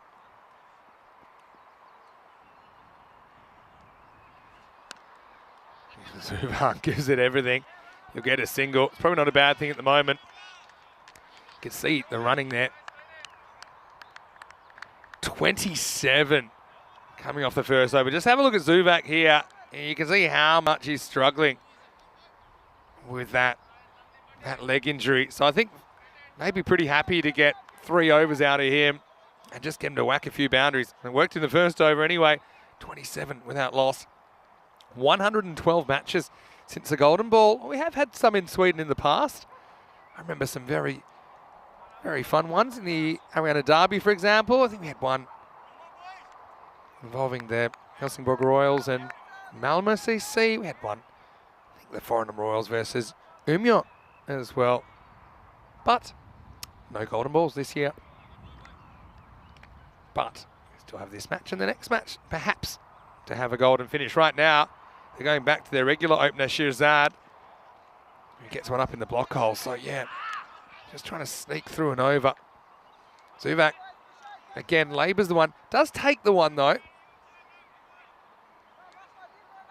Remember, Sweden, this is their 6th and final match in this tournament. They played 4 yesterday. And with a win over Estonia today, that was their 5th match. They got a 4-1 record. If they could win this one, they'll be 5-1. And Germany currently on 3 wins, so they won't be able to catch them. Here's Sher Ali, though, owner of the fastest ECN century now, after he brought up the ton in 25 balls during the week. He swings all around this first ball from Shirzad. It's a tough thing to take stock, but you got to just try and forget what just happened. That one climbs over the stumps. Shirzad does get good bounce, doesn't he? It's very wiry. He's got a good wrist snap in release that provides him a bit more pace and bounce. Oh, pretty ugly looking shot from Cher, really, to be honest. Just tries to slam this over the leg side. Strike 2. Cher Ali thrust into the role of wicketkeeper this weekend. And Zuvak was meant to keep. That was because he already had a finger injury. Now he's got a knee injury to go with it. No obvious replacement. Let's get some bat on this. Oh, it's good fielding by the bowler. It almost creates a run out. See, Cher takes off and almost runs himself into trouble here. And if he takes that cleanly, Shirzad, I think he's got a play at the keeper's end, but ball just crept away from him a little bit, didn't it?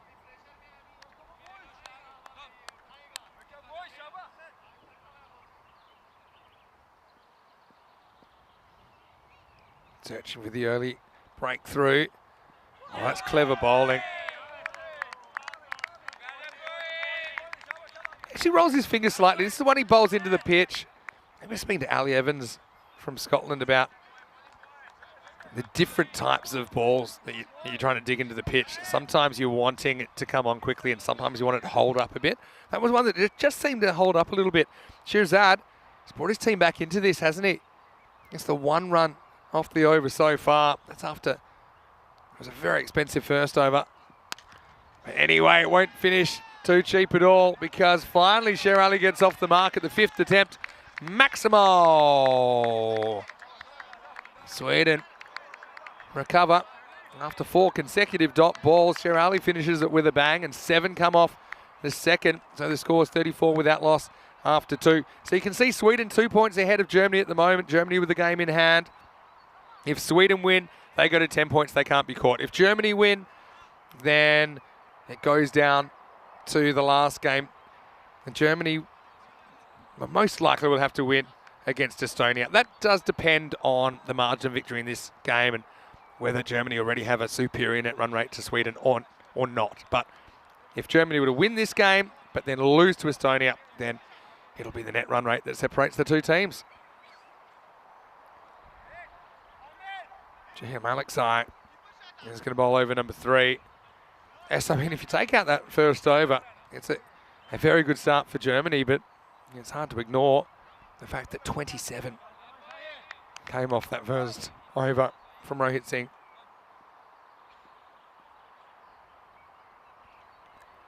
Zuvak on one leg.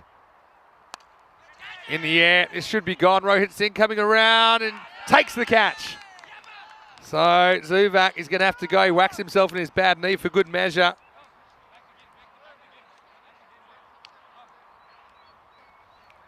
And, well, Zubak kind of opens himself up.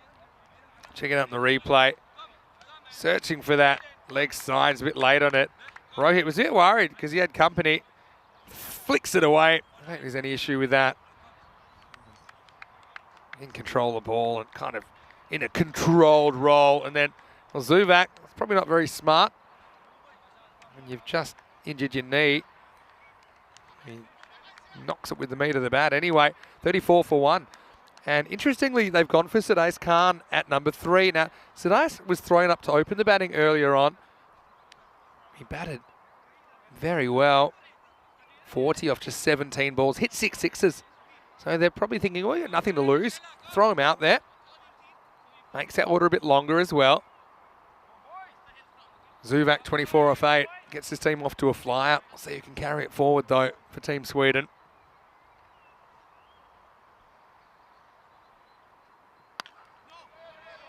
Oh, just gets it. Oh, no. That could have been an absolute disaster. Got to be sure the ball gets past the bowler before you run. Check this out. Sher Ali, he's wondering, is it getting past the bowler or not? Then it does, so he thinks there's a run, and then doesn't realise there's the cavalry coming behind him.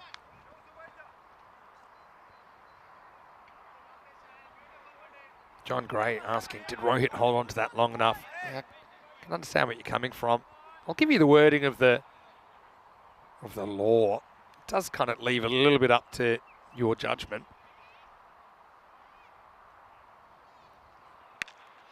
Oh, this is hit. It's hit high over the leg side and out of the park. Maximo. Yeah, that is up and it's out of here. And it's hit very, very well. 6 runs. And the result.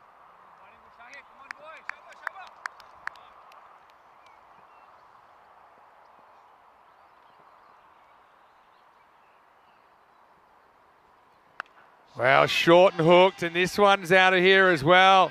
Maximo. Well, that's exactly why they sent Sadais Khan out to hit 6s. Gets 2 in a row. And so, just over the line. Yeah, umpires see it right. Come back to John's point. Did he hold it long enough? Well, there's 2 things you have to consider. Is he in control of the further disposal of the ball, i.e., did the ball do what he wanted it to do when it left his hands? So, point 1, I think yes. It's a bit of bat on this, I think, onto the pad. And so, next one, he misses out. And number 2, was he in control of his motion?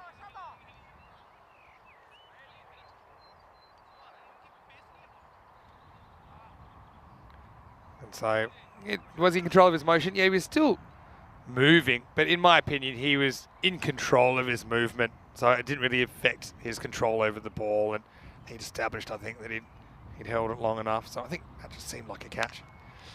This is up, and it's over the top. What a good shot from a player that has really broken out today. Sadais Khan. There's Maximo. And yeah, they're dealing in 6s at the moment, Sweden, aren't they? Also, that's the end of the over. And the score is 52 for 1 off 3. So they do lose Zubak. But, I mean, Zubak is clearly out there for a good time, not a long time. And although they had the odd big over in the first innings, a lot of single-digit overs, a lot of pretty lean overs for Germany. They got to 113. More or less 120 has been an average score, so just a little bit under. Have to find a way through the Swedish order. And I've got to say that Sadais Khan, he's just been a 6-hitting machine today, hasn't he? Hasn't hit a single 4, but he's hit 9 6s. Sweden running away with it. Still got something to play with, but you are running out of time to an extent.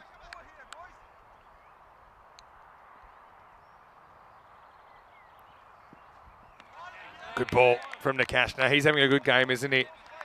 Made 70 in the first innings. Get that first one to rise.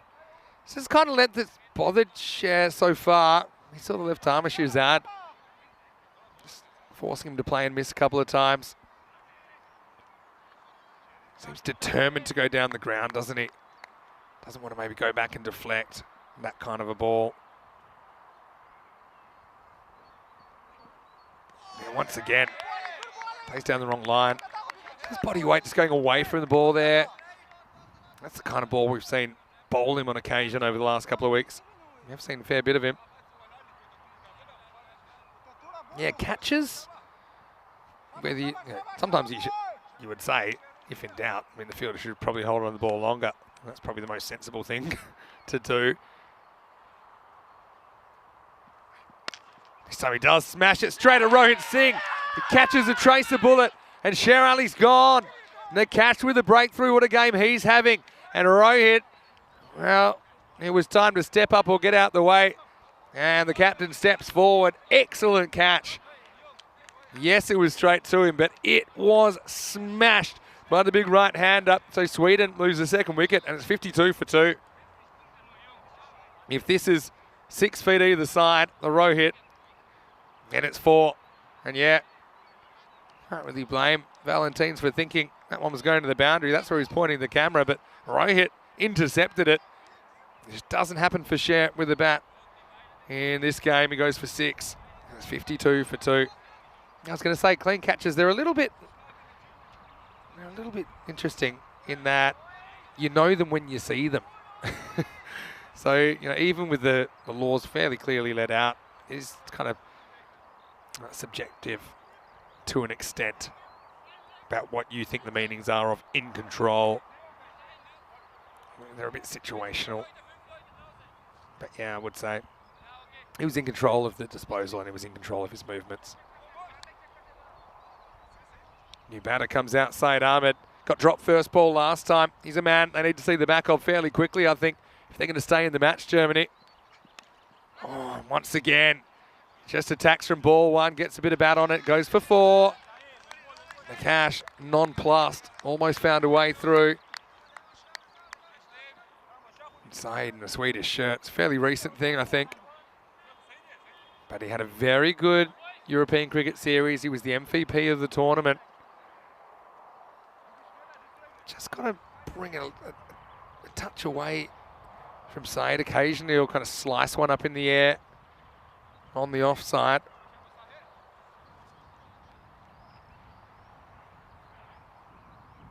About halfway there at the moment. Same kind of a shot from Syed. These stops become so important, don't they? There's Asad Mohammed. Watch out for him with the ball before too long. Although we haven't seen any spin yet. Russell Amadi, the off-spin option. No Srikesh Srinivas in the lineup, so occasionally they have played 2 spinners, Germany. But yeah, they might go to Amadi next.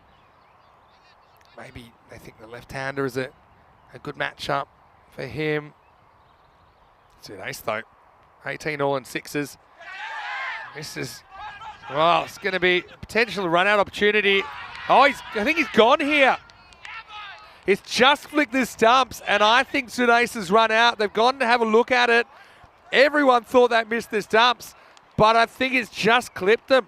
Check it out. Sudace, he was coming, he was going, there's no one at the stumps. Fielder was forced to throw at them, and yeah, he's gone. What a good bit of fielding. And he gets it by the barest margin imaginable. Sudace given out, run out. Yeah, the fielder there, I think that's Shaheen Malikzai. He wasn't looking to throw the stumps. He's saying, hey, somebody help me out. Somebody get to the stumps because he's out by a long way. But then he says, all right, fine. If I have to do it myself, I will. So he double clutches, waiting for someone to help him out. And I think Malikzai and possibly the backup fielder, Rohit Singh, they were the only 2 people that realised the ball hit the stumps. And then the bowler realises and says, hey, is that gone? It is. Germany making something out of nothing there. 18 for Sudace, all in 6s.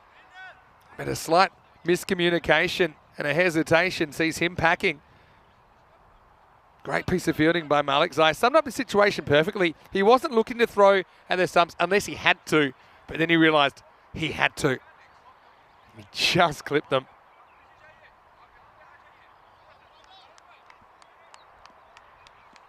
So a couple of very good pieces of fielding resulting in the last couple of wickets. Rohit Singh catching a well-struck delivery from Sher Ali, and then Malik Zai creating that run out of Sudais Khan. Saeed will face up. He's been joined by Nasser Baluch at the other end. Oh, sliding stop from Asad Mohammed.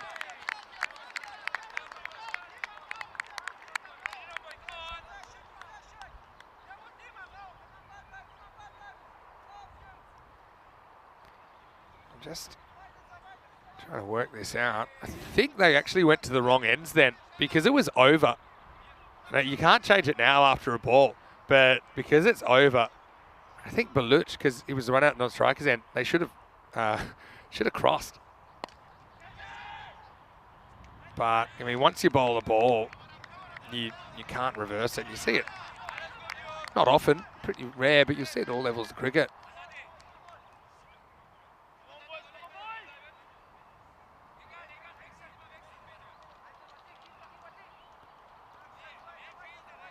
Anyway, Baluch faces up for the first time. He is so attacking. Yeah, I think we've only seen him for one ball though in this tournament with the bat. 10 and over. You might think he might knock it round. I think he'll try and knock it out of the park. Oh no, he chops on first ball. And that's not the Baluch we're accustomed to seeing. He just hung the bat out there. He was too careful by a half. And Sweden have hit a road bump here. And Baluch, he's going to twirl his bat. Not too happy with the shot, I'm sure, playing away from the body. Sometimes you can try and be careful, do something unnatural, and it comes back to bite you, although maybe it's a bit unlucky as well. That could have gone anywhere. Yeah, maybe I'm crazy, but I feel like they started this over batting at the wrong ends, and it's funny how the universe works. Baluch probably should have faced the first ball and not that ball. He's gone. I said Mohammed breaks through. Told you to watch out for him.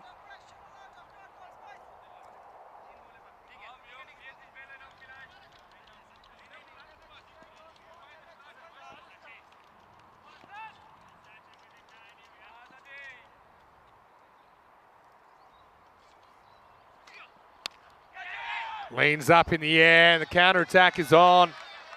Here's Zahid, that comes out and gets it all the way. Maximo! Pretty good looking shot. Everyone's just got to stay calm here. Nice shot first up, finds the gap. I mean, if he's a bit unlucky there, might pick out the fielder.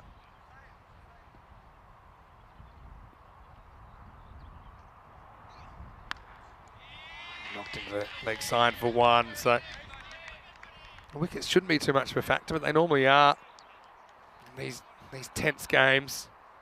Essentially the game that your field assigns the trophy.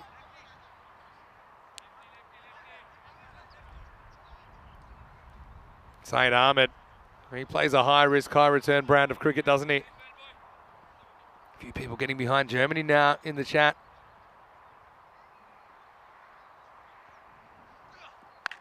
Goes for this. Now, does it have the legs? It's in the wind and it's out of here.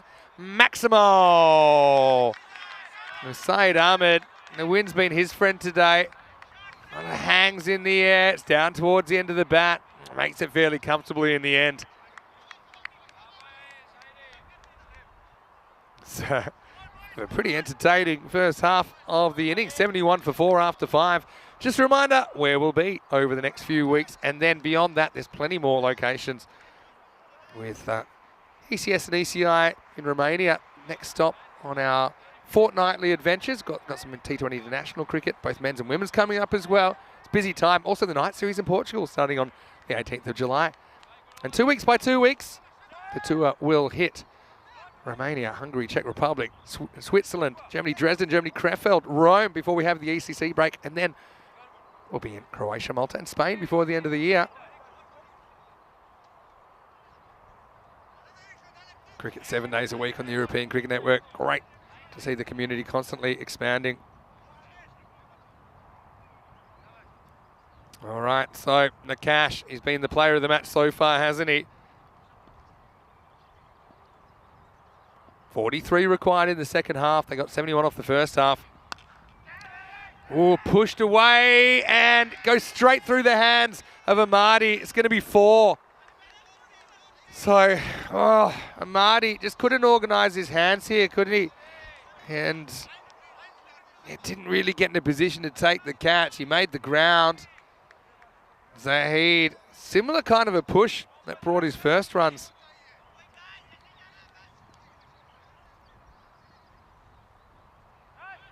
Nakash. Probably feels like he can't catch a break here. Now, Amadi goes to pretty much where that ball went, so there's a bigger gap straight down the ground. Well bowled though by Nakash. Certainly stepped up for Germany, so I mean, don't forget these guys obviously playing for the ECI trophy this weekend, but they're also kind of playing for their spots in the ECC potentially. I think you've got to give a lot of weight to the performance in these international T10s, because they're the only international T10s that you'll play outside of the European Cricket Championship.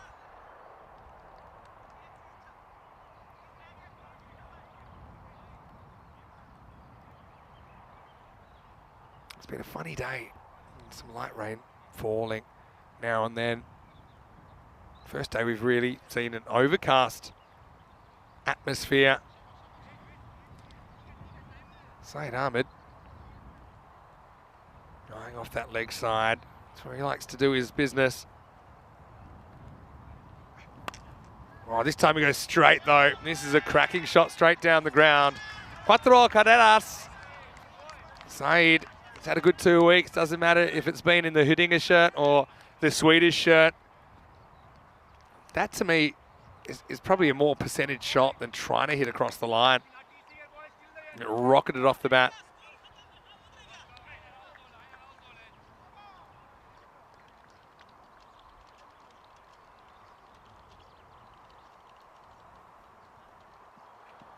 Oh, it's going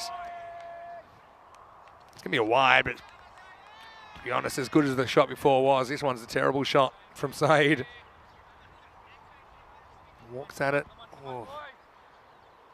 To be honest, that ain't a wide. To be honest, it's not even close, but yeah, been called.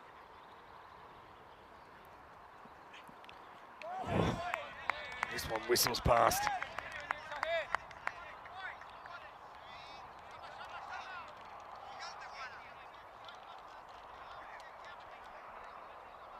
Saeed. Yeah, it's a bit of a Jekyll and Hyde innings really, isn't it?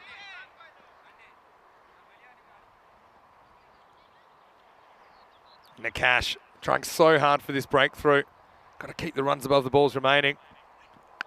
Uh-oh, they won't do it with a shot like that. That is absolutely smashed. That's probably gone about 90 metres plus. And Russell looks pensively at his surroundings. And Saeed is looking to blast Sweden home and blast Sweden to the trophy on home soil. Still one to go in the 6th. Nakash 1 for 21. One more chance to dislodge Saeed Ahmed. It won't. In fact, it bounces off his partner. Either way, it probably would have been one. There's a fielder behind that. But it's the end of the 6th over. Sweden haven't had it all their own way in this innings. Hit a kind of a rough patch in the middle, didn't they? But certainly in the box seat. About a run a ball required. 88 for 4 required. 88 for 4 off 6. 26 required off 24 balls.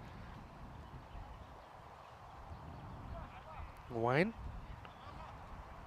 is asking what happened to the quick bowler from Germany, big fella, fast left-hander. Well, they had a few of them, to be honest, Wayne. And if you look back at the European Cricket Championship squads, you can probably pick out who you're talking about. All right, so they are going to spin it. So Marty It's not a good ball first up. It's short is Gundy and it's disappeared. Maximo. Gift to the left-hander, really. Germany.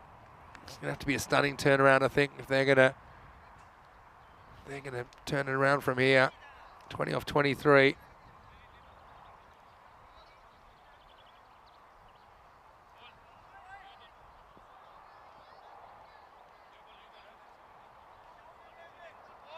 It's Said Ahmed, 29 off 10. Luck factor, I suppose. Somebody swung and missed that by a lot. But he's also hit a few right in the middle. Uh-oh, more of the same. Amadi hasn't got it right. And Sweden running away with this now. Well, you might need to take a packed lunch and a compass for that, because you're going on a journey if you're trying to finish that cricket ball.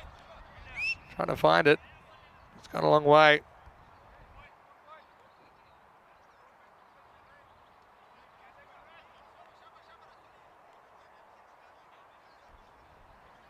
Yeah, 2 gifts in a row from Amadi. Just 14 required. Uh-oh, a little bit short as well. And, oh, Amadi right now, sucker for punishment. 3 long hops in a row. And okay, albeit difficult, I mean, now it's pretty much impossible. Said Ahmed has climbed into that one. He's 41 off 12. This partnership, 48 off 12. So, I feel like this one is going to finish a fair bit earlier than we thought.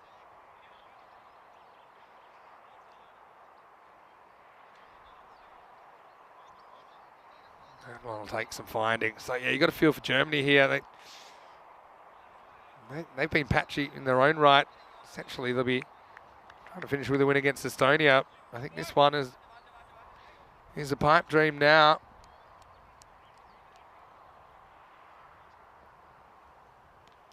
And finally gets it a little bit fuller. Amadi just got to get that short one outside the leg stump out of his repertoire. It's never a good time to bowl it. This one, I suppose it's slightly better.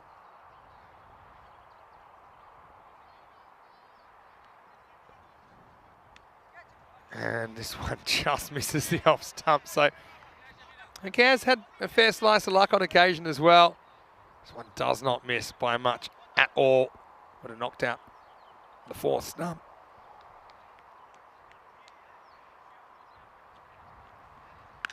Oh, it's crunched. See you later, Alligator. Well, that one's going to put the kids under attack that are practicing in the nets. Maximo, 50 partnership comes up as well.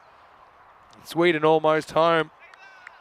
End of the 7th over, 112 for 4. So coming up, we have match number 9, and the final match, Estonia versus Germany. Estonia winning the toss and electing to bowl, so Germany get the chance to put the score on the board. You can see Richard Parkin back in the lineup for Estonia. Let's see if he can maybe finish the tournament well. Got to say that Carla Vislapu was very good for Estonia as well. Native-born Estonian player. Coming up with a couple of key wickets. Osman Ali back at the side for Germany. That match starting around about half an hour. Okay, 2 to win. And this one is done. And Sweden, they'll be your ECI champions. It's an absolute cracking shot from Zahid that finishes it off. And, well, Team Sweden, they've done it. They've done it pretty comprehensively in the end. They win this one with 17 balls to spare. Shazad was brought back. Khalid Zahid had 0 patience for him. Sent it a long way over the boundary. Shukla, well, he drops the crowd catch, but I certainly hope they don't drop the trophy. They can be very proud of their performances. Germany, I suppose when push came to shove, they just didn't play their best cricket. I think they lost the momentum in that first over. 27 came off it, kind of going on a hunch to bowl Rohit in the first. Sweden, though, I suppose the advantage of playing a lot of the format over the last couple of weeks, but also the disadvantage of fatigue for a fair few of the players. And we've seen potentially with the bat in particular that Said Ahmed and Khalid Zahid, they finish the job and they finish it with a flourish, don't they? As we roll into the highlights, 113 was the victory target, 114 in fact, because Germany scored 113, and Imal Zubak certainly was being troubled by that knee injury, but he was swinging it, wasn't he? Rohit Singh, his first over in the series. That didn't work out at all. This almost caused a run out. Germany knew they had to take wickets, didn't they? And they had a good start here. Rohit catching and throwing that one away pretty quickly. That got rid of Email, who slammed himself on his injured knee, which again, doctors wouldn't advise you to do that. Yeah, trying to stay fit. Nakash, well, he got smashed to cover, but Rohit took the catch. And yeah, this is where Germany just worked themselves back into the game. Double clutch from Malik Zai. Just flicked the stumps. And that was the end of Sudais Khan, who'd hit 3 sixes to that point. And then when Baluch chopped on, you thought that maybe there was a stunning reversal that was going to happen. Unfortunately for Germany, that was the last time they'd taste success. It was a half chance, wasn't it? Amadi wasn't able to catch up with it. And then when he came on to bowl, he went the journey, didn't he? 3 big sixes in quick succession.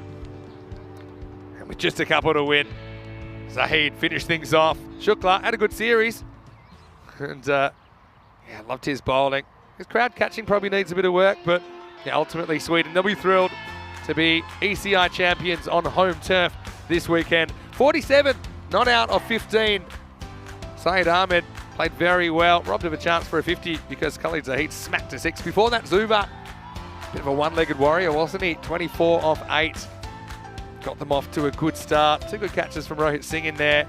A good piece of fielding from Malik Zai to create a run out, but Germany just couldn't make it happen, and no one really ever got on top of the batters. Probably the main difference in the game. I think that Germany were made to work a lot harder for their runs in the first half of their innings. Wickets to Malik Zai, Nakash, and Asad Mohammed in there as far as the bowling went. And Nakash had a very good game. And still think for me he's probably the player of the match. Syed Ahmed maybe might sneak it off. In fact, Khalid Zahid ends up taking it for his 18 not out, including the winning runs and his figures of 3 for 20. So once again, we'll leave you for now, but we'll be back in around about half an hour's time with the final match of this ECI. And every time you have an international contest, you've got teams they'll be giving 100%. Estonia, well, they'll be hoping they can get their first win in their last match in Germany. Well, they'll just be hoping to finish with a victory. Vinny Sandu here, Mr. Maximo for ECN. We'll see you in around about 25 minutes for the final game here in the FanCode ECI Sweden.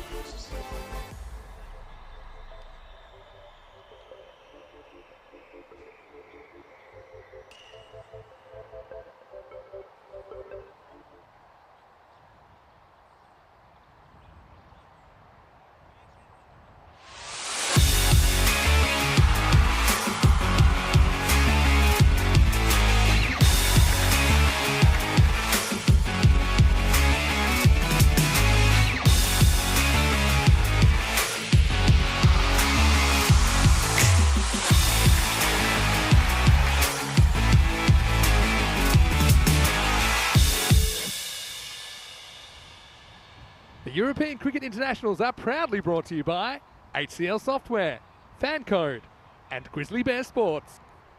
Hello and welcome back to Sweden. Time for the last match of our 2 weeks here at the Manchester Cricket Ground. Thanks again to everyone from Cricket Sweden as well as everyone from the Manchester Club that's made us feel so comfortable. Right now, we have one more international T10 for you. It's match 9 of the series involving Estonia and Germany. Let's see what happened a little bit earlier when Tyrone Peters had the two captains for the coin toss.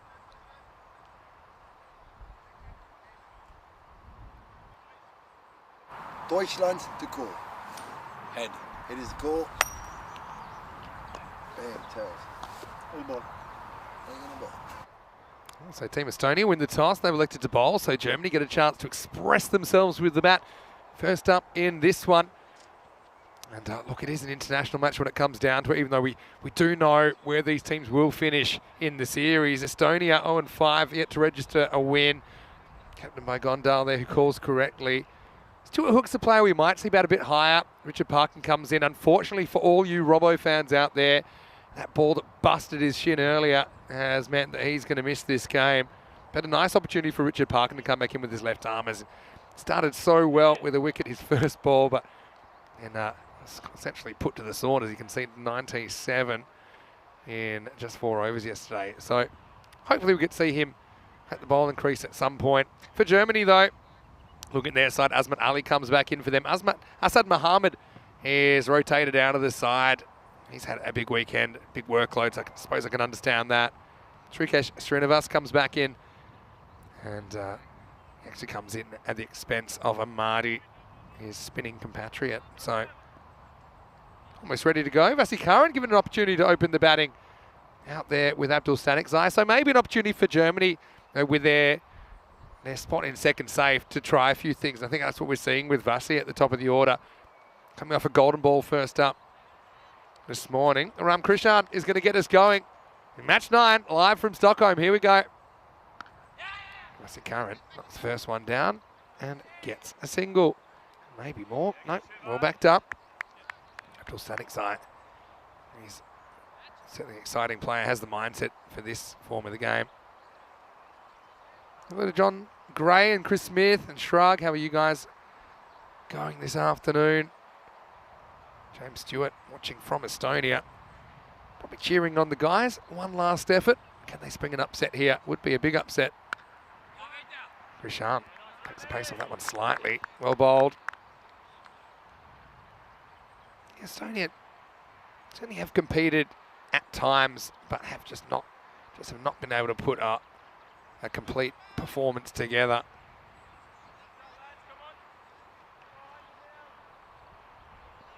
Vasi at the top's interesting, isn't it?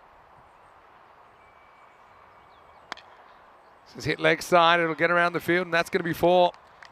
So Stanikzai off the mark. Pretty well fielded by Sam Williams down there. Yeah, Vasi Karan's an interesting one because for his club, by Erdingen, typically avoids opening for a genuine batter. It's quite surprising. He seems to have an aversion to it, but I like that he's out there. I think he's a guy that would be pretty useful in the power play. Gets a lot of balls in the air. This is a misfield from Vislapu, but it won't cost him any runs. Just a single. So Estonia, probably their batting's a bit ahead of where their bowling is. It's just actually backwards to a lot of new teams to the format. Can they hold Germany to something reasonable here? Well, maybe, because this is up and it's in the air. Well, it's going to be caught. Nicely done. Ali Masood takes the catch. We had some company, didn't he? He heard the footsteps coming from behind him, but Ali Masood does very well to hold on to that. So, unfortunately, for Taran Vasi Karan, he's not able to get going the way he wanted. Skies this one. And yeah, I think he's pretty late to realise that there's a fielder in front of him. That's Bilal Masood, who's coming in. It was actually the two brothers that came together there. But Germany lose the first wicket 6 for 1. A disappointment for Vasi Karan going second ball. But one door closes, another opens, and Azman Ali, he'd love to get a big score here. Looked like he was on this morning, but then found a way to get out. Tabs the first one down. And there's Richard Parkin. Good to see him back in the lineup. Certainly provides something a bit different with his left armers. Having a look at the bat versus ball wall, saying that Germany 16-run favourites in this game. Probably fair.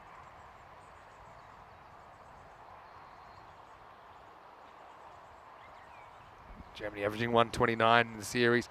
Estonia just 10 less than that, but yeah, the biggest difference between these two teams, the runs conceded. Estonia 155. It's just too much. And as we get ready for over number 2, I have liked the way Estonia, they've kind of mixed up their bowling options though. They've tried other people, they've tried different things. Zishan Ali now getting to share the new ball. There's one guy, I do think he's a fairly slippery, quicker one. It's been leg by first up, I think. Searching for early wickets. Marco Vogt is in the chat. Hello, Marco. How are you? How's the back? He's ordinarily a guy you'd expect to see in this Estonian lineup. He's saying, let's go. Finish strong, Eastie. Stanixai has to play this with a straight bat, which I think is probably something you need to do a bit more than on your average artificial pitch here because of that variable bounce. Yeah, looking forward to meeting Marco one day when we make our trip to Estonia. It's in the calendar for 2024. I certainly hope it stays there. And Terry's saying 11 clubs in Estonia at the moment. Good women's and juniors program that they're working on. This one turns into a full toss. And it is fielded. Probably settled for 2, although that's a spicy throw and it almost creates a run out. Also almost takes Zishan's head off. He realises about now he better get behind the stump, so he does. And then, oh, there's another thing coming. Probably home anyway. Fumble costs 1.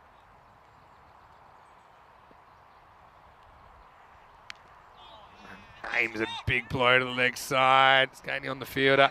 Again, nice bit of work though. Sayyiduddin that time. That takes it to his left. John just saying to Marco, yeah, plenty of positives you can take out of this. No, they'd really like to take out of it as a win. And who's to say they can't do it? The game plan would be sustain this kind of pressure. You give it the one boundary and over, you can kind of handle that.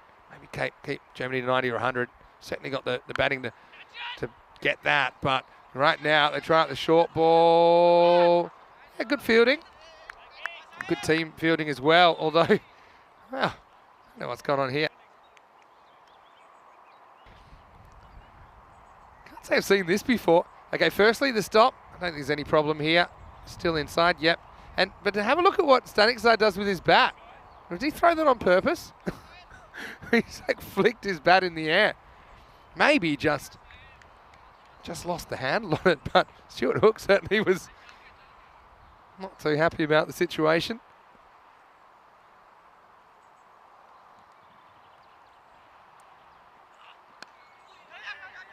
Worked away leg side. Stanixai will get 1. Slightly different conditions, or more than slightly, to what we've had over the first 13 days here in Sweden, with light rain falling as well. It's very light, 15 for 1 after 2. Looking at the table, we know Sweden can't be caught now, although they did lose a game to Germany yesterday. They will be ECI winners. Germany locked down second as well. So it's a matter of interest if Estonia can get over the Germans here and get their only win in the series. And yeah, Germany won't want to lose a game to Estonia, no doubt about that. Should be a competitive contest. Pretty good keeping by Stu Hook there. Has to deal with that one on the second bounce. Ram Krishan coming back. I don't mind that. It's pretty tight in the first over. I suppose the other question, can Estonia find 5 bowlers that can all do a job and not get smashed, which has been the issue in this series. Pitches up. It's fair enough though. Got the field set straight. So Rahman will do the fielding. I suppose Estonia missing one or two of their key bowlers, not available for the series. So that's what we're hearing from Terry. Yeah, Terry's great to have in the box. Brought up his 50 matches in the commentary box with ECN today, Terry O'Connor. Does well to get on this one. Doesn't really bounce, and Azman Ali probably hasn't enjoyed playing on this pitch compared to when we saw him in Kartama. There's probably a little bit more pace in it, a bit more consistency in it. Does make a difference. Hello to Mission, who's watching from India. Nice for you to pop in. So Azman, he's tried things in this series. He's tried charging down the wicket, trying to disrupt the length. He's had to deal with some tough bowling like Baluch firing on all cylinders yesterday, where he had a certain strategy to come down the pitch and use his body as a second line of defence if necessary. Swing and a miss for Azman Ali. Krishan's bowled a good spell here. He want to finish well though. And Richard Cox, the Estonian coach, he will have said to his guys, okay, well, here's your best chance for a win now. Well, it's your only chance for a win. So go out there, show us how far you've come in this couple of days. Can Krishan get out of this over? Maybe grab a second wicket. Neither, because that is cut away. And Azman Ali gets a bit of width and a bit of length. And Krishan's got a luscious head of hair, but he was pulling it out there because he worked so hard. There was only one run off that over before that last ball. It goes for 6. Still not a disaster. Germany 22 for 1 at the end of the power play.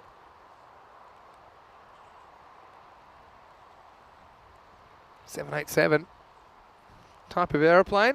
Also the German power play. Run ball pretty well though. Love that last one back, I'm sure about that.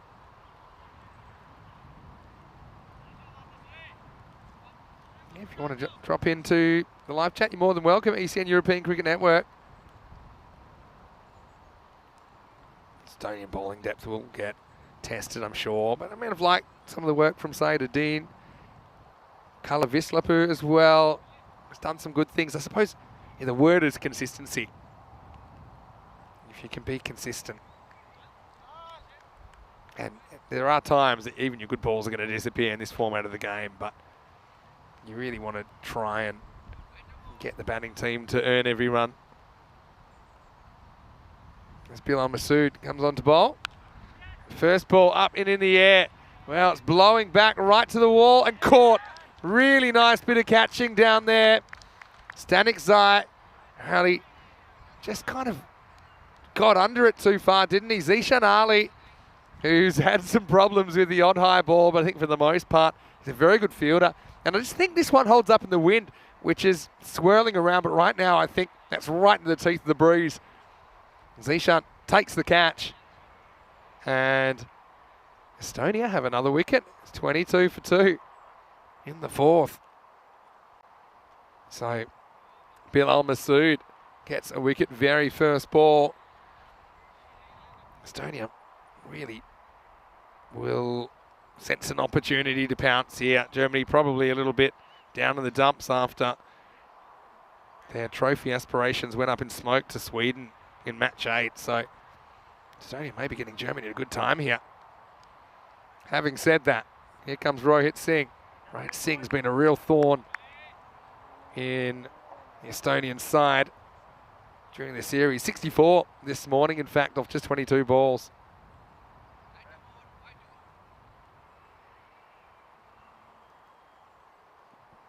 So Rohit face up for the first time.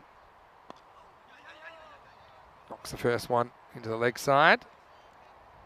And Rohit's actually got 2 half centuries in 2 innings against Estonia, following up with this 59 of 16 yesterday, following up today with that 64. 6 down the leg side. Might have just flicked the pad, you know. Masood gets a bit lucky, I suppose. He doesn't get pinged for a wide there. considering it was heading that way. I think it might have hit the strap, to be honest. Stu Hook sensing an opportunity, back flicked it back.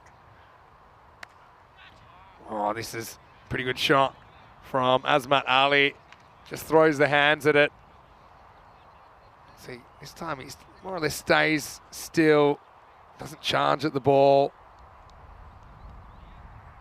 And again, as a bowler, you probably don't mind that. There's not a lot wrong with the ball.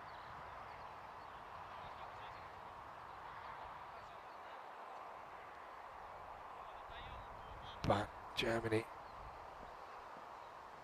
trying to get that run rate up. Currently it's only 7.4 and over. Wow, that will help. It's a slower ball, but he gets the direction wrong. Maximo! Masood. Right idea, wrong execution. Batter had fairly decent length of time to have a look at that and decide what to do with it. The answer was obvious. Go after that square boundary on the leg side.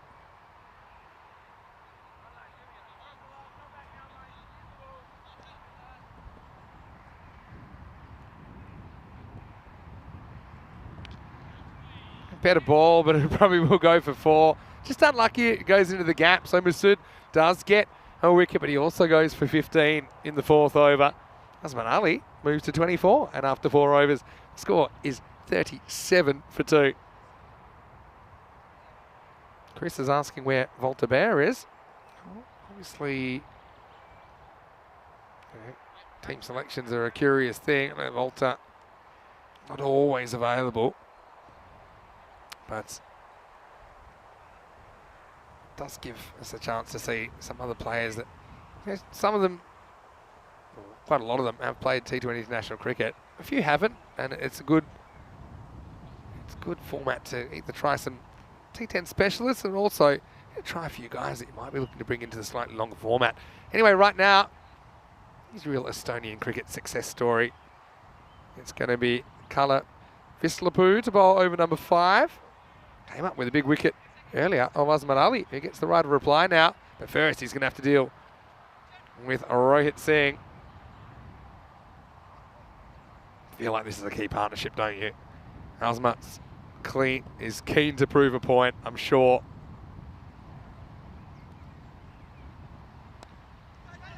First one, not too bad from Kalle. And no Robson in the lineup for Estonia after he sustained a blow on the leg off his own bowling earlier. So, yeah, they'll have to find a good replacement. I mean, Robson himself was a kind of a replacement bowler, wasn't he? So, in the depth being tested.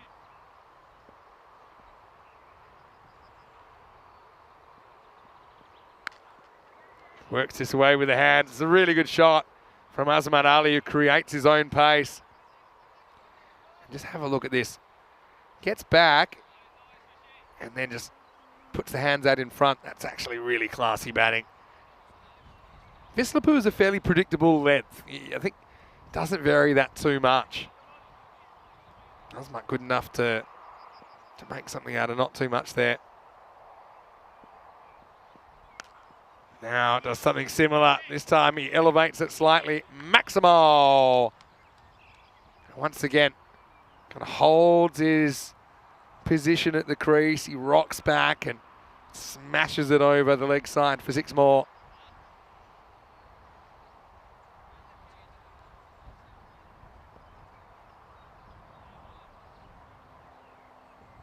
Just a bit of a chat with the captain, Saslan Gondal. I think you have to try and force him to do something different. Maybe bring it a little bit further to the left. And he does. That's well bowled, good adjustment. Small victory, but a significant one for Kalle.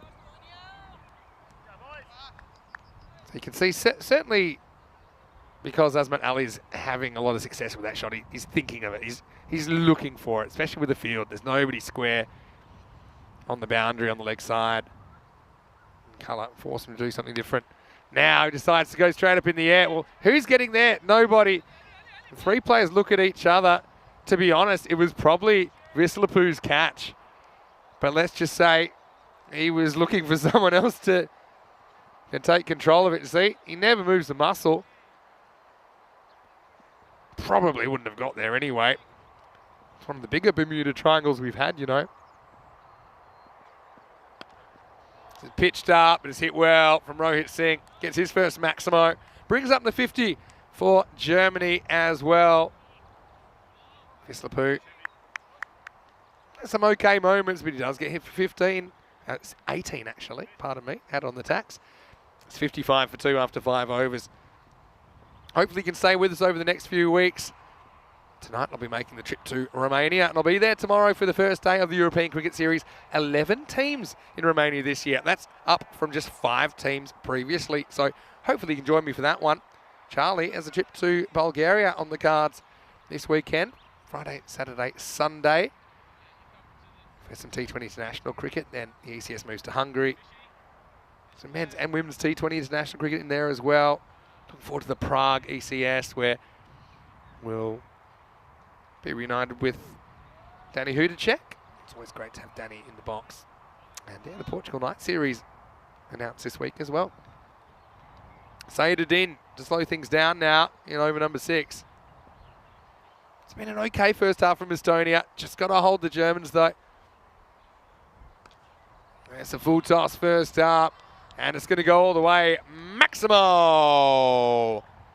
It's always the risk, isn't it? When Estonia have run into trouble, they've run into big trouble.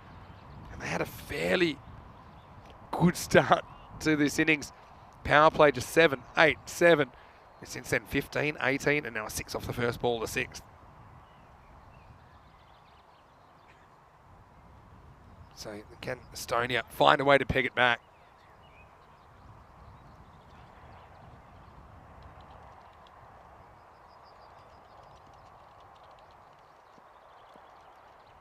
See if he can get it right this time. Well, not really, because he overcorrects. It's too short. Pardon me, Azmat Ali, he hits it so easily out of the ground. It's with the spin as well. Maximo, back to back.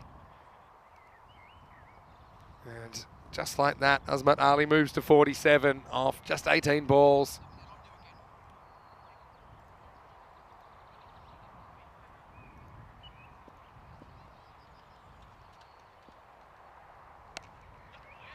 It's a good comeback from Saeed.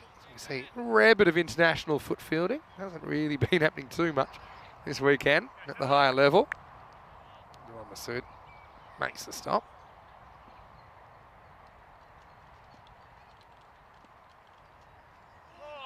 Oh, now the next one. Not too much for everyone. In fact, it's going to go all the way. It's going to be 4 byes. Yeah, let's have a look. Oh, it just takes off, doesn't it? It's a bounce more than anything. It's a tough one, because I suppose in theory you want to get your head behind the line of the ball, but then probably pretty likely that Stuart Hook would have had his head behind the ball that time. It really took off.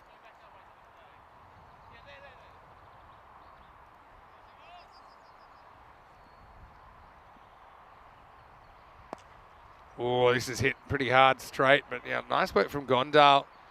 He set himself straight down the ground. Hits the stumps as well, but you're not going to catch the batter napping. On that occasion anyway, Rohit makes sure he legs it out, gets the basics right.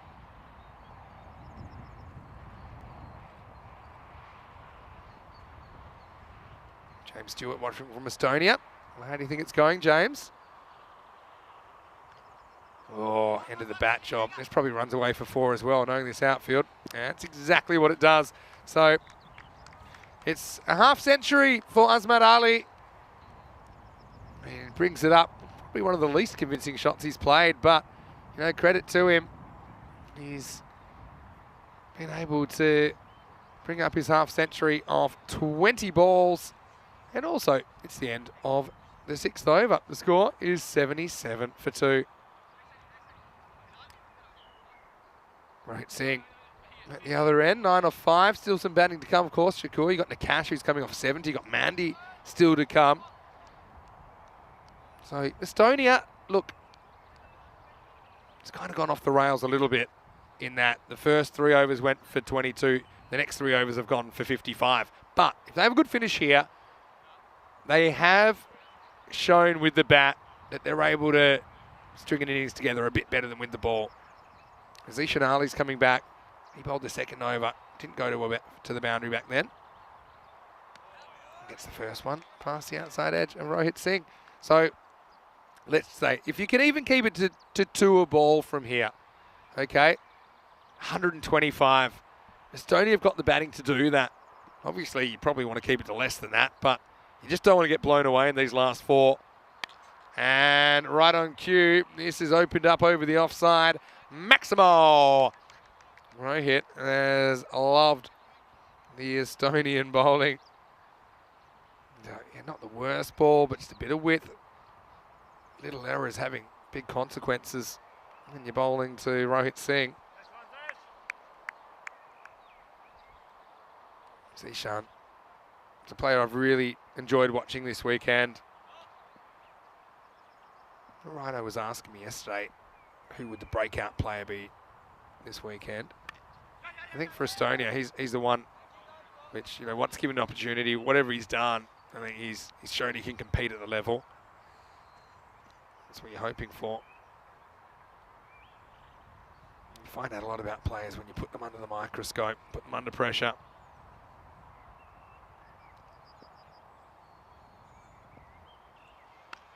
Once again, slashed away over the offside. Maximo! 6 more to Azmat Ali. He said he'd love a big innings after having a bit of a tough time of it yesterday. And pretty clever batting. I mean, you can't really have the fielders everywhere. And good batters have a sense of where those outfield gaps are, and they're in the back of their mind. So you don't want to premeditate too much most of the time, but you kind of know what's a safe shot. Now, this is not that intentional, but it might bring him even more runs. Just the one, in fact. Azmat just gets a fairly thin outside edge on that. Good fielding, though, to chase it down. Yeah, James saying in the chat, yeah, it's going as expected, unfortunately, but as good as we can. Yeah, one thing you can't really doubt is the efforts and the attitude from the Estonians. Low full toss. Should be handled out there by Milan Masood. Does eventually. Zishan is normally fielding that position, but he was bowling then. So into the over. It's not the worst. 15 come off it in the end. And the score is 92 for 2 after 7. Well, coming up tomorrow, we've got cricket from Romania, and you can see we've got UNEFs versus Bucharest Gladiators, match 1, and we also get to see the Bucharest Super Kings for the first time. Gladiators we have seen before, though. ACCB, we've seen them before as well. In fact, the Gladiators, a bit of a dream run the last time in the ECS. So join us tomorrow, 6:15 a.m. GMT, which is 8:15 in Europe, and it's 11:45 in India.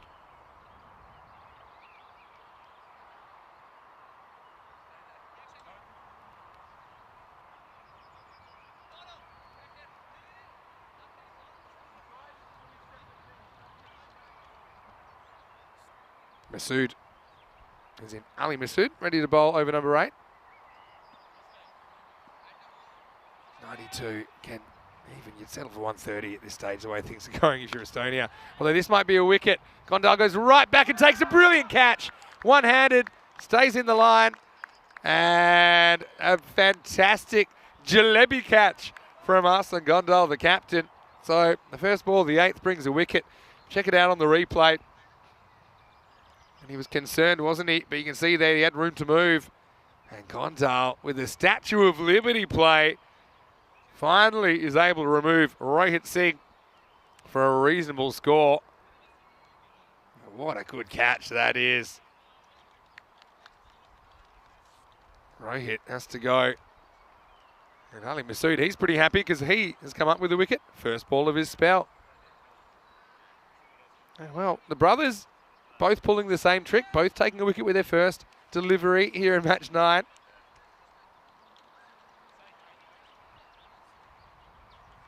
And yeah, Arslan Gondal taking a very, very good catch.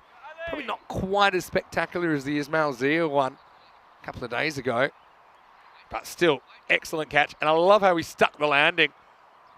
It'd be a 9 from the Romanian judges.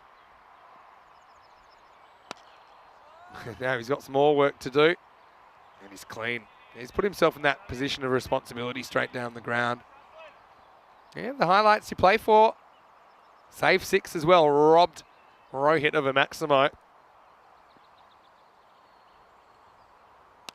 All right, here we go again. Same fielder. Gondal this time into the circle and gone. Couple of really good catches from Gondal, and Masood has got 2. And this time it's the set batter, Azmat Ali. He'll go for 59, and Estonia fighting back. Azmat, not that much pace to work with. Maybe a bit of wobble. Slices it up. Probably thought he was going to get away with that. Probably 3 metres inside the circle. Gondal holds on with 2 this time. And so, good knock. And it comes to an end prematurely. I think as far as Azmat Ali was concerned, he knows there's still a quarter of the innings left. Estonia grab a couple in the 8th. It's 93 for 4.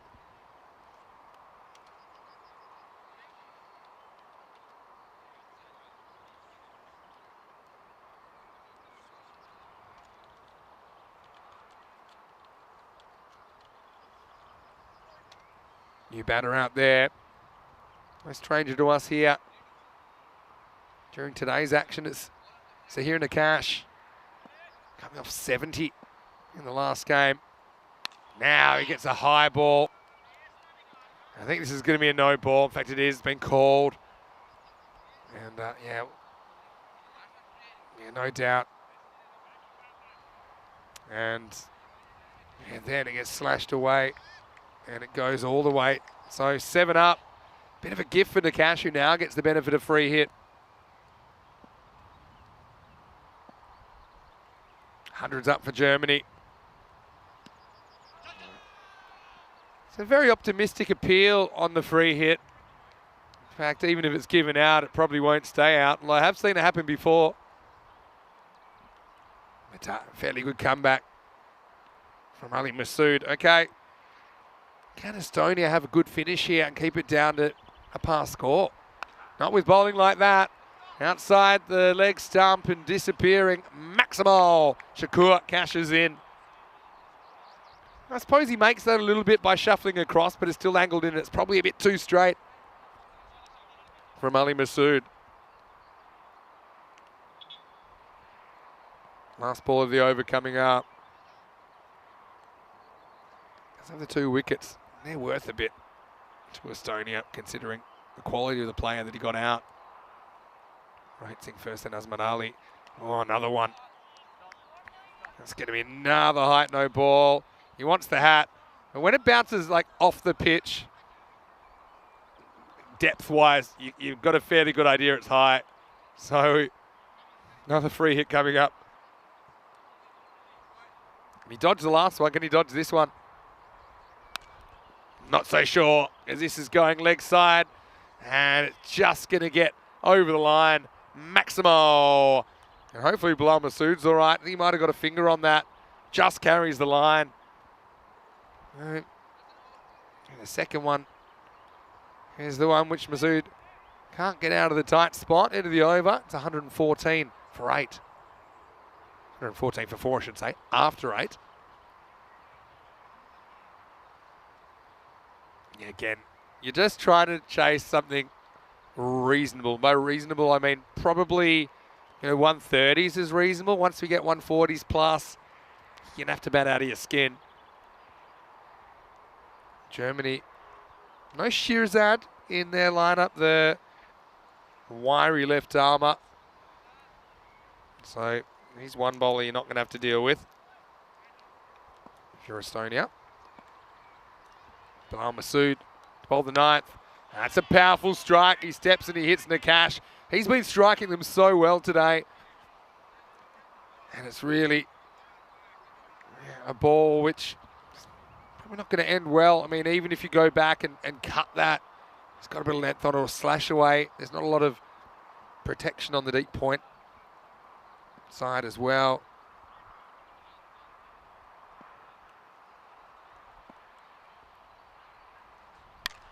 Now another powerful strike. Well fielded though. Zishan Ali finds himself on that side of the field as well to make the block. Good to see a fair bit of activity in the chat as well.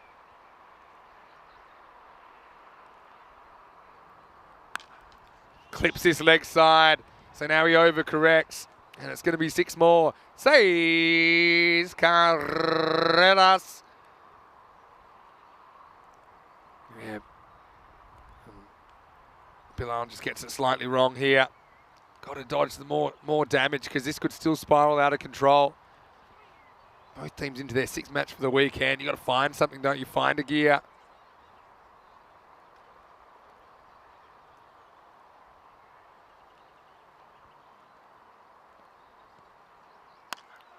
Slightly slower, and I suppose Nakash does the heavy lifting. I bet some of the fielders would like to wear pads on this field sometimes. And so it bounces off the non-strike for one. No real issues there. It's always going to be at least one.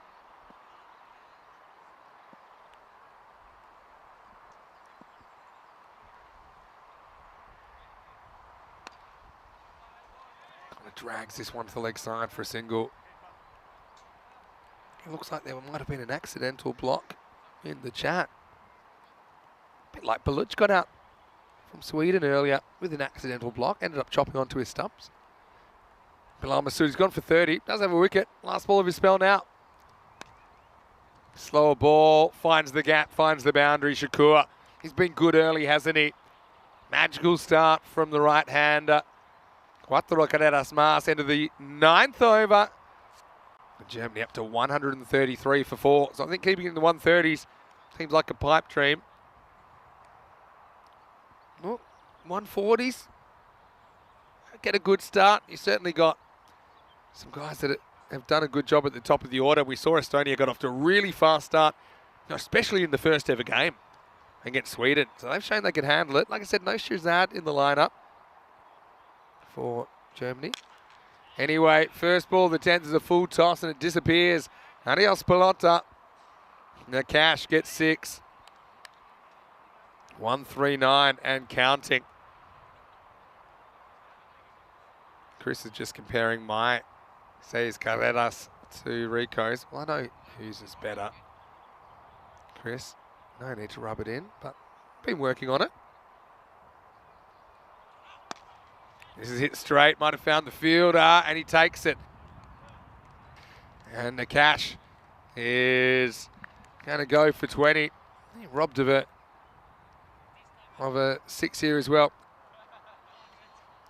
They almost got it over, but not quite. And how well has Gondal caught in this match?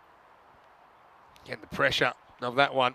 So often you see that maybe coming off the top of the fingers and going for 6. So he's been very, very important. And 139 for 5 with 4 balls remaining. Yeah, Wayne just reminded me of a time in the chat that one of the moderators blocked Rico because he thought it was a fake Rico, and then Rico had to text me to get unblocked. Yeah, I remember that. I'm trying to think about what series that was actually. It was quite amusing.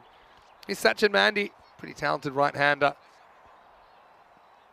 He'll also do the keeping for Germany. Comes out with 4 balls remaining.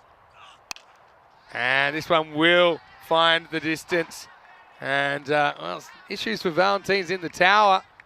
Maximo, if you heard that rattle, then you know that Valentines is under attack. Well, give us a thumbs up if you're okay there, Valentines, because I know that was pretty close to you. Straight as the day is long. And yeah, hopefully that ball hasn't sustained any damage. Fairly decent start for Mandy, just leans on that one. Sends it into the camera tower. Oh, good change up from Masood. He's got 3 wickets, but he has been pretty expensive.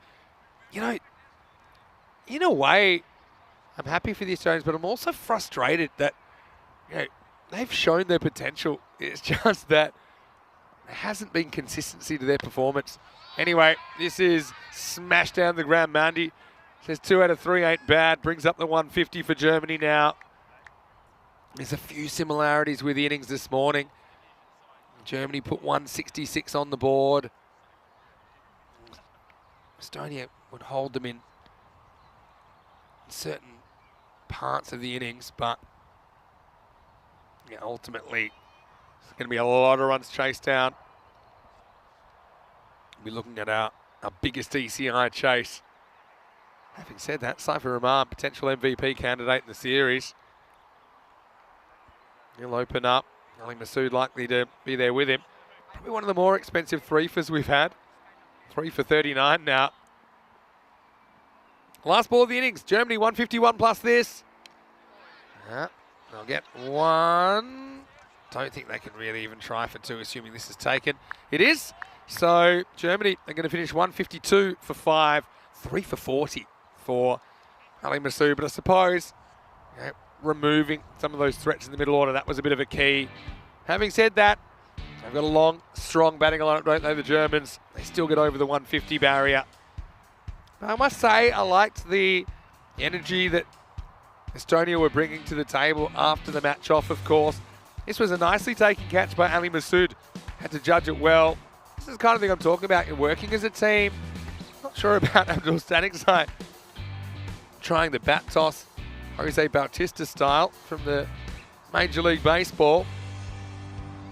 But yeah, the catching for the most part was good, wasn't it? It was a feature of the innings. Just the odd loose delivery. I'm talking like 1 to 2 and over that weren't quite right. And if that costs you 12 and over, it's going to hurt. Gondal, though, put on a show down at long off. How about that one-hander where he sticks the landing and the next ball comes in and takes it two-handedly. And the Estonian skipper doing a really good job. But this is what I'm talking about, is this 1 or 2 balls and over that were not just wrong, but quite a lot wrong. Good players are going to put you away. Gondal, again, makes it 3 times the charm with a good effort on the boundary. But the ship had flown a little bit because, okay, they do get the wicket of Vasikaran that doesn't work at the top for 1. They get Abdul Stanikzai for 10. Key partnership there for me was Azmat Ali and Rohit Singh. Eventually they got them, but they couldn't really turn it into something more, the Estonians. Shakur, 24 off 7. He was lightning while he was there. The Cash has had a very good day. 20 for him off just 7 balls. And Mandy with a couple of late blows. Not too many extras, so that was a positive, I think. No wides at all. In fact, in the innings, 2 no balls for Hyatt. 3 for 40, Ali Masood. Well, he did get the big wickets, but he also bowled a little bit of, I won't use the word, but probably what Danny Hujek would call the G word. Apart from that, Bilal Masood with a wicket as well. Ram Krishan with a wicket. I think Ram was very, very good in this game. He took 1 for 14. So, we'll take a quick break, and if Estonia can come out and do this, they'll be in our highest chasers leaderboard for a 150 plus chase. Can they do it? Will they do it? They'll be trying, and we'll see if they can get their only points of this series. Germany, they're trying to finish with a win as well. Vinny Sanderhumans to Maximo for ECN. We'll see you after this break with more FanCode ECI Sweden.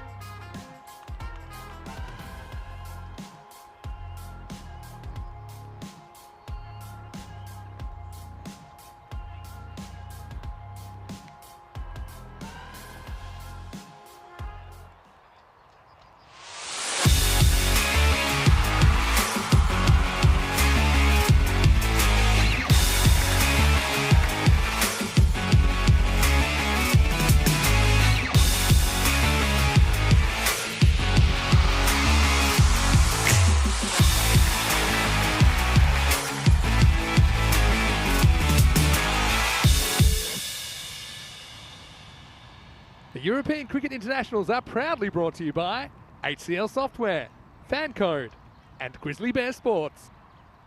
Hello, cricket lovers. Welcome back to Sweden for the final time. Time for the last innings of what's been a really exciting 2 weeks in the ECN calendar.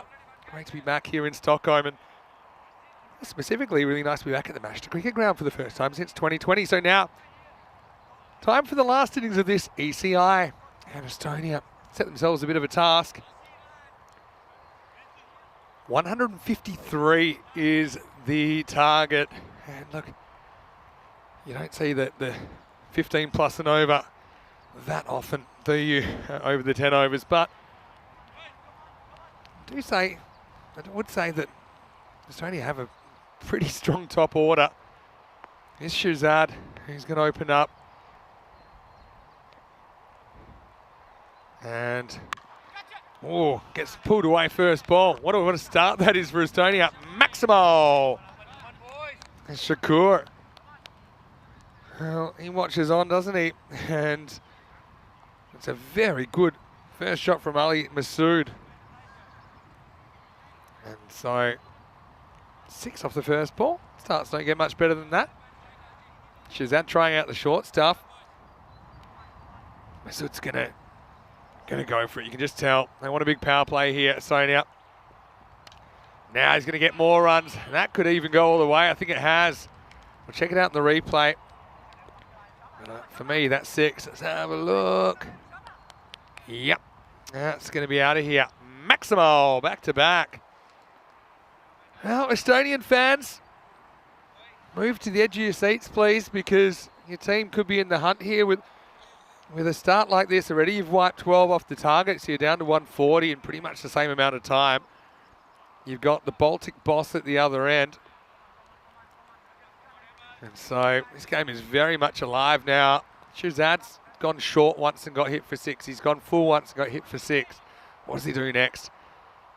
I like balls hitting the stumps here because you feel like Masood just might make a mistake. Not quite. Sneaks off the pad for a leg by. This will be interesting now. Oh, I think he was home there.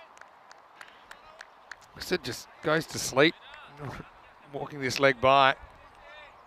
The throw came in and maybe he was home, but let's have a look. Maybe we won't get that one back.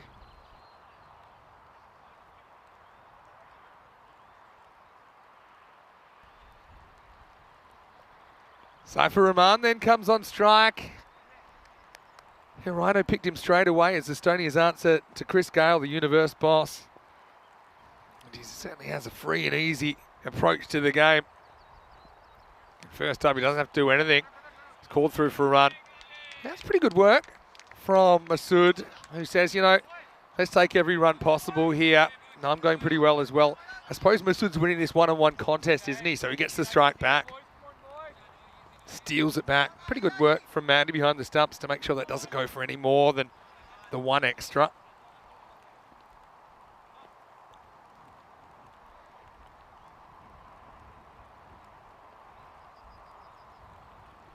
Now lifted up, leg side, there's no outfielder, so it'll be safe. I think it might have just carried the line. Maximo given, although on referral, I think they've now decided it's 4. In fact, 4 is the correct call. Umpire pretty quick to amend the signal. So Masood gets the strike back and does something with it. So he moves to 16 off just 4 balls faced. Now knocked into the offside. And well done by Rohit Singh. Comes across, makes the ground. First goes magical though.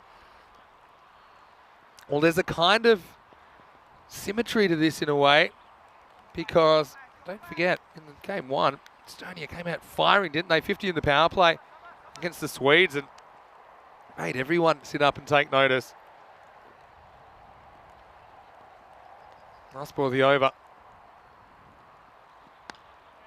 Pretty good one. And Saif, I think intelligently, just happy to see that one out. Didn't want to give Germany any kind of benefit in that first over. 20 without loss. A very good start for Estonia. 113 matches since the Golden Ball, unless this is one that means we've gone through our whole 2 weeks here without one. Romania, our next stop. A matter of time, I'm sure, until we have to reset that counter. Typically, you'll see a golden ball every, let's say, 80 games or so. But yeah, it's been a while. Having said that, no shortage of close finishes here in Sweden. It's one of the great things about the format. It does give you a lot of nail biters.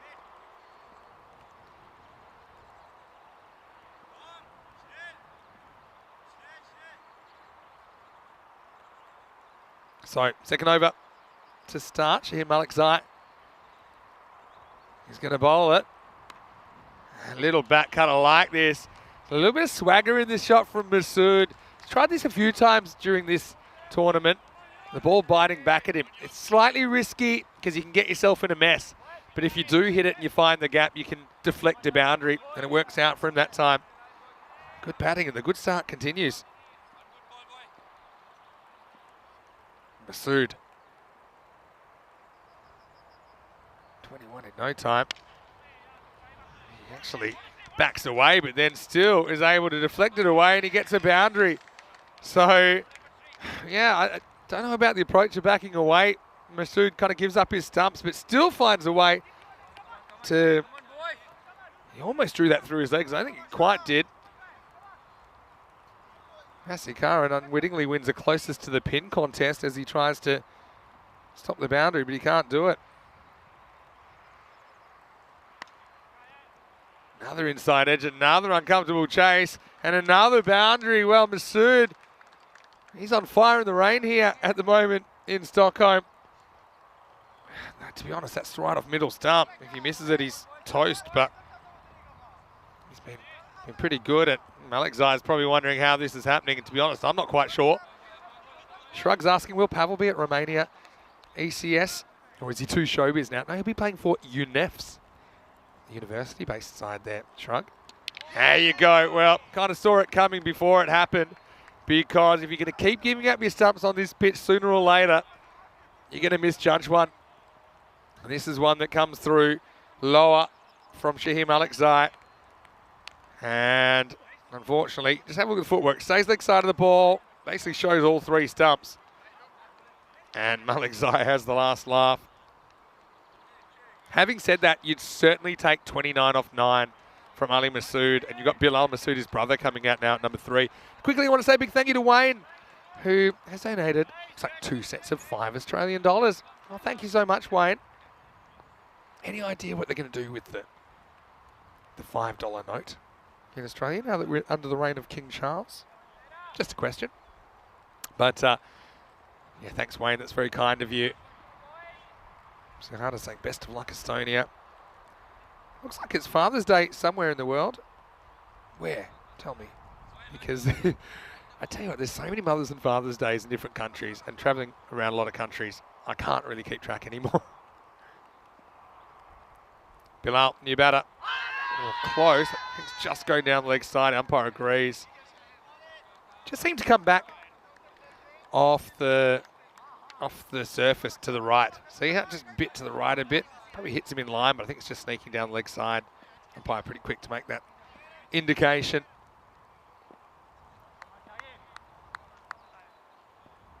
Chris asking how the Swedish players that took the blows in the legs earlier. Short this time. Masood pulls and gets off the mark with one. Yeah, well, the Swedish players, some of them have stuck around, of course. They've had a pretty big couple of weeks, some of these guys. So I think they're still, I suppose, managing those blows, but they won't have to play anymore because, as you can see, Sweden finished their 6 matches and they are winners of this ECI with a 5-1 record. Germany 3-2. They'd be pretty keen to make that 4-2 here. Estonia, they'd be desperate, I'm sure, to register some points. It's a bit of a marathon in a way, playing 6 matches in 2 days. The fact that you're constantly having to switch on, switch off as well. The intensity these games get played in the T10 format, it's not easy to stay up. And so Estonia need to try and find something here.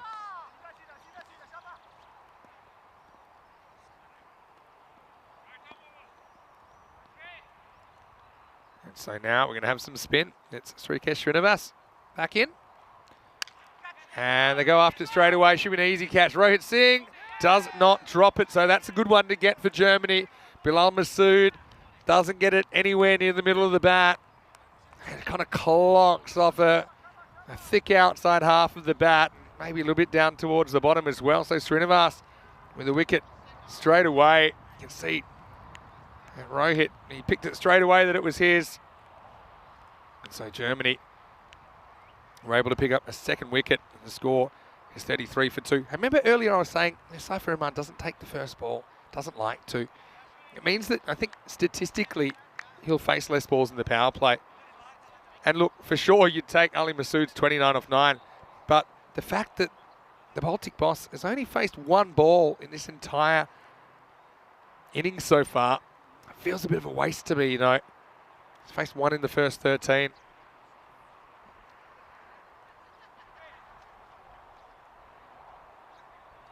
So it might be Father's Day in Estonia today. That's what I'm gathering in the chat. Well, happy Father's Day to all of our Estonian fathers there. Marco is feeling confident in this chase. Well, that might have been before a couple of wickets. Maybe still is, because Zishan Ali, I've liked his batting. It's called a wide. It's more or less towards the edge of the pitch. Still think it's on the pitch, though. I don't think you should really call it unless you can really tell it's off.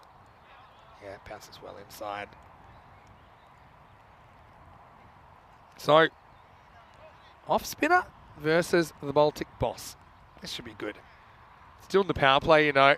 So they go deep mid-wicket and long on back. So 2 onside outfielders. He probably wants to go straight or inside out if he can, unless the ball's right there, which was asking for trouble, but gets away with a wide.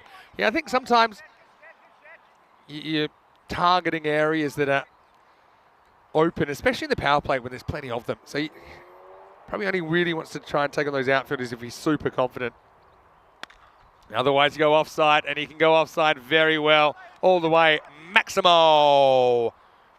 Saifur Rahman has had to bide his time through these first 2.5 overs. And that was a powerful strike. Never got too high, did it? Almost took out the 12th man. Srinivas comes on, gets a wicket pretty much straight away. Also gives up the Maximo. Estonia trying to stay ahead of the rate here. Oh, it's pretty well bowled. Saif not particularly interested in the run. Went straight to Rasikaran. Just drifted in to him a little bit. I think straight down the ground's an area that he might be looking at as well, you know, or over mid-off. Oh, he misses out completely. Get it through for a bite. Typical third over mindset. You got the power players slipping away, and you're thinking, you know, I probably fancy my chances now before everyone goes back. If the Baltic boss had hit that, I think we would have had a ball search on our hands. Bye though, they might be happy to see him at the other end right now, to be honest. This is a wide, which will be re-bowled. So yeah, 150 score to chase. You're looking at 15 and over. It's pretty much where they are at the moment.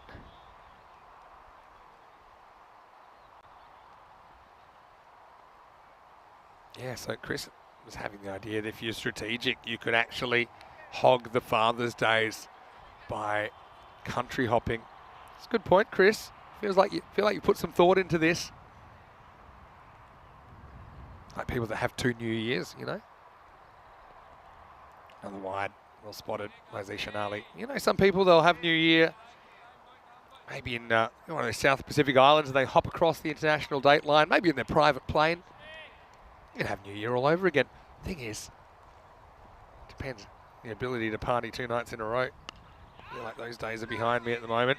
Saif has to get his skates, somebody does. Zishan Ali off the mark. These two put together a pretty good partnership yesterday, didn't they? Zishan, for me, that was his breakout innings. I think the way that he not only supported Saifur Rahman, but also provided a couple of attacking blows of his own. Last ball, the power play. Saif could have taken a wide. Instead, he's going to get 4. If you're going to hit a wide, make sure you hit it to the boundary. That's exactly what he does. And the more things change, the more they stay the same. Estonia. They're 50 at the end of the power play, just like they were in match 1 when they first played T10 international cricket yesterday morning. 50 for 2 after 3 overs. Estonia, a bit like the mechanical bull. They seemed to be able to handle it early, but as the pace picked up, they kind of fell off, didn't they? And a big second half. 55 off the first half, 97 off the second half. Could not really keep those German bats quiet, despite removing a couple of the key players. And so, Srinivas comes up with a wicket and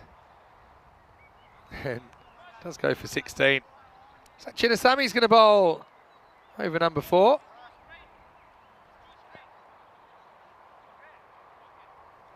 I see Chinnasami getting another opportunity.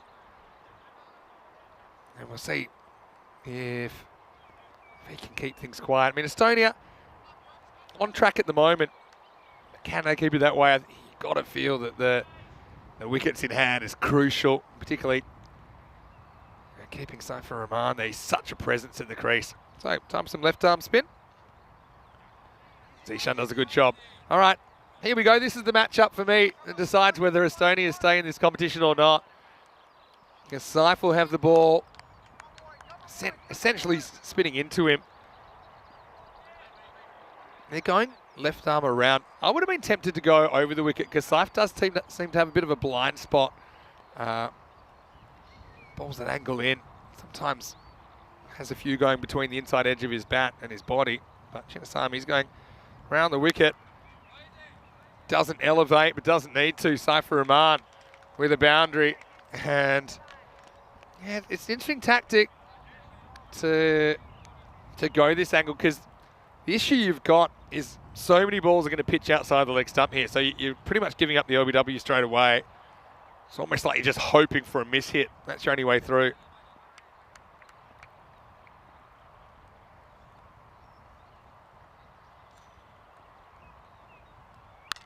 Oh, this is in the air, and I think it's flying out of the ground. Going, and gone. Maximo! Left-hander to left-hander. Saif with the early victories. Not a lot of spin back, really. It's pushed across, but hits it very, very well. 20 off 7. Saifur Rahman has to be an MVP candidate as well. I think all 3 teams have candidates. And the cash from Germany's been very good. I think Prashant Shukla has been excellent. Emil Zuvak as well for Sweden. Now, Saif deciding that one doesn't need to be attacked so much. Does seem to have a reasonably good knack of showing respect to certain deliveries. Not really sucked into having to hit a huge run of boundaries. Leans back on this one but can't get it up in the air.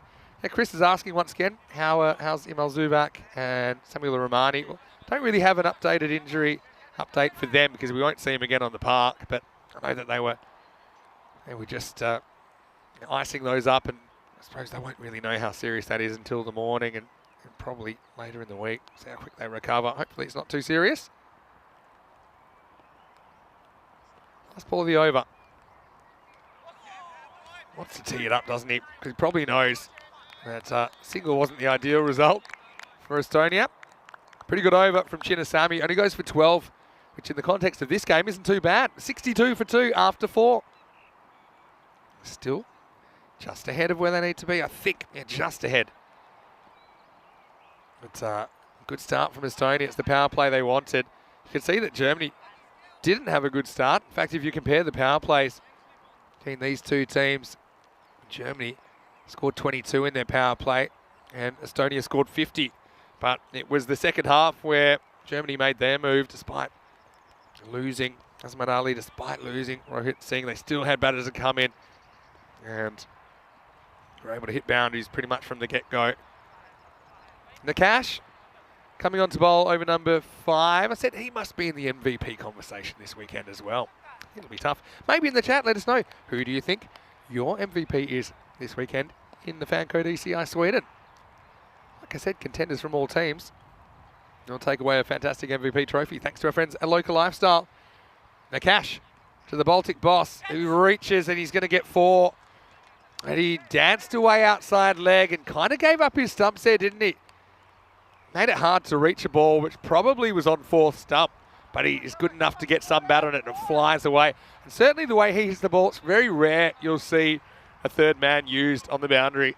You can't have the outfielders everywhere. You've only got 5.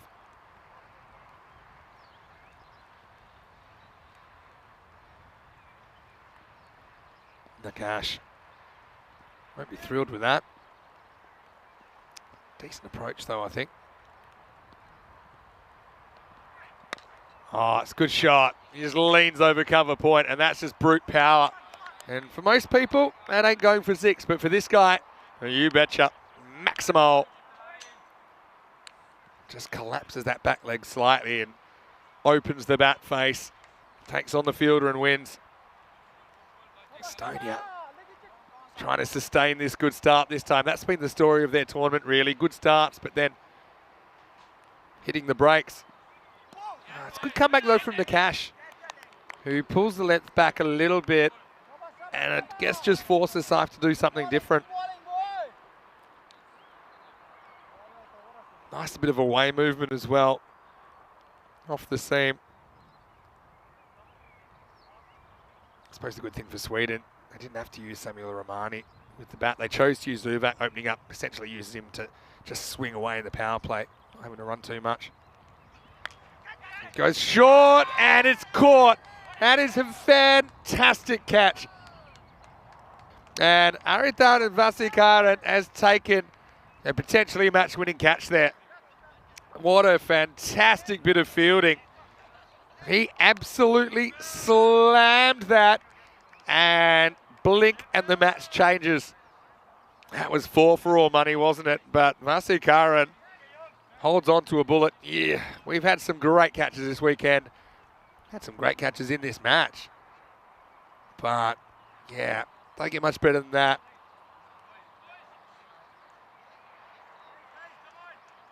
Vasikaran takes it, executes the roll, and Saif throws his head back. A couple of times in this series, he's just found the fielder at a critical moment.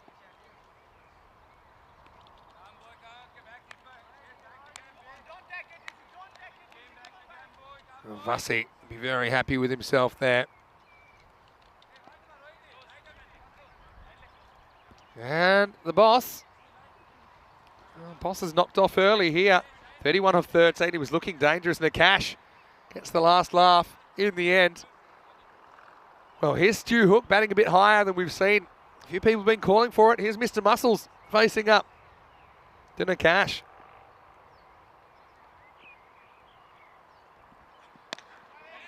Plays this with a straight bat, fair enough as well. And Nakash coming in, and we're going to have a situation here where they're pretty close to halfway in the score. Just fallen a little bit behind in the last couple of overs. I suppose halfway would be, what, 76 to the 152 that Germany scored. Stuart Hook likes to attack. Also will respect a good ball.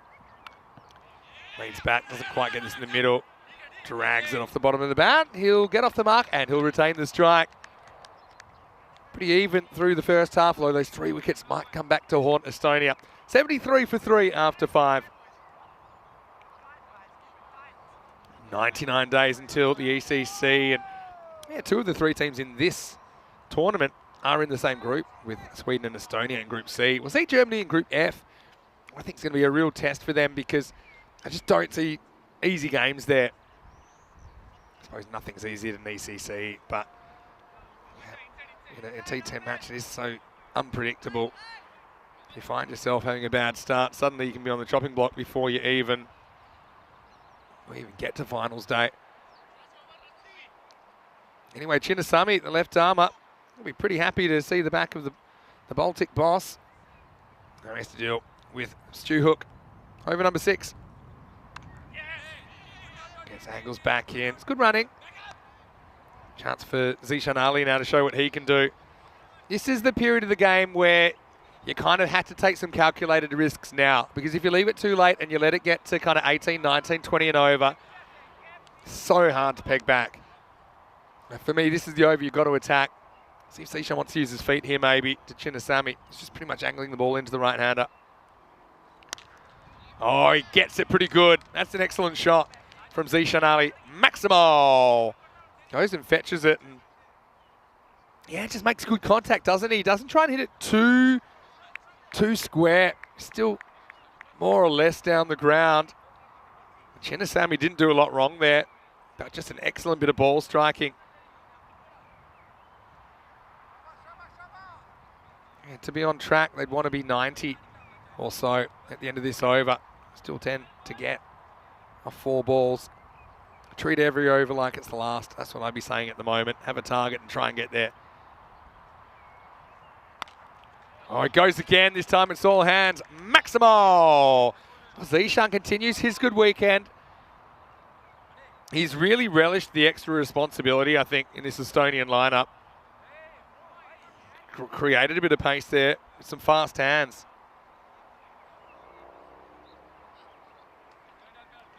So, all of you that thought, all right, no Saif, no worries for Germany. Still got some problems. That's the no ball as well. I'm not sure what it was a no ball for. It might have been for too many outfielders. Anyway, it's free hit. Just saw the signal. And he's going to get it. He's going to get it all the way. Maximo. So essentially that's 13. Yeah, like I said, spotted the signal late. And it disappears. What a shot.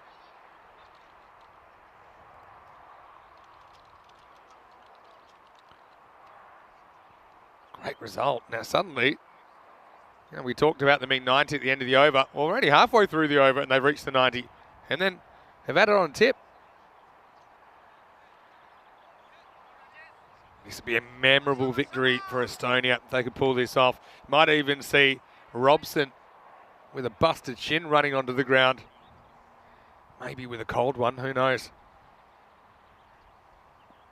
But Zishan, 20 off 6, magical start for him. Chinasami slides a shortish delivery on. Guess that's one you've got to be careful trying to pull too square because in case it doesn't really get up, and it didn't really. I think I'll be happy to survive that one, Zishan Ali. Couple to come in the over.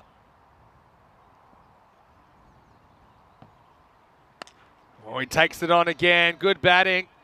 Yeah, that's really close. We'll have a look at this one. It might have actually hit the line. Let's have a look on the replay. My instinct is that I think it's 6, but this will tell the story.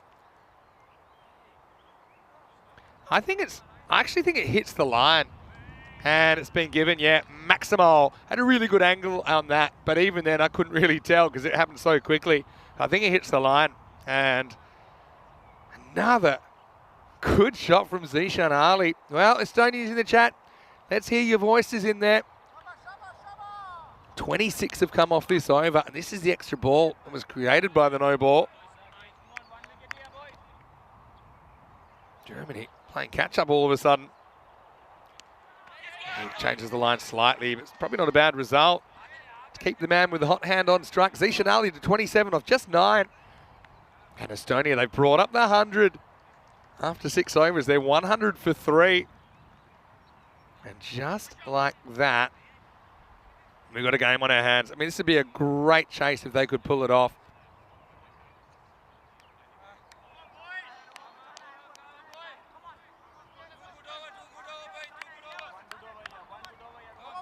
Zishan Ali really taking matters into his own hands here.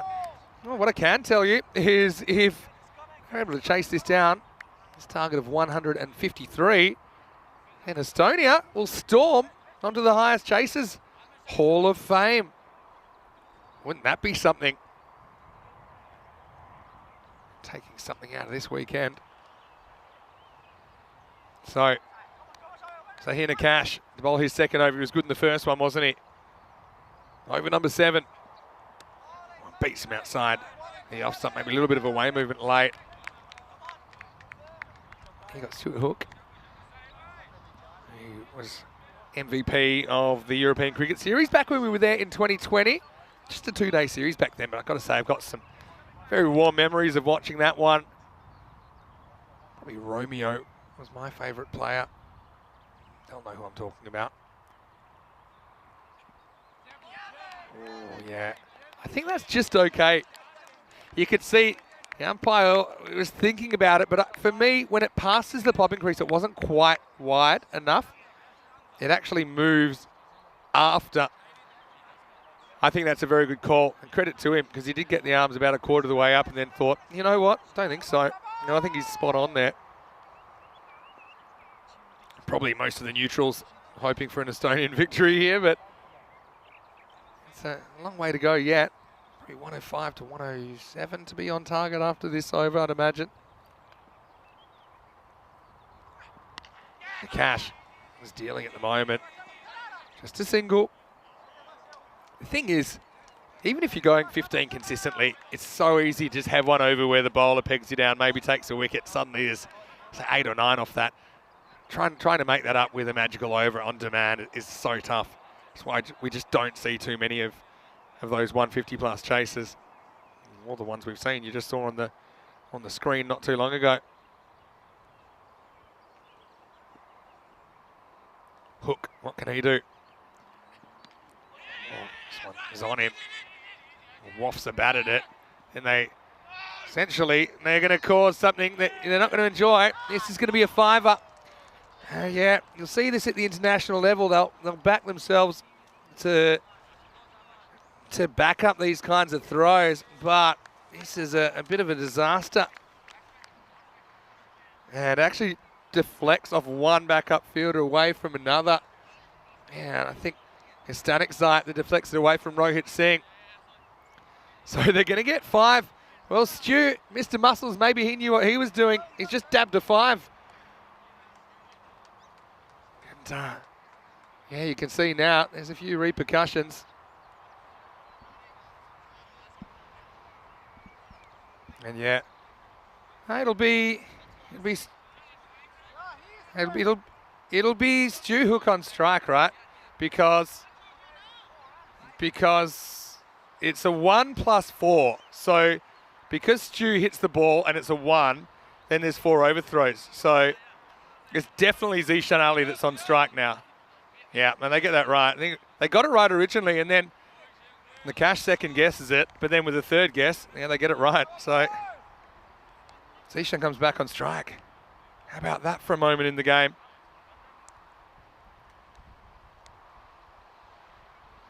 The Cash then. Oh, Zishan may be on strike, but he can't hit that one. Kind of lost his form a little bit there, I suppose, from Zishan right now. I don't think you want to get too carried away trying to hit everything leg side. You've got cover up in the circle, so you can kind of hold your form and just play a bit more of a technical shot. Sure, you can elevate it, but you got to hit the ball first. Pretty much bang on the red line right now.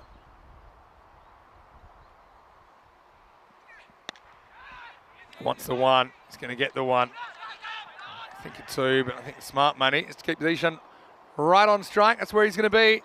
As we're going to go to the last 3 overs, the score now is 107 for 3, 46, pardon me, required off the last 3 overs. This is what's coming up tomorrow. A few questions about if Pavel is playing in this ECS in Romania, and the answer is a resounding yes. He's going to play for UNEFs, and we'll probably see him tomorrow morning against his old side, the Bucharest Gladiators. Also, we'll see the Super Kings for the first time there. See ACCB. ACCB at one stage, they had the record power play. At that stage was 77. Since then, it's been eclipsed. 82 is the best power play now, but in that game, 77 actually made 158 and lost, because it was also, at the time, the biggest chase by Cluj. All right, so 15 and over here. You've got a golden ball, so 122 is your target after 8. If you're chasing this, you've got to run hard here. This is where you start hoping for a fumble. There is a slight fumble, but doesn't really get away from Chinnaswamy. Just a single. Off the stumps, they're looking for another run. I'm guessing that Stuart Hook was spending more time putting his helmet on than paying attention to where the ball was. Actually, it's now mandated now. Estonia following the ICC's lead to make helmet wearing compulsory to pace bowling. So Stu's getting used to it.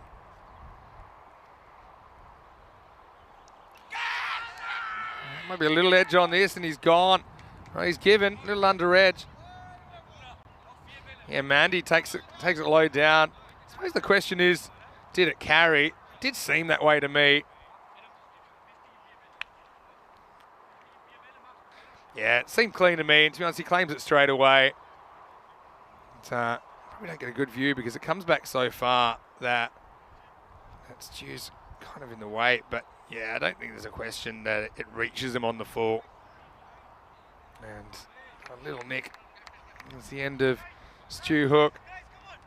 Just beaten for pacer a little bit. Did come back a little bit off the wicket, didn't it, as well? A little feather. No, Estonia lose Mr. Muscles at 108 for 4. This will bring Aslan Gondal to the crease. Not really in a lot of trouble as far as wickets lost. Still think runs on the board. They hold up more often than not here.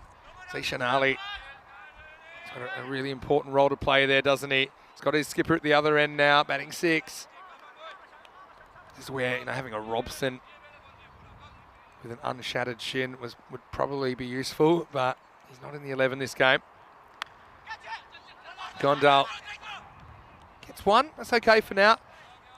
I suppose if you're trying to get that 15 and over, you kind of need a couple of boundaries every over, don't you? If you don't get them, it's going to be real tough.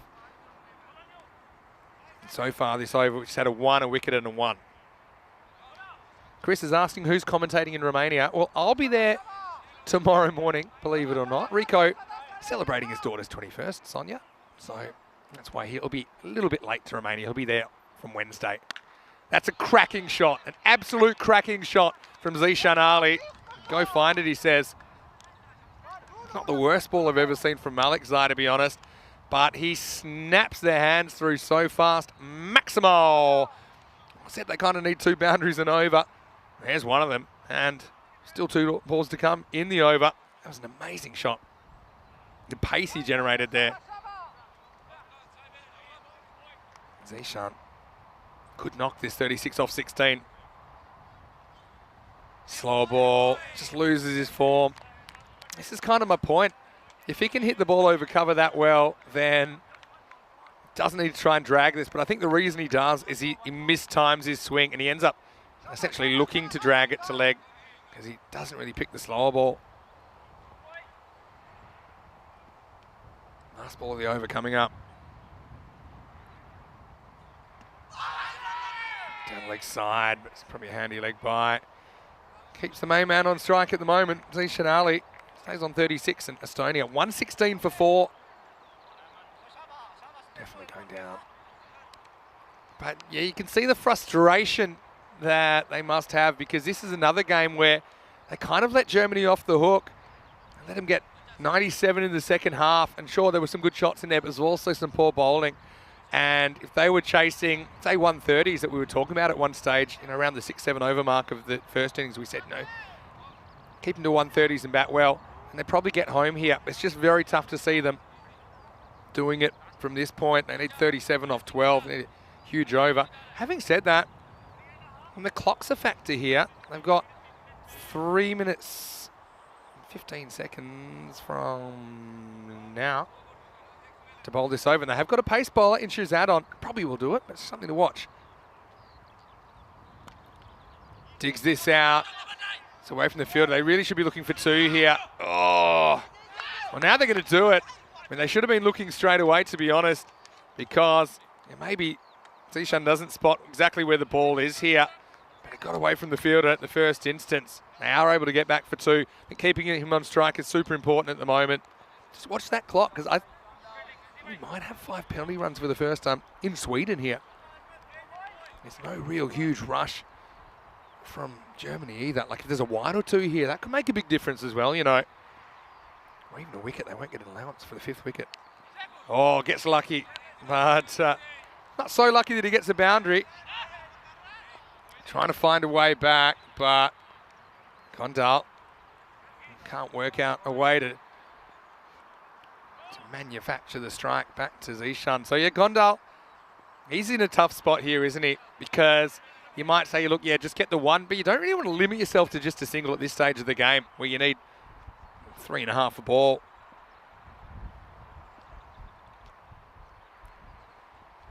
Oh, he doesn't want to swing and miss. Swear with a slight fumble maybe. Zishan can take off, and Mandy does enough to prevent them changing the strike. Also, it's a quick delivery, and what I mean about that is not just talking about the pace of the ball, but how fast it will be before we see the next ball with just 90 seconds left to bowl 3 deliveries. That's well bowled, and Gondal can't deal. Also good backing up. So I feel like it'll be another frustrating one for Estonia. We certainly have put on a decent show with the bat here, but it just got out of hand in the first half despite a good start.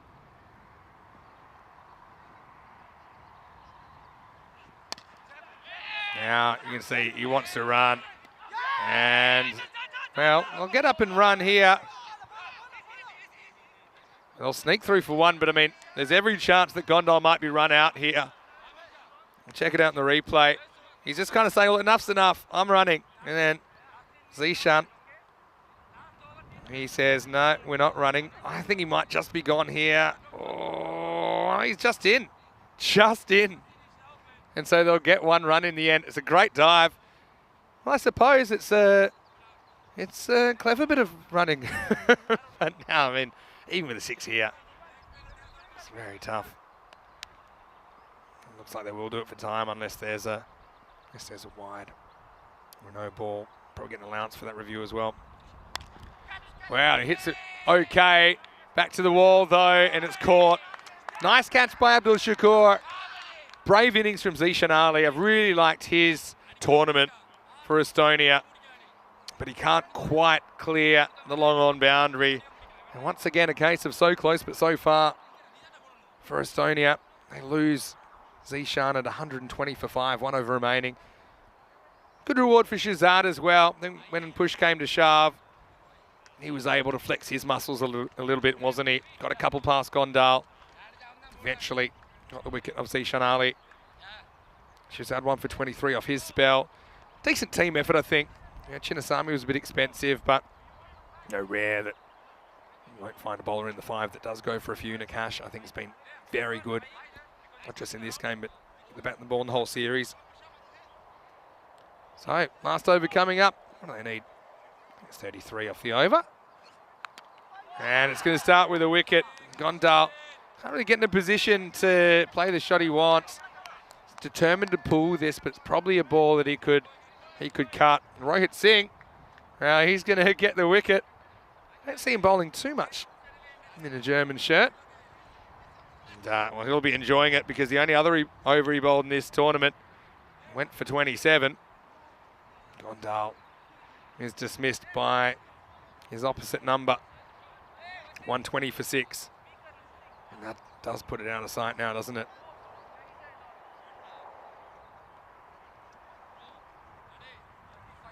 New batter out there is Ram Krishan. I would say Ram bowled really well earlier in this game. They had them on the ropes early, didn't they? Had them looking sluggish. Ram took 1 for 14 off his 2 overs.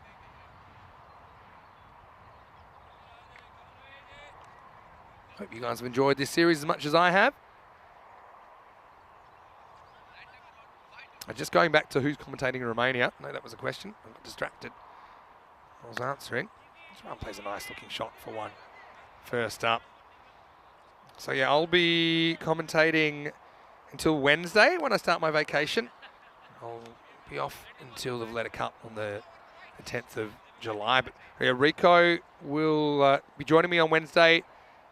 I'll be handing over the duties to Rico then. And Charlie, once he's finished in Bulgaria, he'll be making the trip to Romania to take you through week 2. So basically, combination of me early on, and then Rico, and Charlie as well in Romania. I'll certainly be watching and lurking, even when I'm not behind the microphone. Always have a great time there. Fantastic cricket ground as well. Marvellous here. Local village. A lot of kids getting into cricket that way, just with the practice facilities there.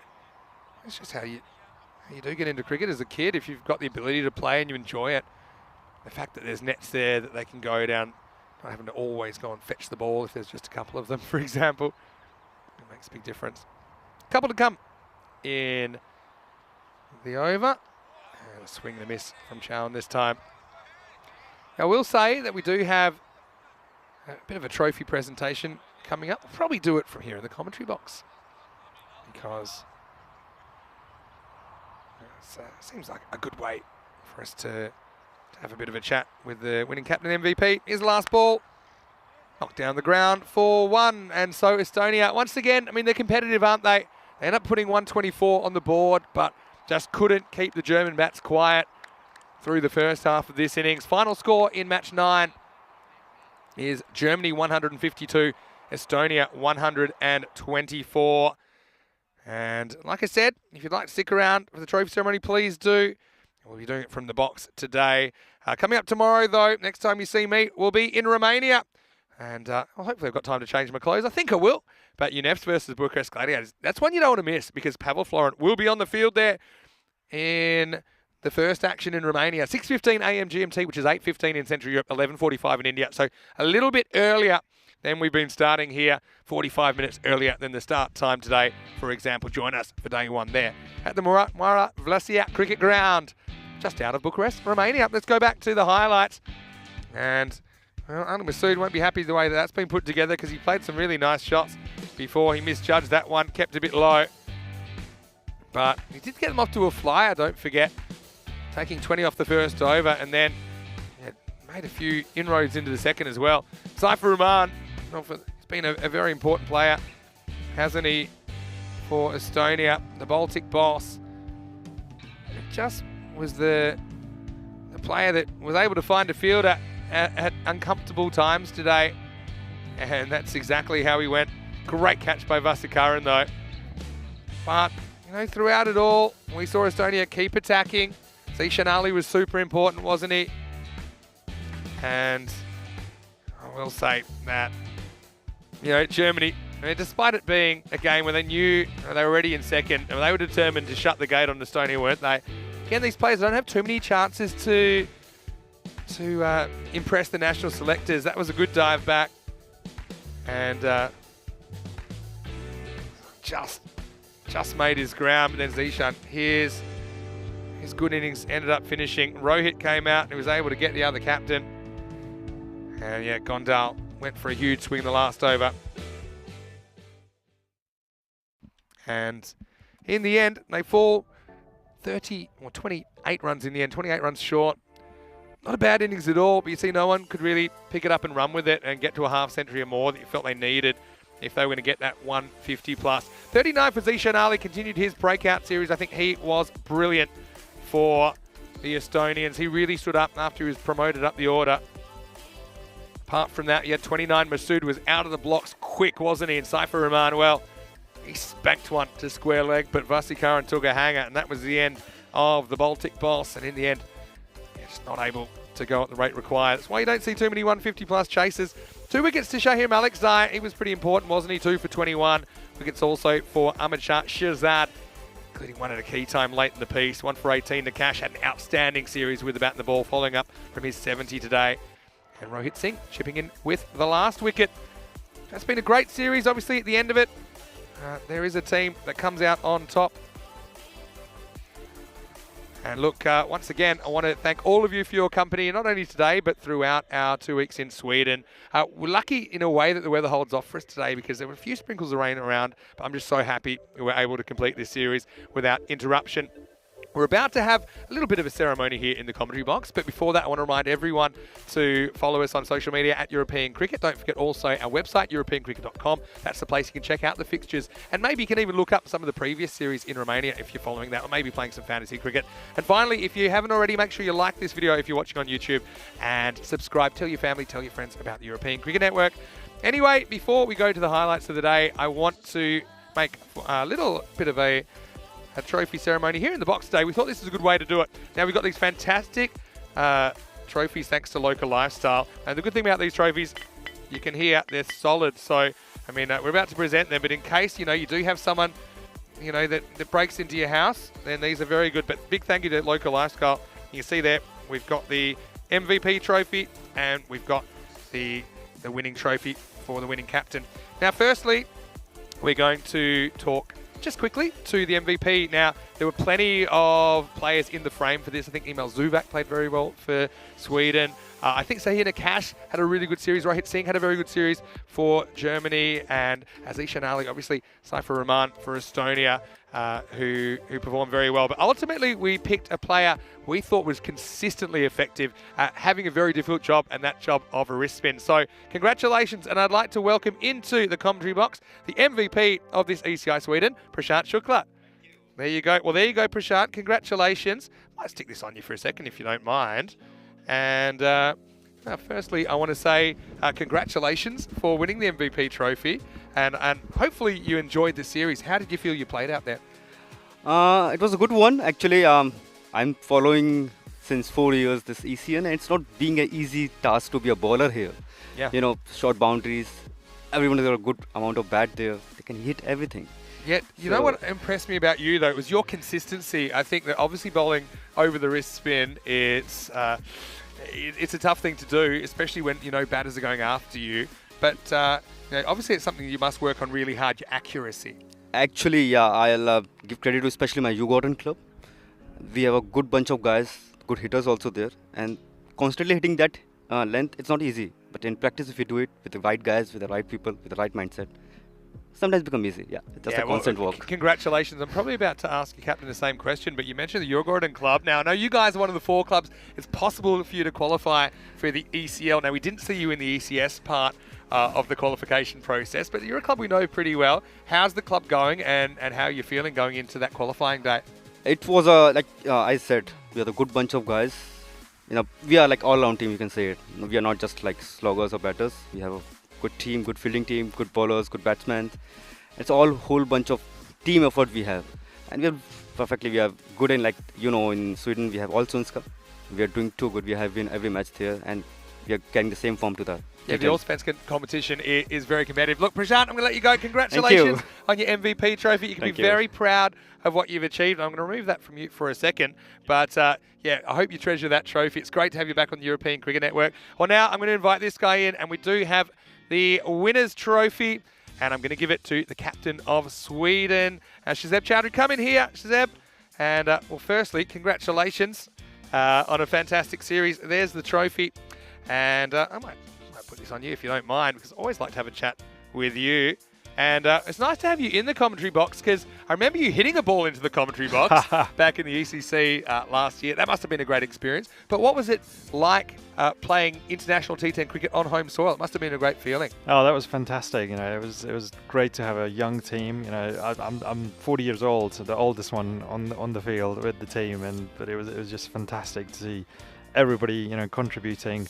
From Prashant, as we just heard, to Saeed Ahmed. I've never seen these big hits. Yeah. And Marshta, I think I've played here for years now, but the hits, you know, they were going to all over the place. And I should mention, actually, Saeed Ahmed in that MVP conversation, by the way. And you're right. It must have been an interesting mix between guys that have been playing a lot of the format over the last couple of weeks and people that hadn't been playing so much. So you had some pretty sore bodies in there, I think, after Friday finals day. But then a lot of guys kind of fresh wanting to come in and make a mark for themselves. Who stood out for you, for example? I mean, Saeed Ahmed, you mentioned him, but you know, I think you had a lot of good performers, didn't you? Yeah. It was, as I said, it was a contribution from the whole squad, whole team, like the 13 guys involved. Everybody, you know, put their hand up and contributed one way or the other there. Yeah, well, you know, you're a team to watch. We have talked a little bit about the ECC. We're only 99 days away from the ECC. Oh, can't wait. It's obviously going to be pretty hard to pick your squad. I'm sure you'll give some weight to performances in the Allsvenskan and the local competition here as well. But you've got Italy and Denmark in your group. You've also got Estonia, obviously, that you saw this weekend, and another team to come. How confident are you going into that competition? Well, last year we missed a spinner, and I think we've found one right here. So hopefully we'll get him involved and you know, do one better than what we did last year. And it was a fantastic facility there to play cricket. And I can't wait. I mean, 99 days, you know. Yeah. Get the Yeah, the countdown is on. Yeah. Yeah. We were pretty excited when we started the countdown yesterday. Yeah. Well, look, again, big thank you to you. Thank you so much. And it's great to see you again. Yeah. Wishing you all the best for the season. Of course, with your local club, your Gordon as well. Every chance that we might still see some more of you at Cardamar early in 2024. And of cannot course, wait. expecting to see you at Cardamar later in the year. So look, that's it from us here in the commentary box. Next time you see me, we'll be in Romania. Maybe just one more time, we'll put up the fixtures for Romania tomorrow. Like I said, it's a little bit earlier, so 6:15 in the morning GMT. It's 8:15 in Central Europe. It's 11:45 in India. But from everyone here at the European Cricket Network, once again, big thank you to Team Sweden, also to the German team, to the Estonian team, all the supporters that turned out in the chat, or everyone from the Master Club that's looked after us over the last couple of weeks. Our crew at Spring Productions, you guys have been outstanding. So to Elvira, to Kirill's, to Valentines and Arturs as well. They are putting in big, long days making this happen. And lastly, thanks to you guys out there. Without you, we wouldn't be able to do what we do every day. From everyone here at the European Cricket Network and European Cricket family, hope you have a good night. We'll be back tomorrow. Gotta say, the tournament wouldn't be without, you know, the main guy here, Mr. Maximo. You just make it happen, you know. We love your commentary, and, you know, keep working the way you do. That is very nice of you to Thank you say. so It's much. a labour of love, and you love it so much. I'll get to This is the Romania guy. at 3 a.m. and by 8 o'clock in the morning, guess Yeah. what? We'll be doing some cricket, so that'll be good challenge tonight as well. But yeah, we hope you've enjoyed what you've seen, and there's plenty more to come, of course, on the European Cricket Network. Stay happy, stay safe, and we'll see you tomorrow. Yes, tomorrow, not here, but somewhere far away, but we'll still be bringing you the cricket. For more FanCode European Cricket Series, from everyone here, it's good night. Hasta mañana. Enjoy these highlights of day 2. Hey, no. FanCode European Cricket International.